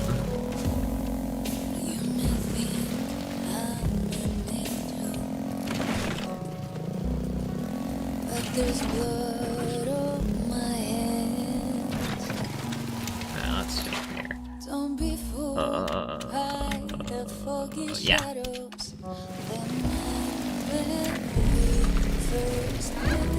Fuck you. Fuck you.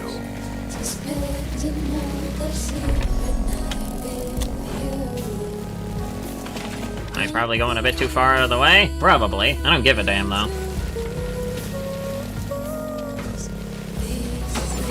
You suck. You also suck.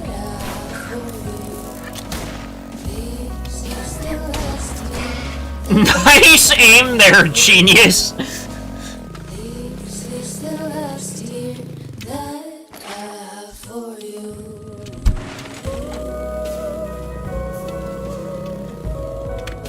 Whoa.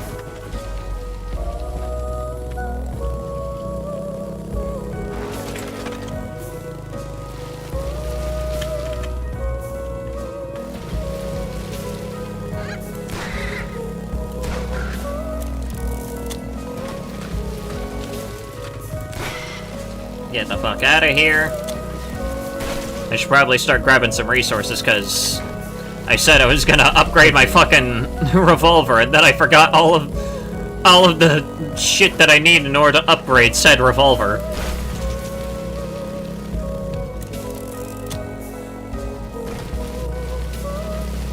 Alright, so I gotta go this way. And this takes me to... Where in Iron Crest is this guy? Midair. Definitely.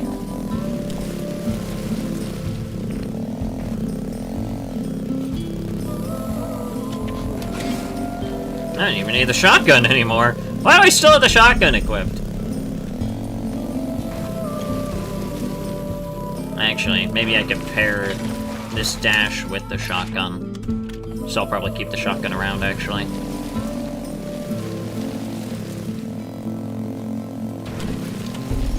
That is a big site right there. I wonder what the fuck happened there. I know that that's a statue that I tore down in order for me to get access to this spot.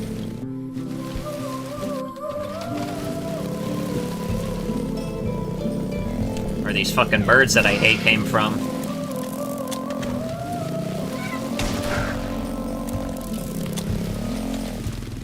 Who the fuck are you? The bird shot me. Find a doctor. I hate to break it to you, but that corpse on the ground, that's you. That can't be. How can I... Wait, you're talking to me. For a short time, it's kind of my thing. Which way did they go? I wasn't paying attention. Guess I was busy dying. But it was just a few minutes ago. They must be close. I'll be back before you vanish.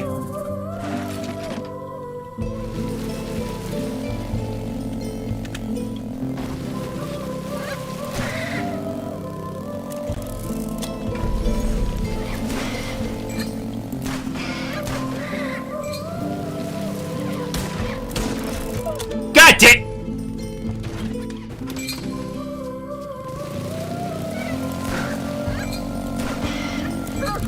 Okay, ow.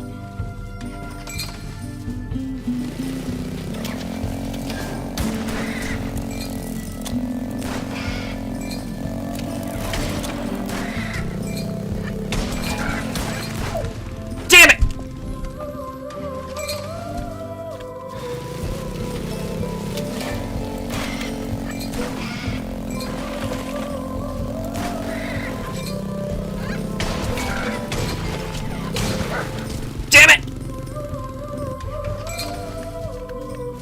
Definitely on the right track here. Fuck!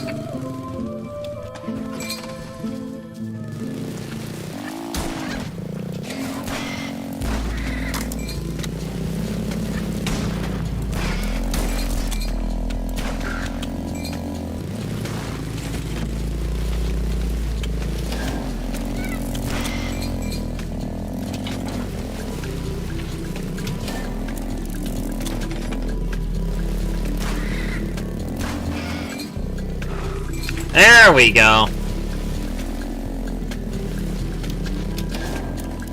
Mission accomplished.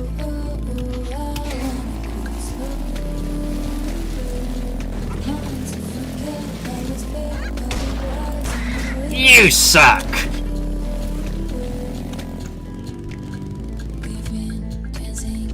Your murderers are dead. This is a dream, isn't it? If you have any last words for your family, I can deliver them. I don't have a family. Okay, I'll get whatever's in your pockets for the cause. This is a dream. I'll wake up any moment now. That's one way of putting it. Goodbye.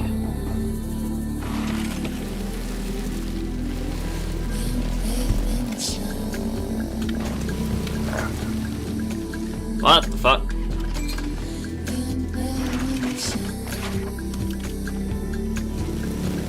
Give me back my sack.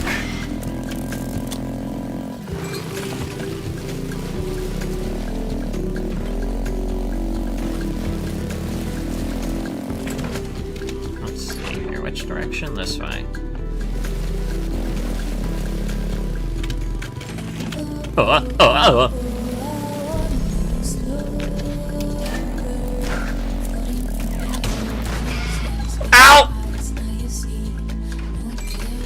Alright, fair enough.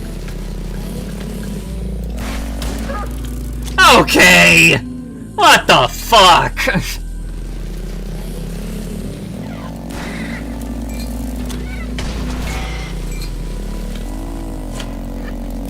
Nope.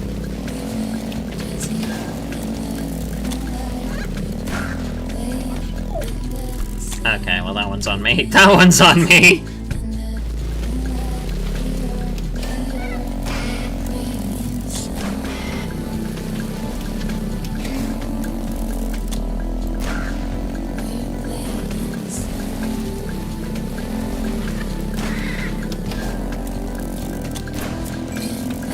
Whoa, hey there, game. Woo!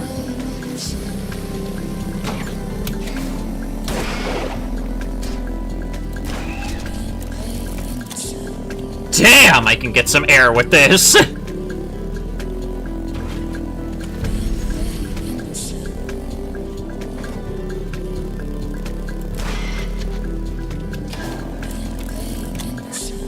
Nope.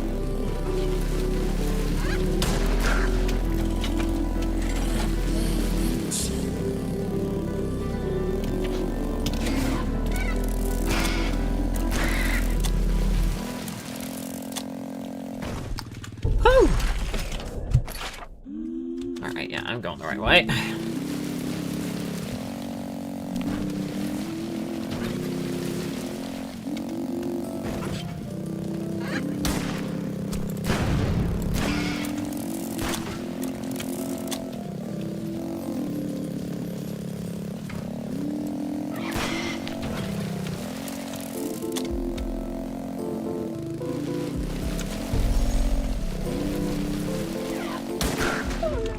Ow, alright.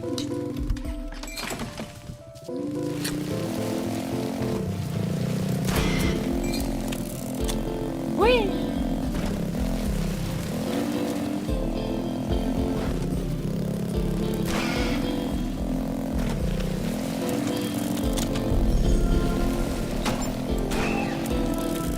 Whoa, hey, game.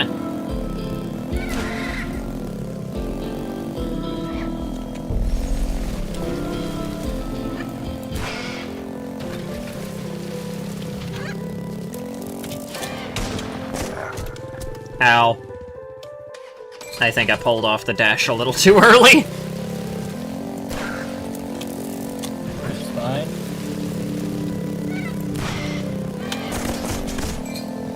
Actually, I didn't even need the dash there. Never fucking mind!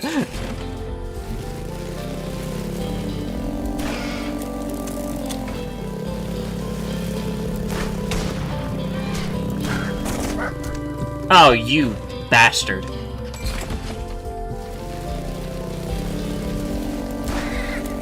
You fucking bastard.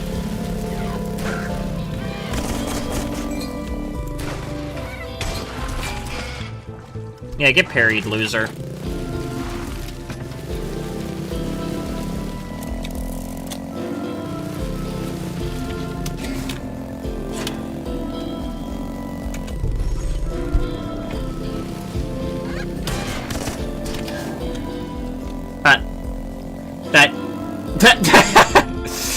That's not what I was trying to do!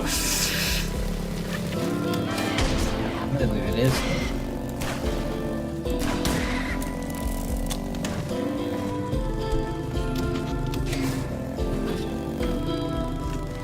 I quickly grab some of that.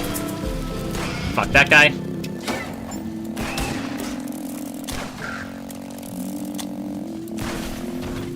I don't even need any of that. I just thought that that was an enemy.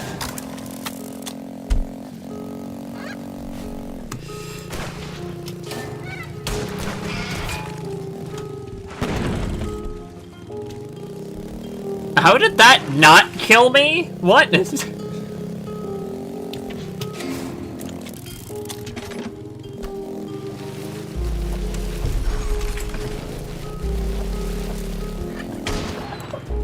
Okay.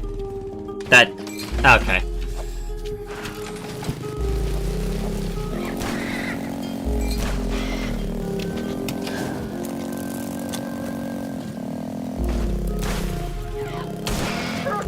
Ow!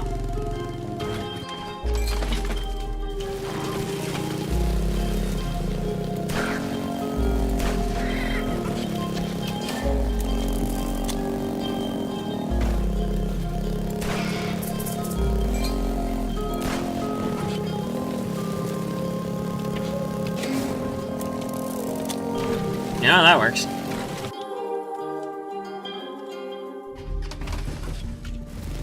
Here we are at that big tree.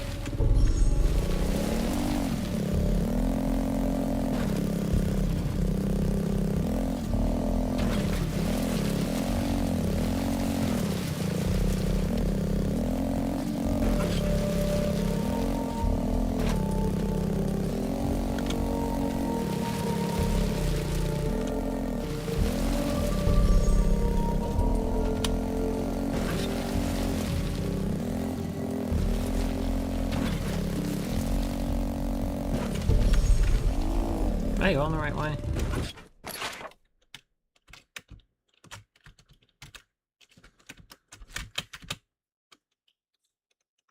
I'll be honest, I have no idea where the fuck I'm going. I'll probably figure something out. Oh, these bastards are still here. I would have thought you guys would have vanished by now. Alright, that's cool. I'm back. What has happened since my absence? Not much. Just trying to find a tomb here, apparently.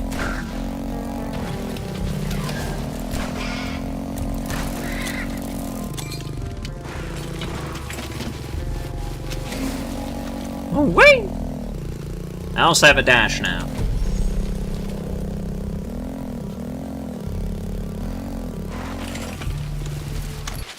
Hang on, let me see what the mission says. No, it's not that one. Target practice. No, it's not that one. Go to Rella's tomb near the big tree. So it's not in the big tree, it's near there. So I've already kind of fucked up.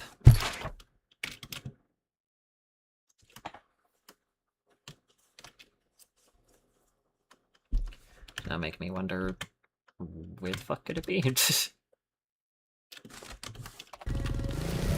Where the fuck is it? It's not in the big tree, then where the fuck is it? What? When were you there?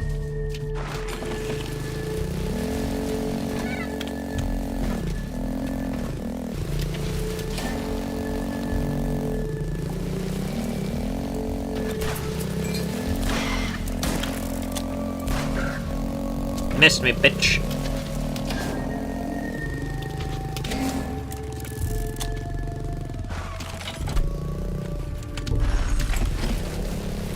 Alright, I gotta find some sort of tomb, apparently. But where?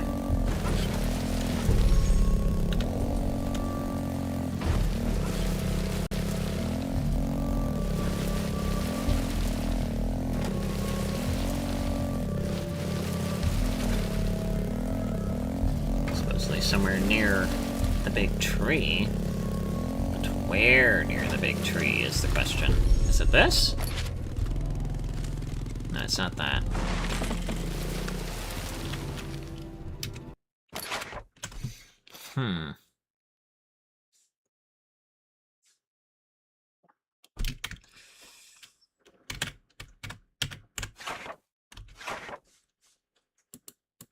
I have no idea what that is. Tomb near the big tree. Am I just blind or something?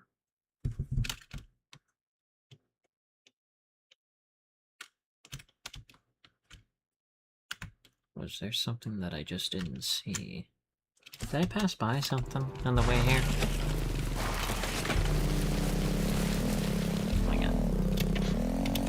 Can I get on top of this? No, I cannot.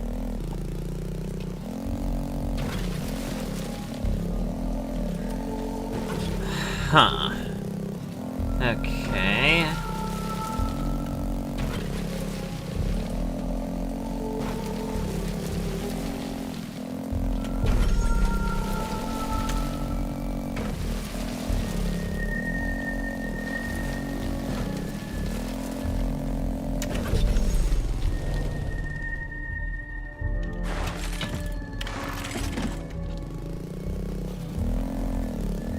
Thankfully, that guy's still dead.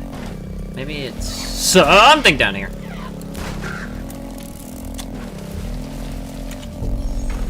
I mean, I doubt it, but it's worth checking.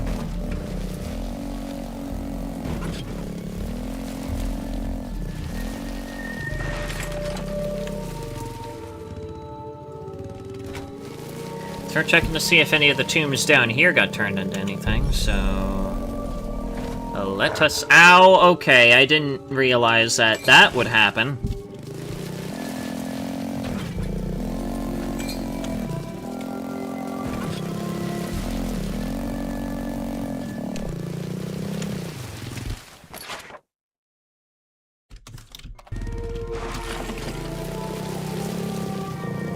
Alright, let's see here.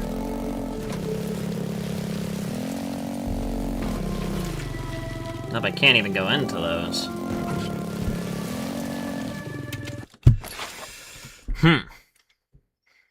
If I can't go into those, then... Unless that bottom one there... Wait, hang on.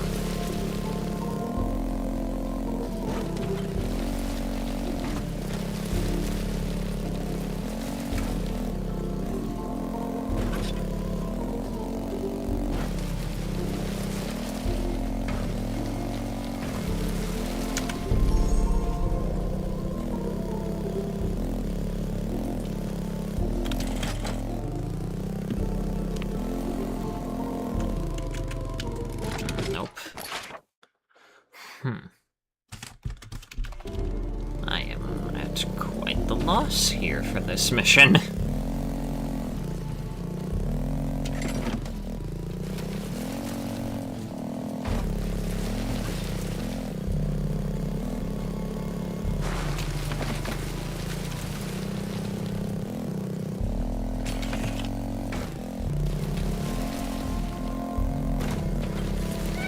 Nope. Nope. Nope.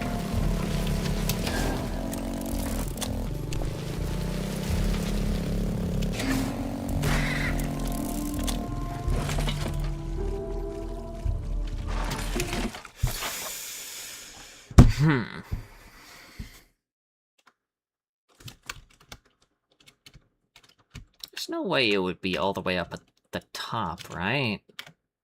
That wouldn't make sense.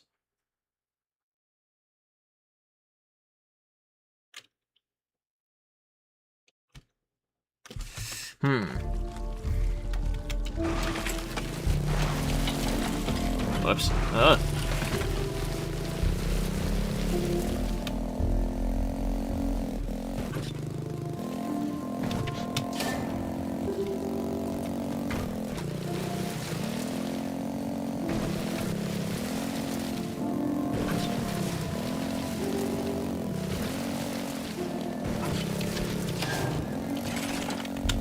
That was the wrong button.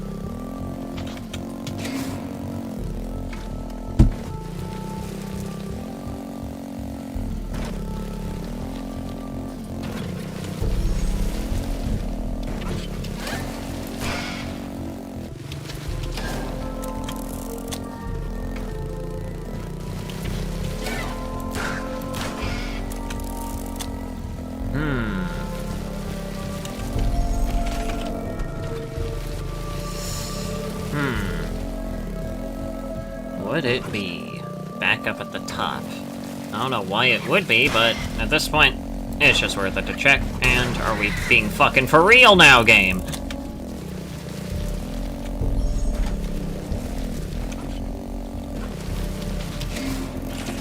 That's not what I wanted to do.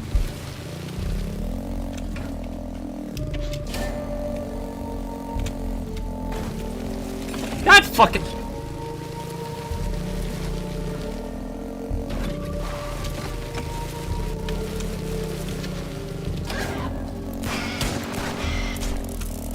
Gotcha, bitch.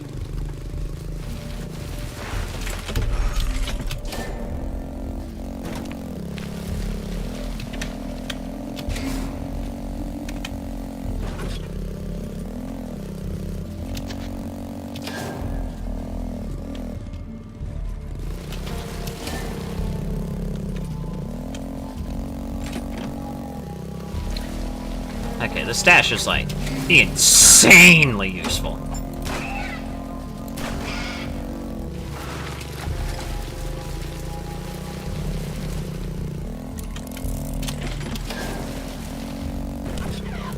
Nope. Ow, alright. Well, at least I died there. And not in some other goofy-ass place. It could always end worse. How did you miss?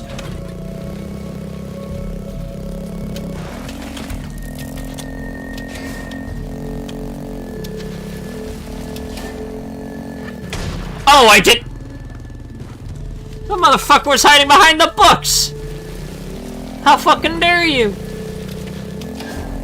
How fucking dare you?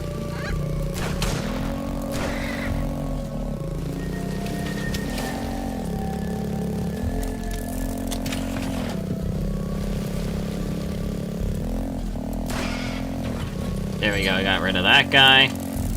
Get rid of this guy.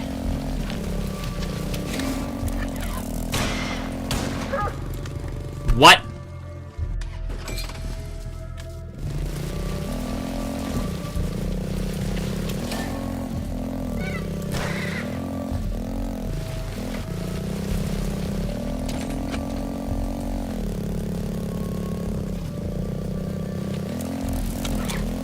No?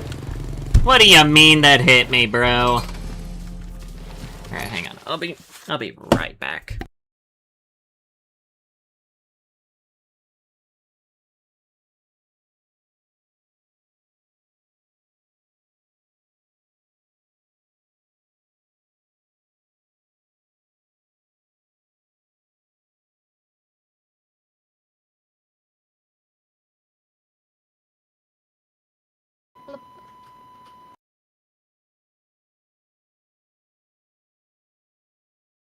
Where did Stell go?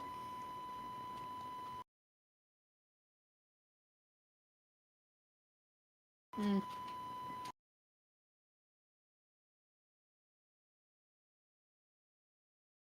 So it's not on my end, okay.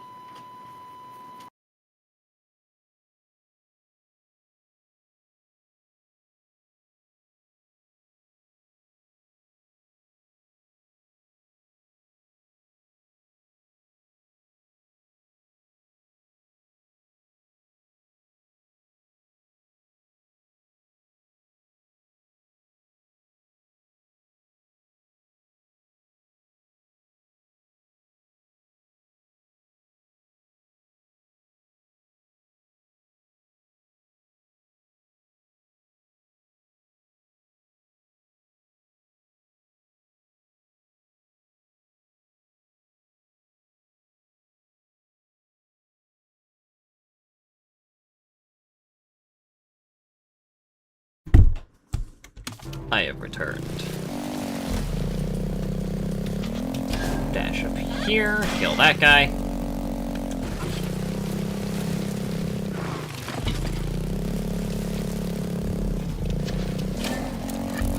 Nope.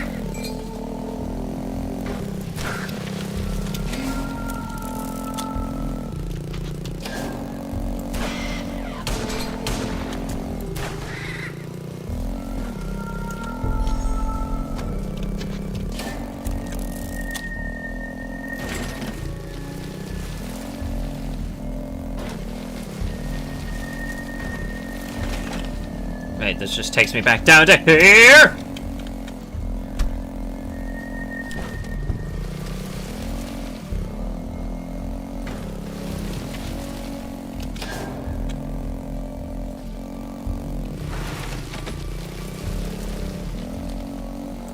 Wait, I know a solution to this problem. I fucking hate that guy.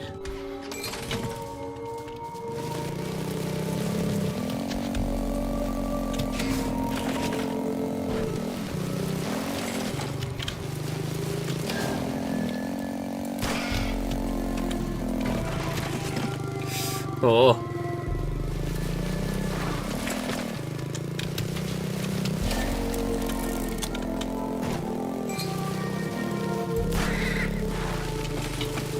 There we go.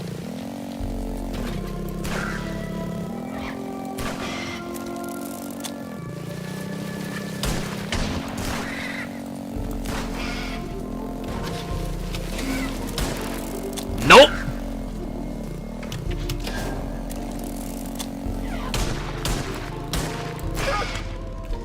Alright. Oh, I have to do all that all over again. Fuck. Okay.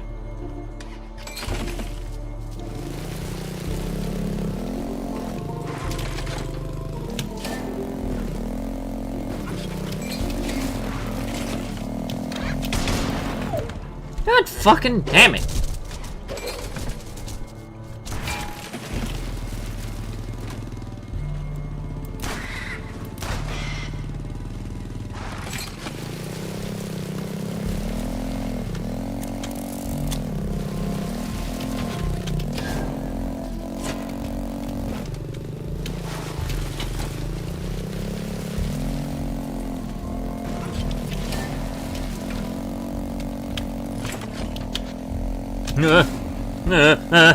Okay. Okay, I guess we'll go this way first. Then happy go fuck myself over here.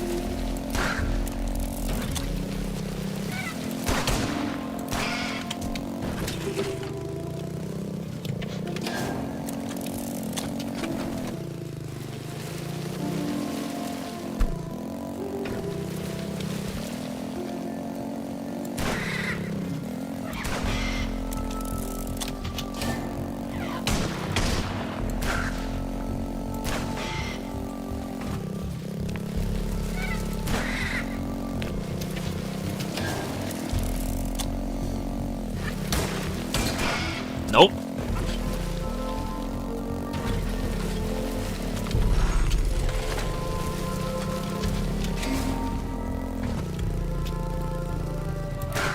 Sup, bitch?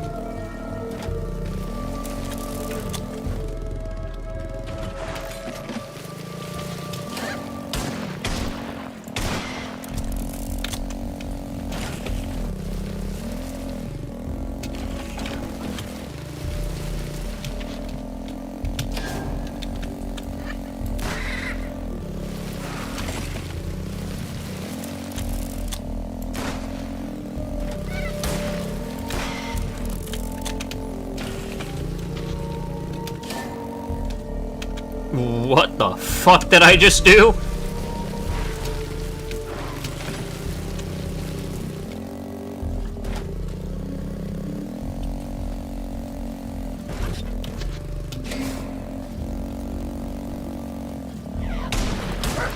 Oh, fuck off!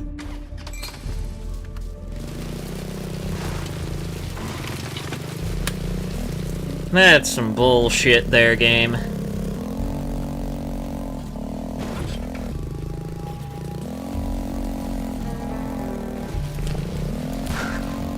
Yeah, that's what you get.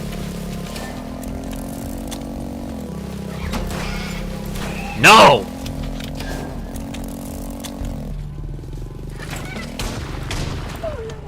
Fuck! There's a save point right there! Fuck!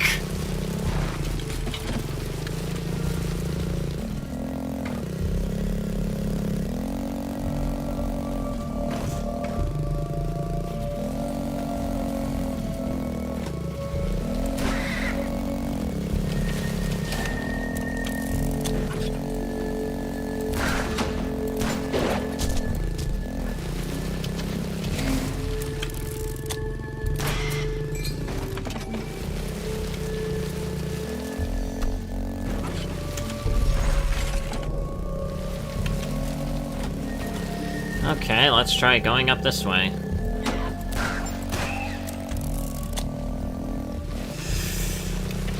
Maybe I'm going the right way, maybe I'm completely wrong. Let's find out.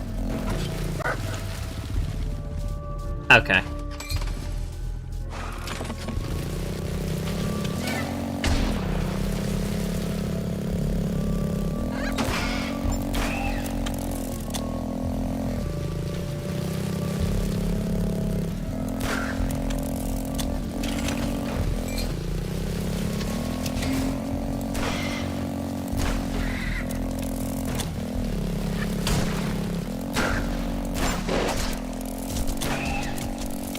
No, you fucking don't.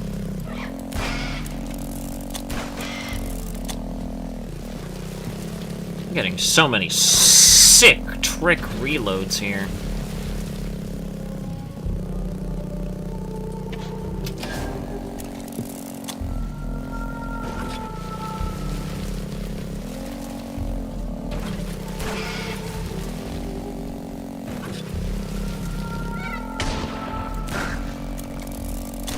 Sick gaming there! Let me show you mine. Stupid ass fucking birds.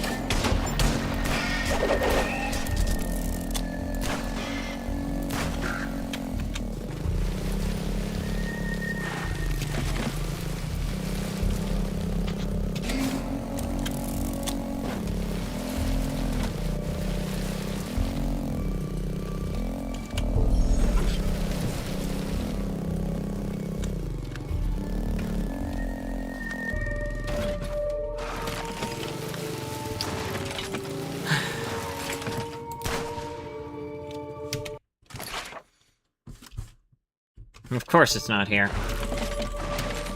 Why would I think it is? Now I have to go all the way back down trying to figure out where this goddamn tomb is. Where is the tomb?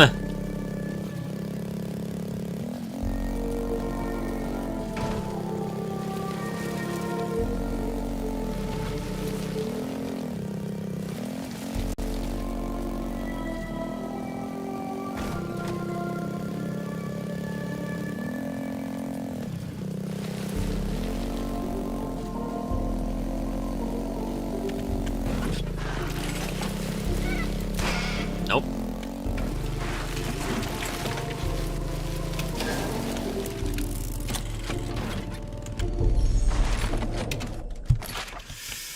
Okay, so now I just gotta drive all the way back down? What the fuck? Okay, I am... Where would this tomb be? Well, it's somewhere near the big tree, that's all it's telling me. Beyond that, I'm about as lost as can be right now.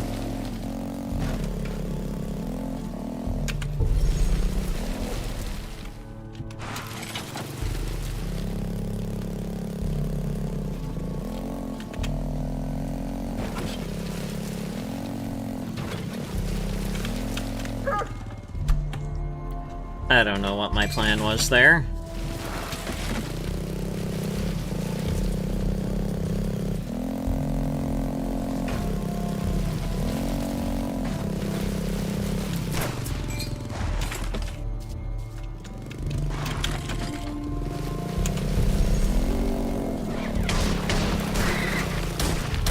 Jesus Christ, what happened to my frames there?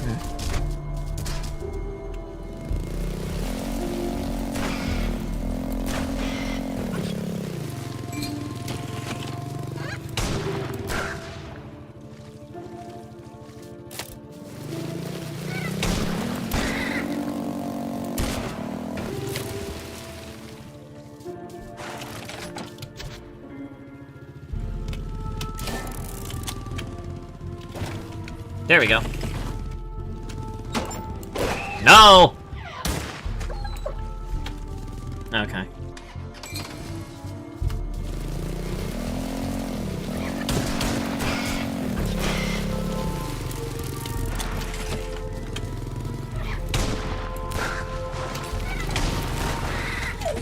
God fucking damn it.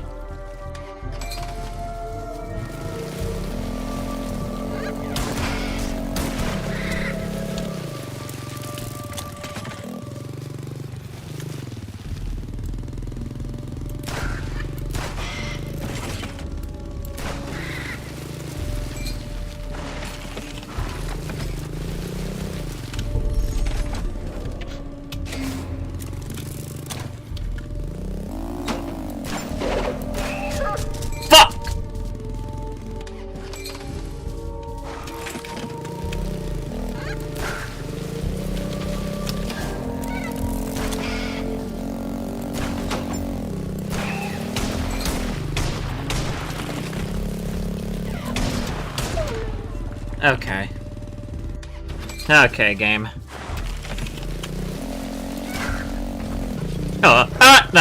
Why?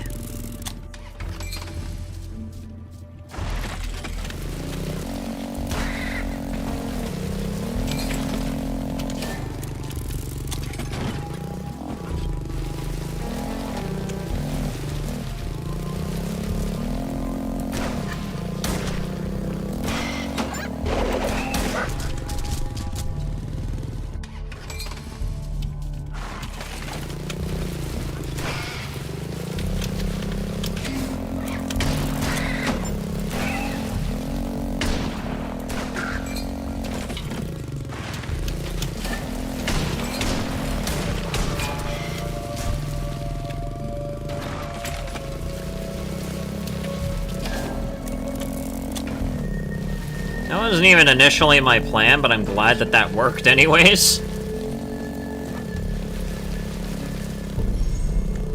Where the fuck am I going? I'm going in every single wrong direction ever.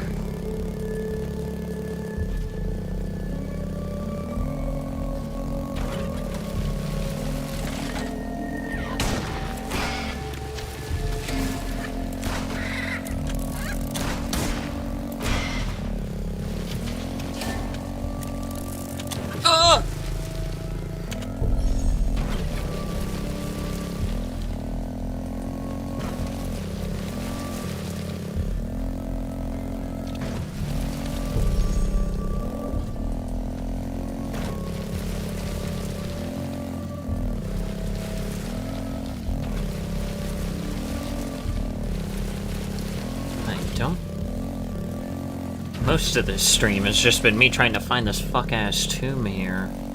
Oh well. Yep. What the fuck?! Oh, fuck some kid. Like, you'd have better luck trying to find this. Well, do you? Yeah. You haven't even fucking played this game!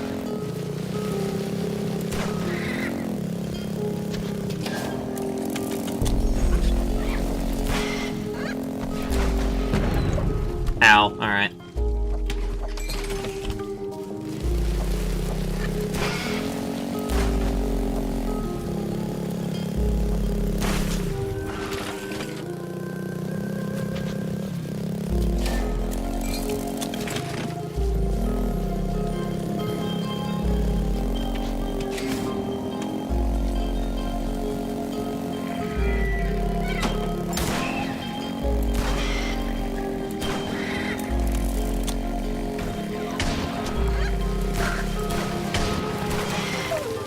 Damn it!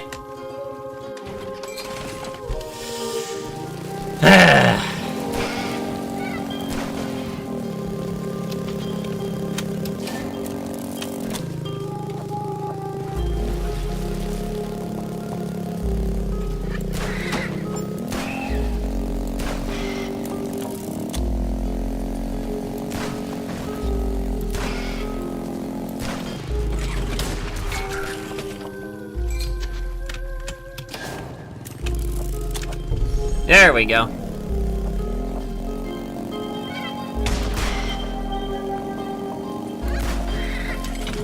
Damn it!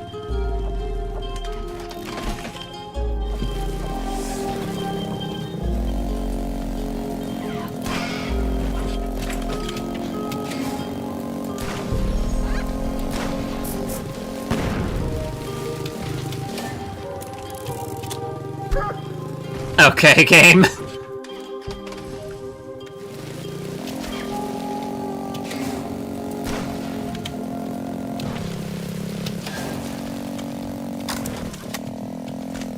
Fuck.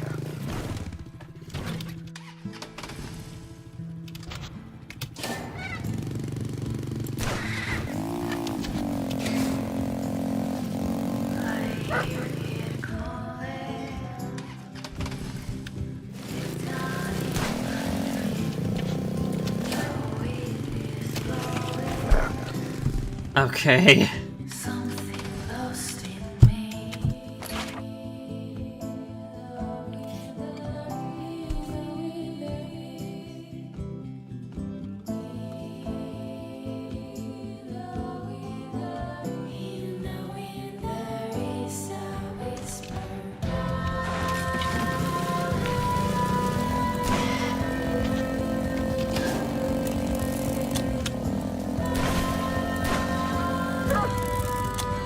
Alright, game.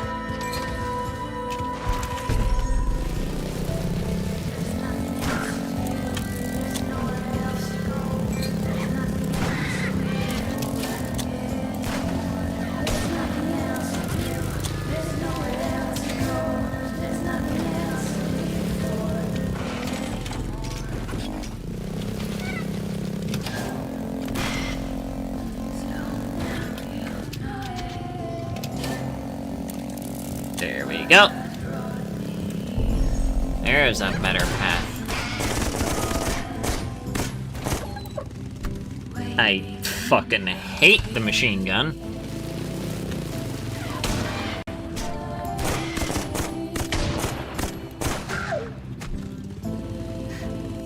Alright.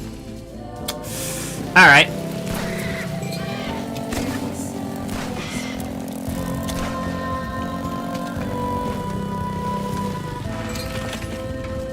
Fuck that guy. I hate him anyways.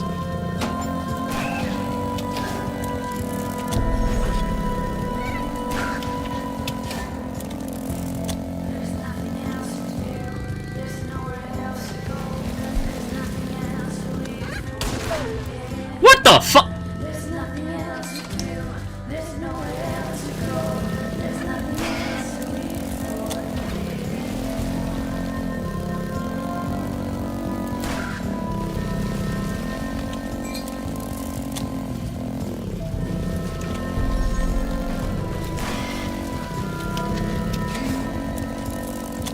Holy shit.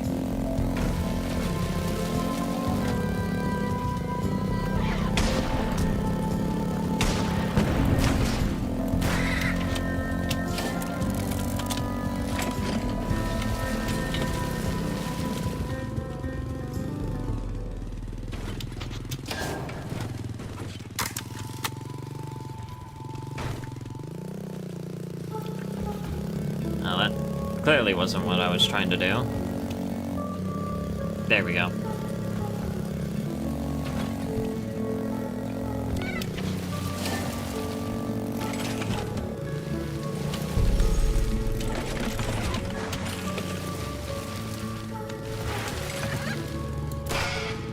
Oh, right, I gotta go to where waves die for the, strings. I almost forgot about that.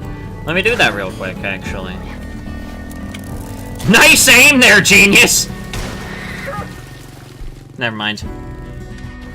I just had to say something. I just had to say something, didn't I?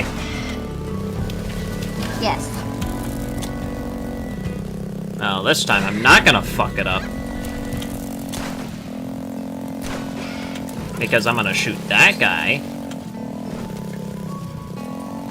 That rocket better not be chasing me still, because that would be very stupid. It's still chasing. You little shit!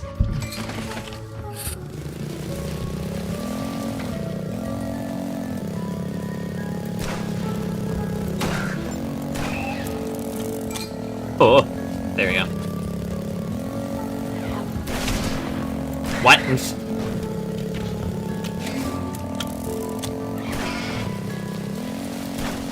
No, this, like, I just gotta get reloads anywhere, which is really fucking cool. God damn it!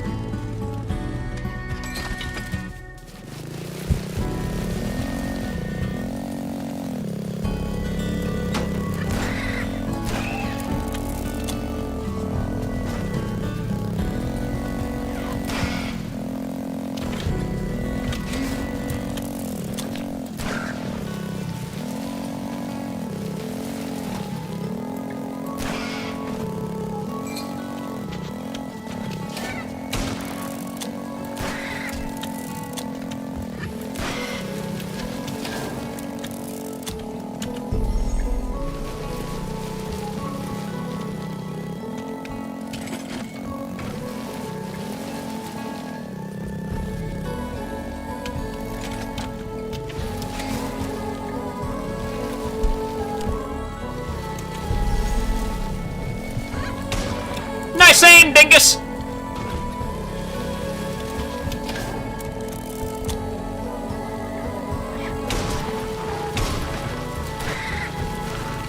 How did you miss me twice? Alright. Fair enough.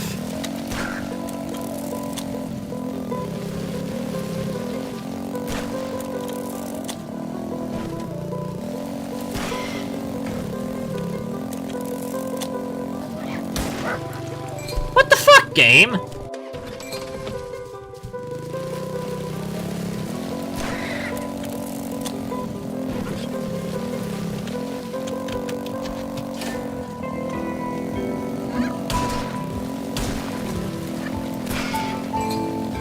There we go. Now get me out of here.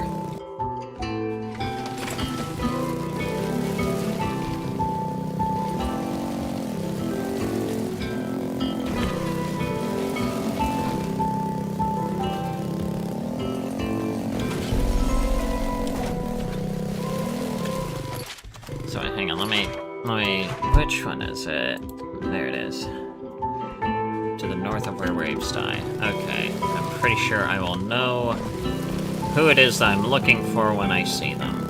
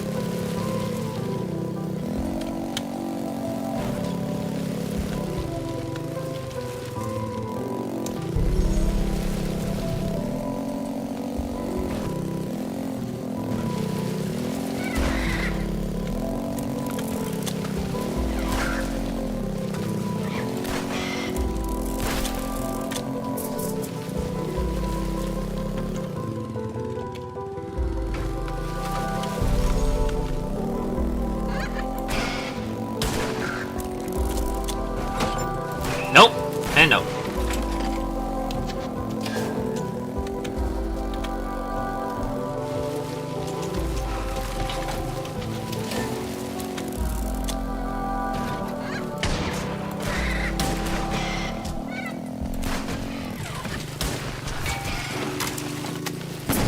What the fuck? Really?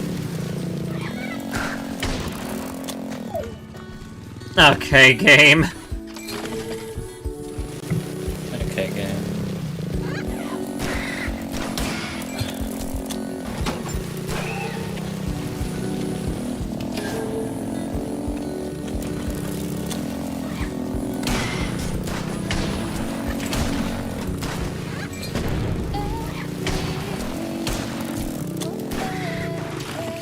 Gotcha, bitch.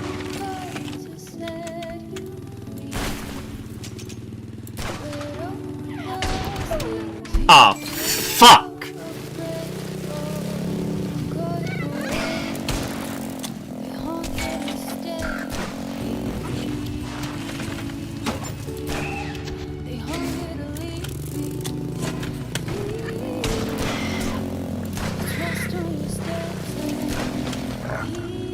Okay.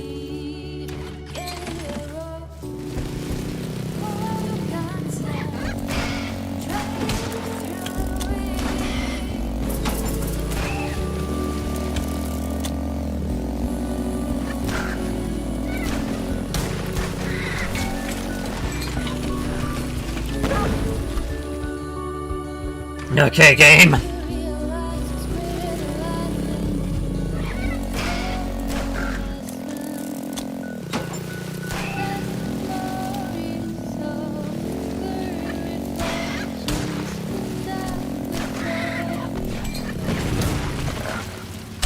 I'm losing my fucking mind.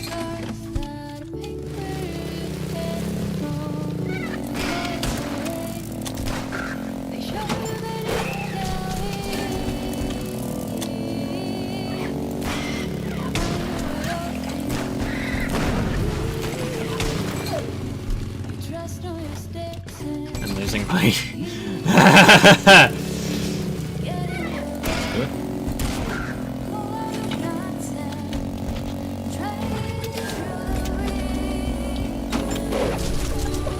God damn it.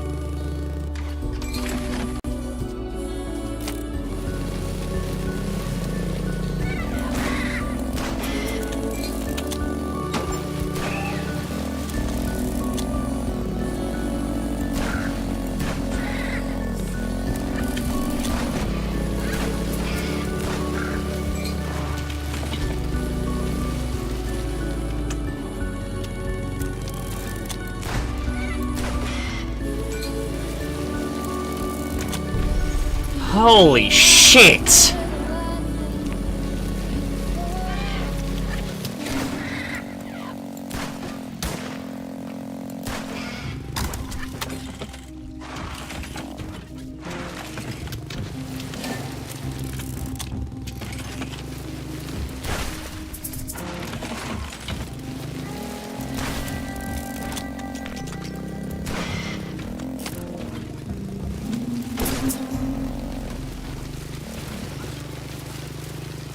How have I not opened this up yet?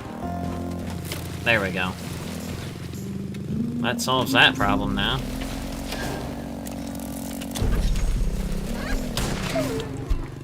Ow.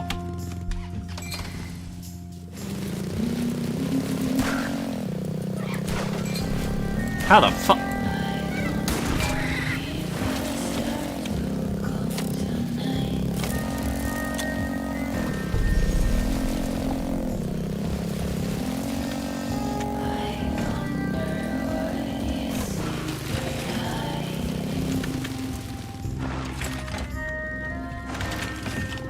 Okay.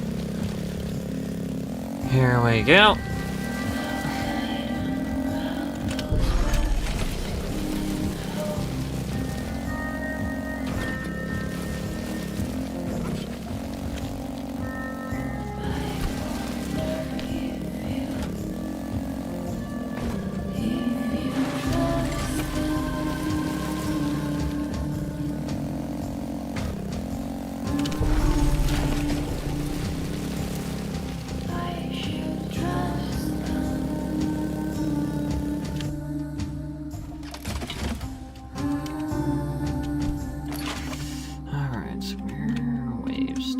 Down that way.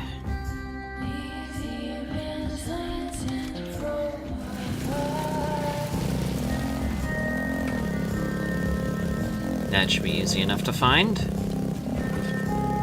I think down there I can also get bones, maybe?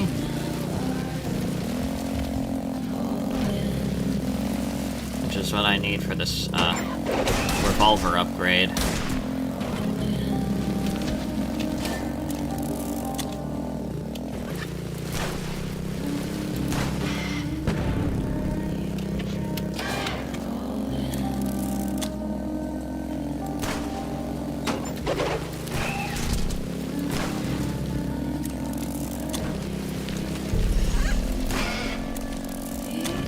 Whoo!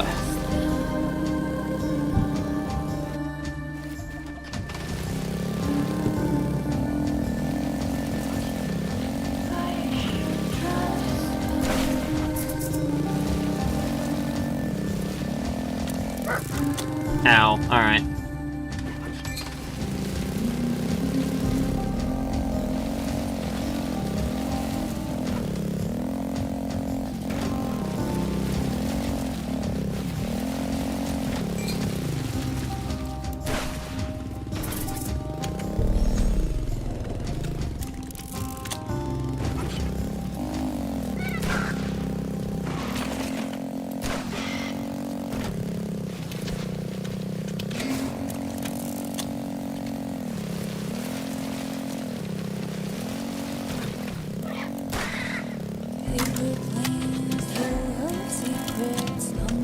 Ow, alright.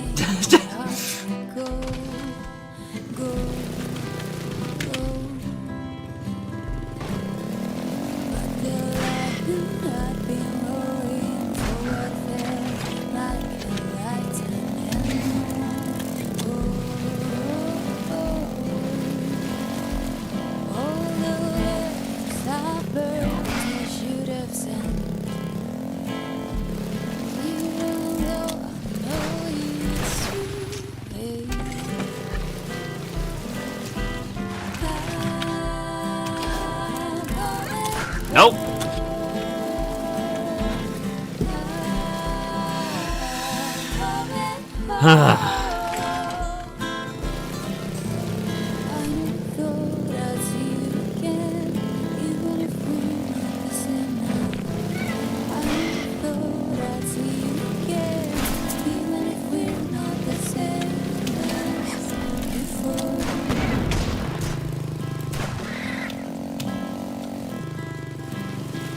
After all the roads I've traveled, after all the hearts that I have loved,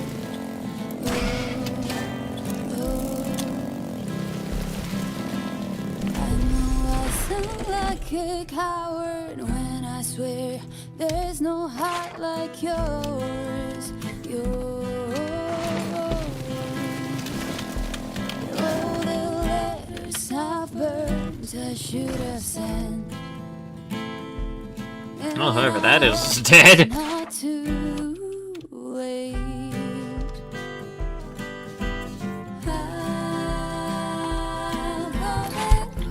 Let's see here, where is it?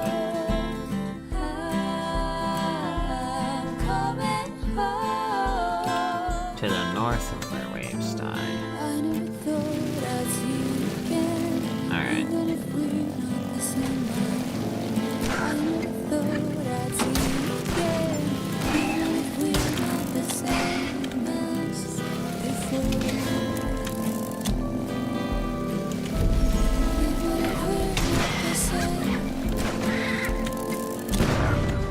Fuck!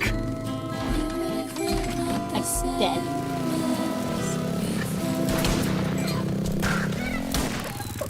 Fuck!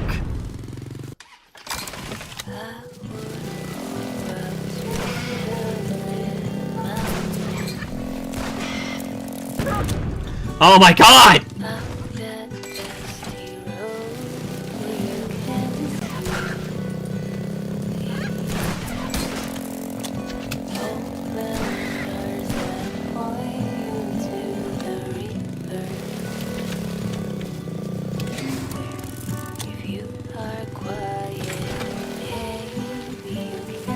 Hello, who are you?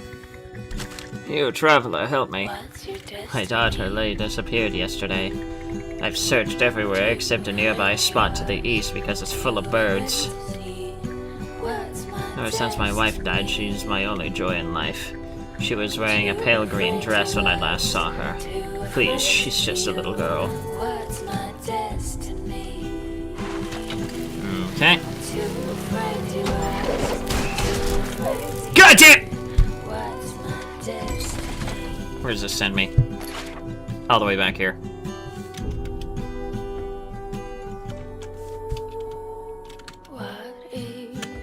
Fuck.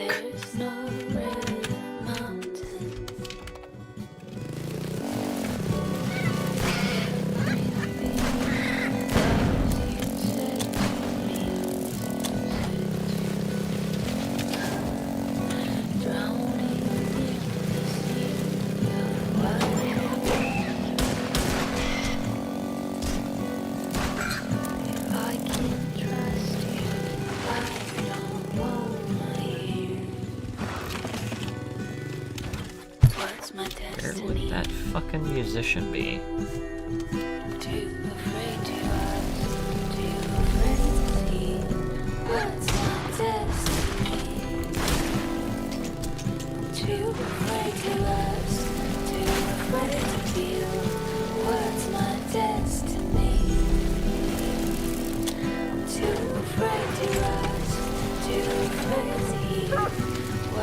Ow!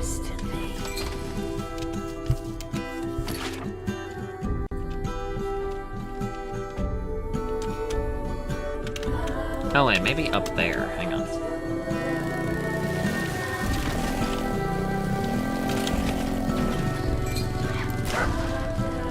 Really?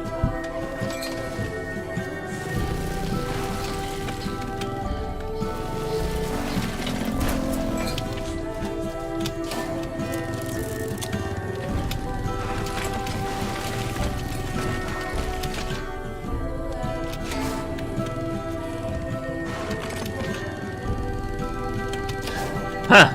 Okay, there we go. What's my destiny?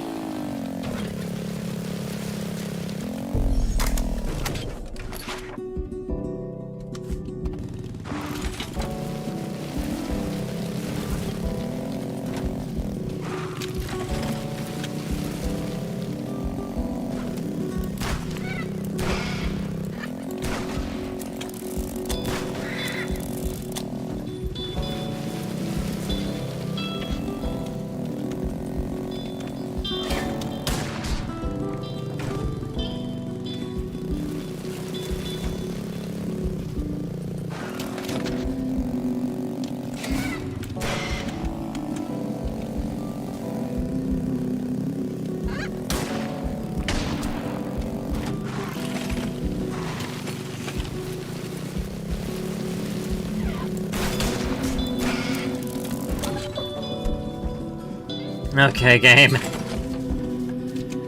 Where am I? Down here. Alright.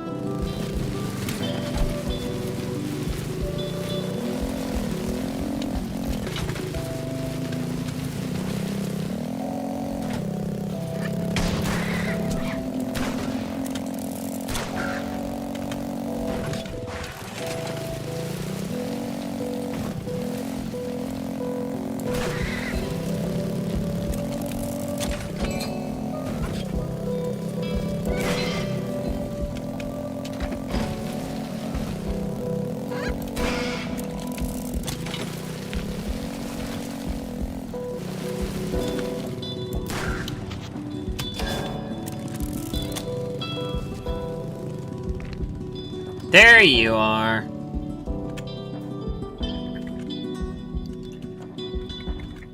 See you tonight where we live.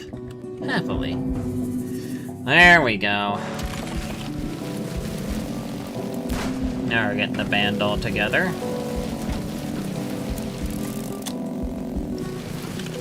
Huh.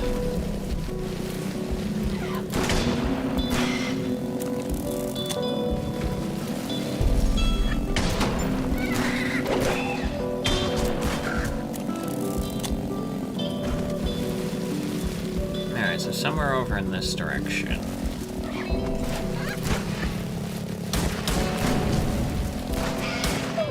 Damn it!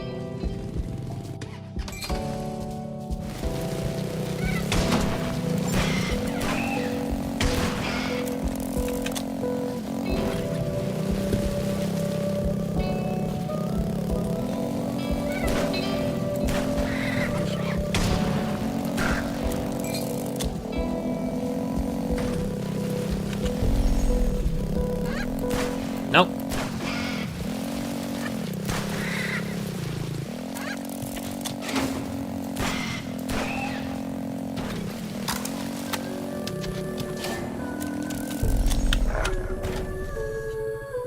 Ow. I think I found her.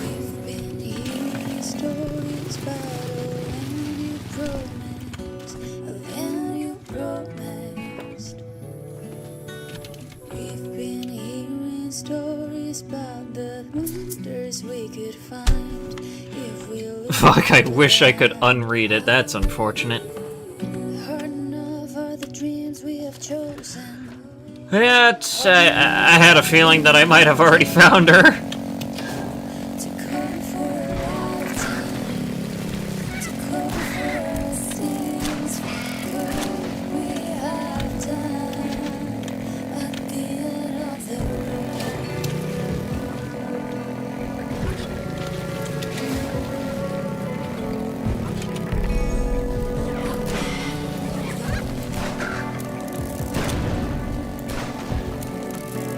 Okay.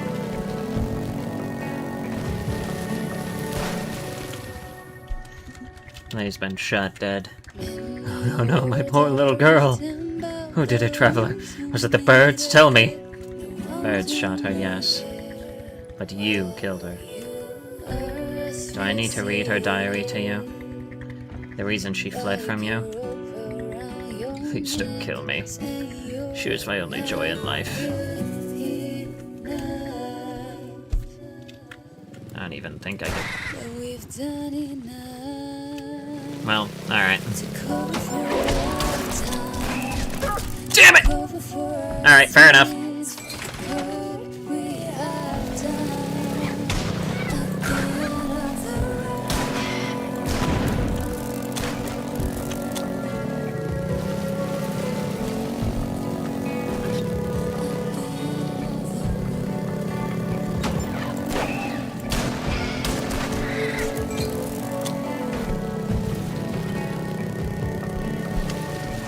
Where would I find those?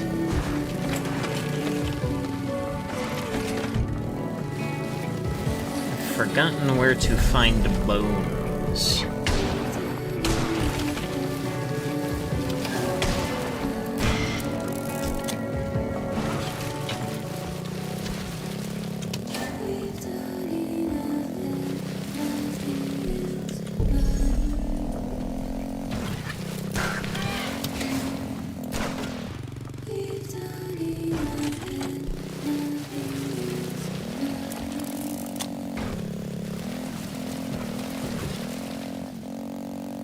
Average game description.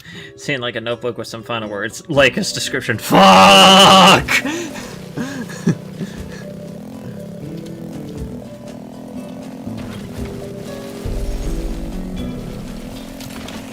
I mean, fair enough.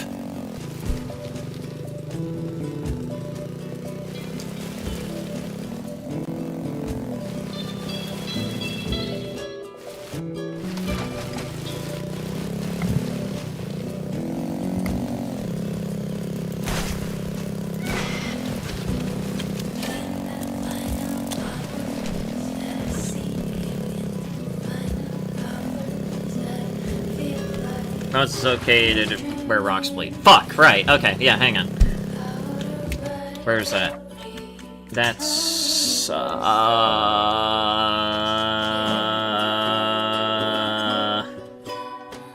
that's where rust weaves. Oh, it's all the it's all the way over there. Alright. Fuck it, it's worth it for that extra pellet that I can get.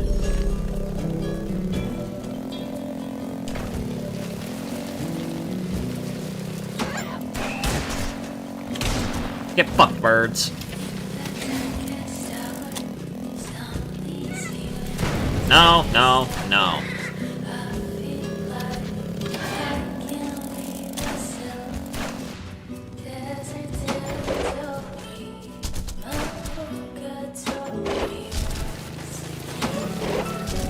Nice aiming, dingus.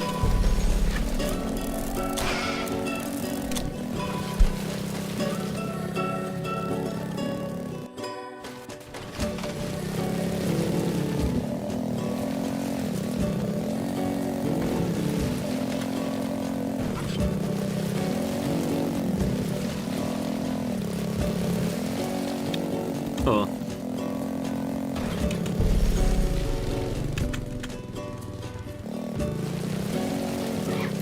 No.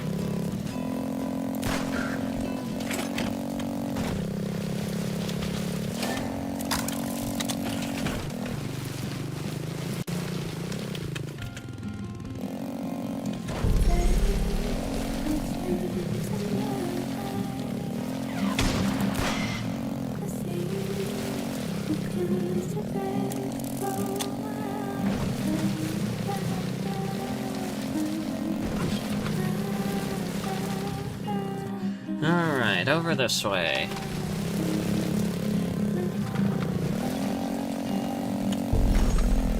We shall soon be able to upgrade our gun. I don't know what my plan was there. Don't ask. Okay.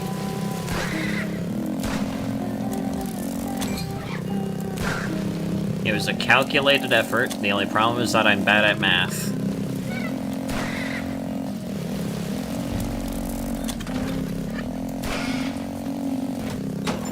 You little fuck!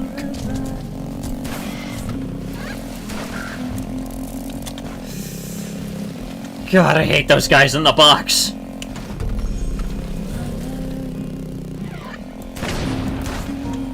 God damn it!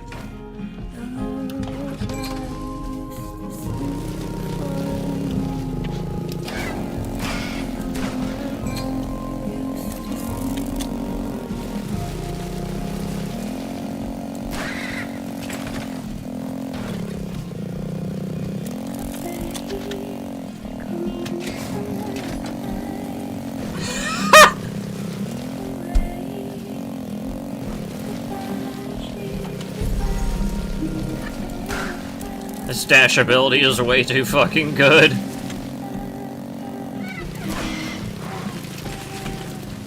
Excuse me? Do you just not give a shit?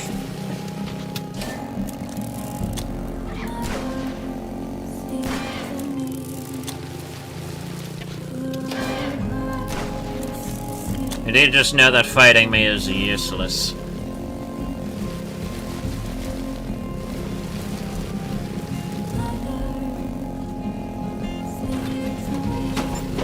Fuck off!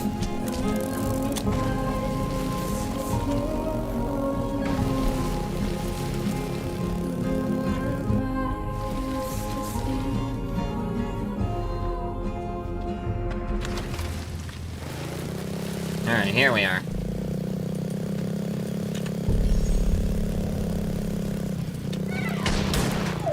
Ow, alright. I forgot about that.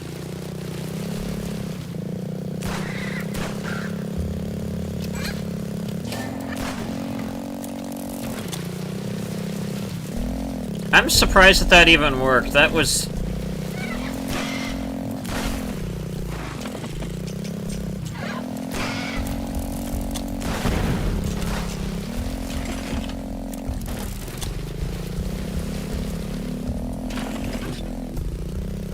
Thankfully, with this dash ability, it should be much easier to get out of this place.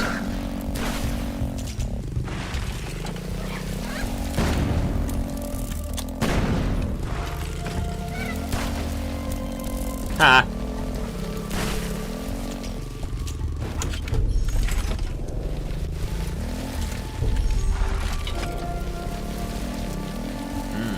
Bones. Ow!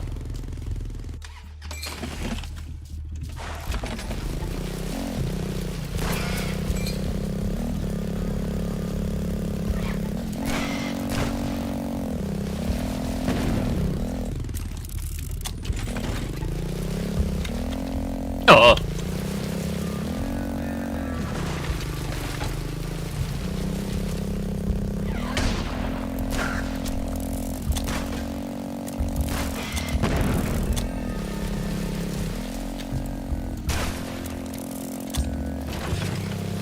Whew.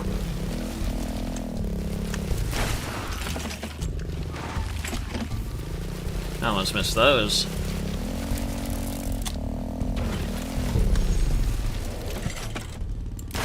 I don't remember how many I needed, but, how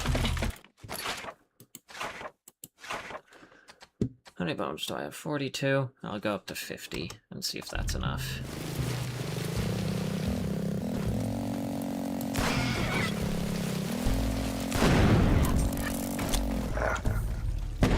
Okay, game, what the fuck?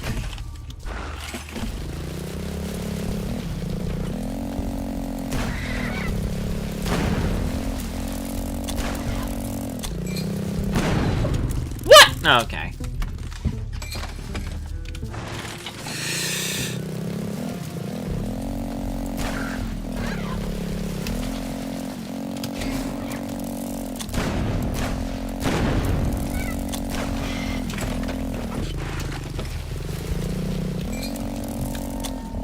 I have no idea what I just did there, but I'm surprised it worked.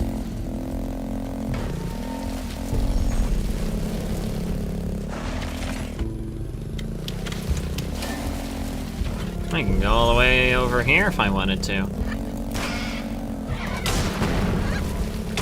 I'm sorry, your plan was to do fucking what there?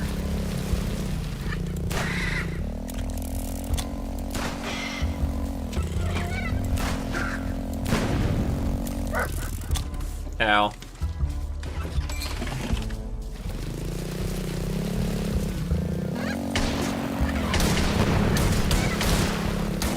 How does that guy just fucking kill himself? Just like, you know what? I know I can't win this. Fuck this shit.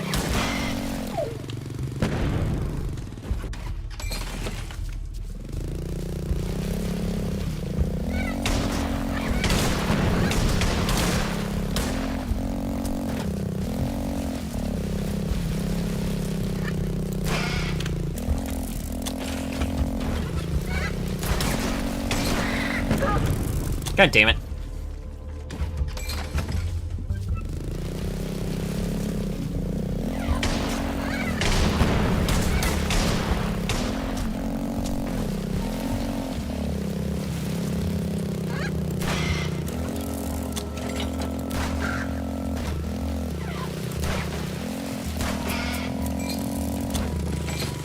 There are no bones over here. God damn it.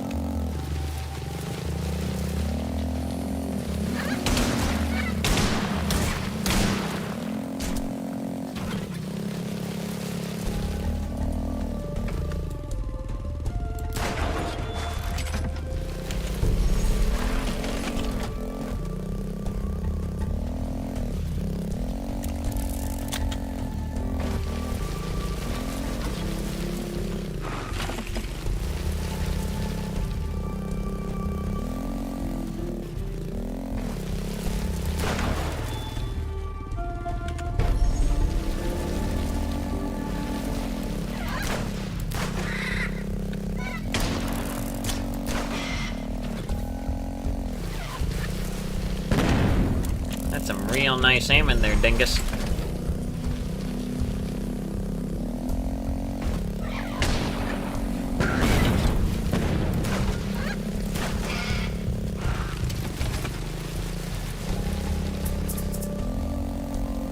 I didn't even aim for that, what the fuck? Yeah, whatever, I'm not gonna complain.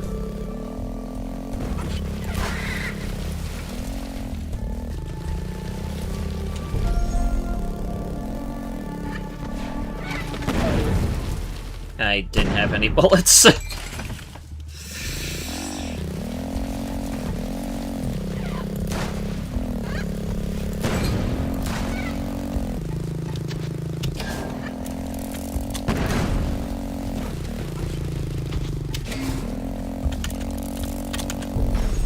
There we go. Nice!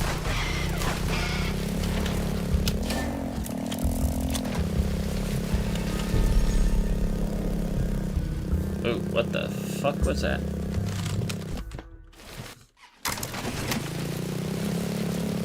Alright. Well, time to just head back. I probably have enough. No? You don't.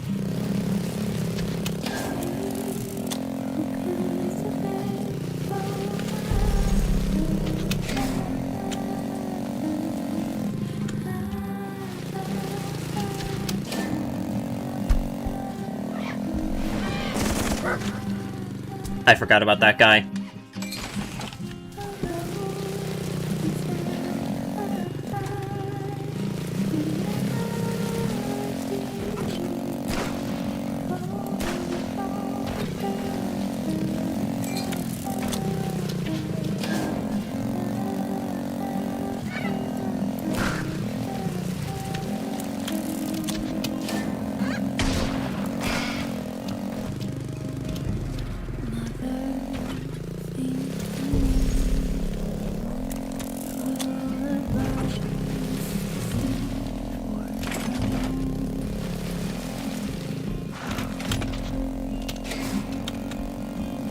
Whee!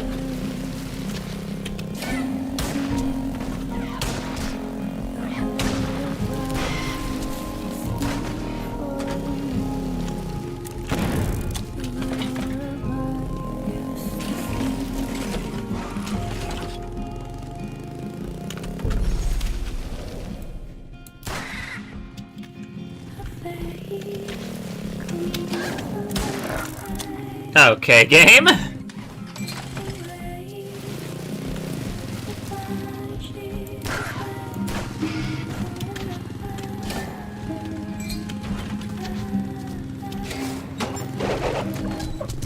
God damn it. These fucking birds that I hate.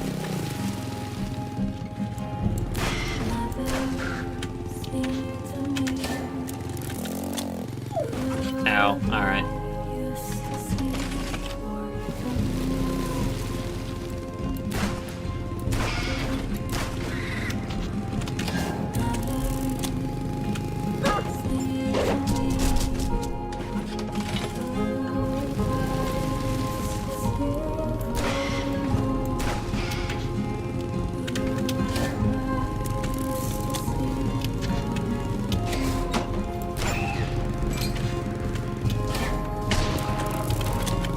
Shit! Oh, whatever. We'll just go this way.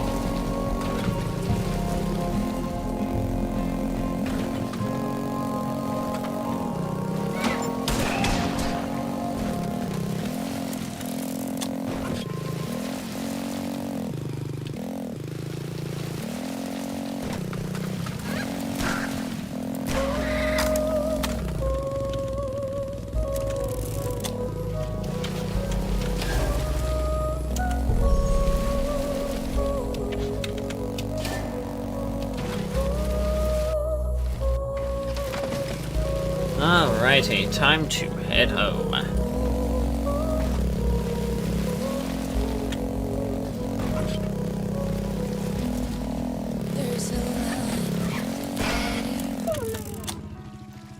Fair enough, game.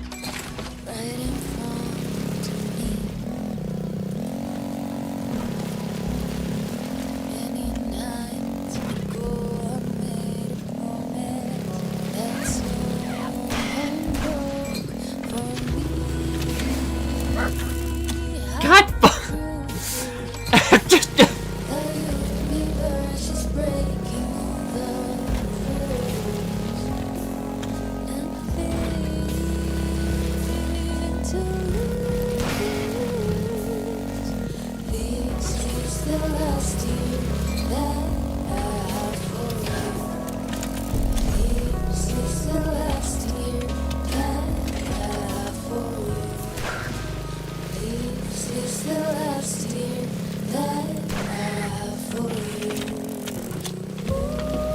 Huh.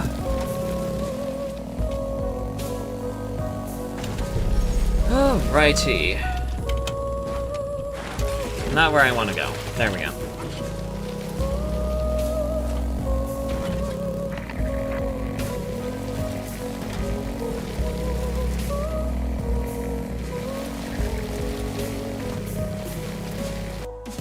Yeah, fuck your candles. No. But there's blood on my head. Don't be fooled by the foggy shadows that night when we first met.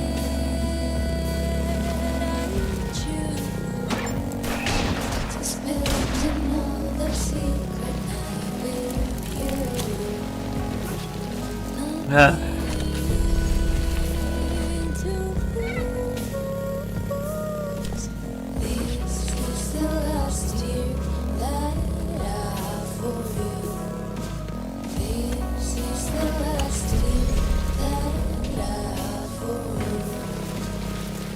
This is the last year that I have for you.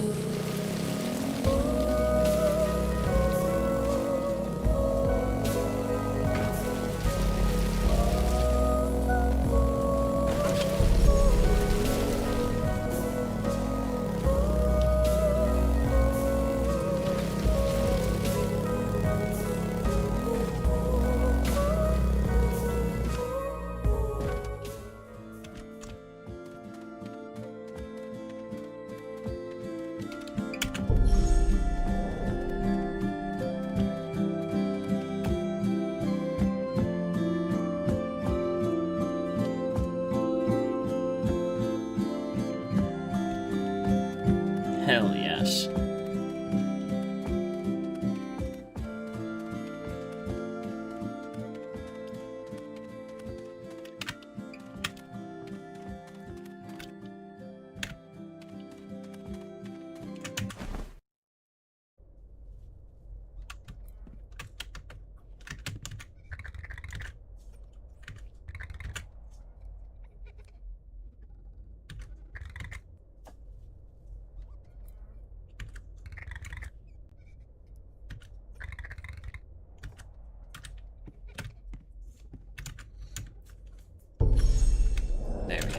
Oh, we got those now.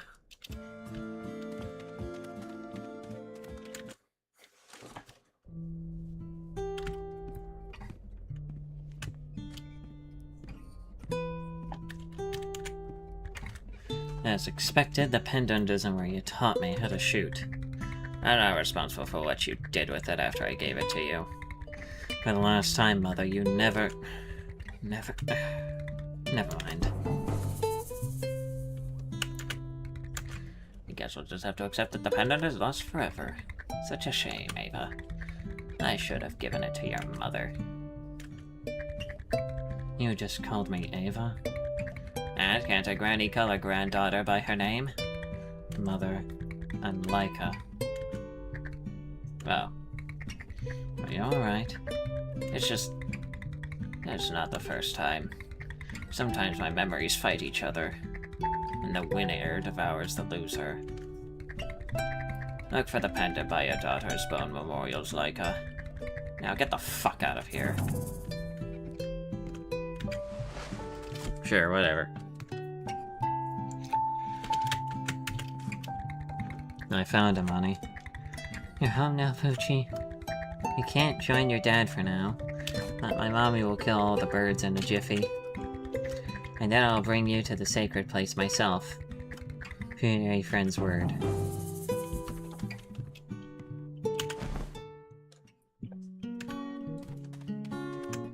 Oh, what the fuck? We got mail. Got news in the floating city. It's urgent. Well, shit.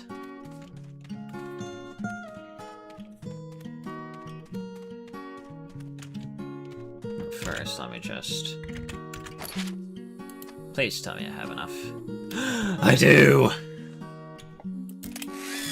There we go! An upgrade to all reliable.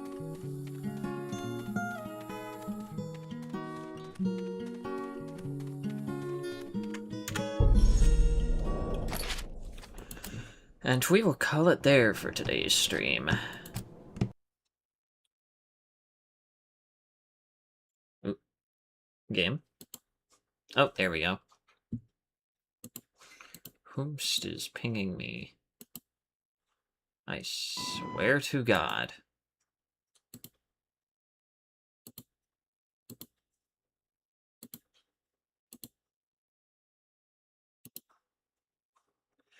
God fucking damn it. Another one of those fuck-ass Mr. Beast scams struck another server that I'm in. Think you're closer to the final boss? Nice. Then I guess that might be tomorrow.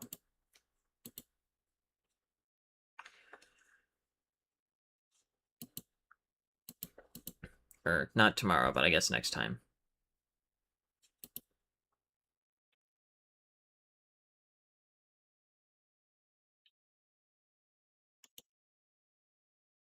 Oh, apparently that's a place where that mission starts. Okay. Well, anyways, thank you guys so much for dropping by. Thank you to my wonderful guests here for enhancing the experience as always, and I'll see you guys whenever I see you. Take care, everybody!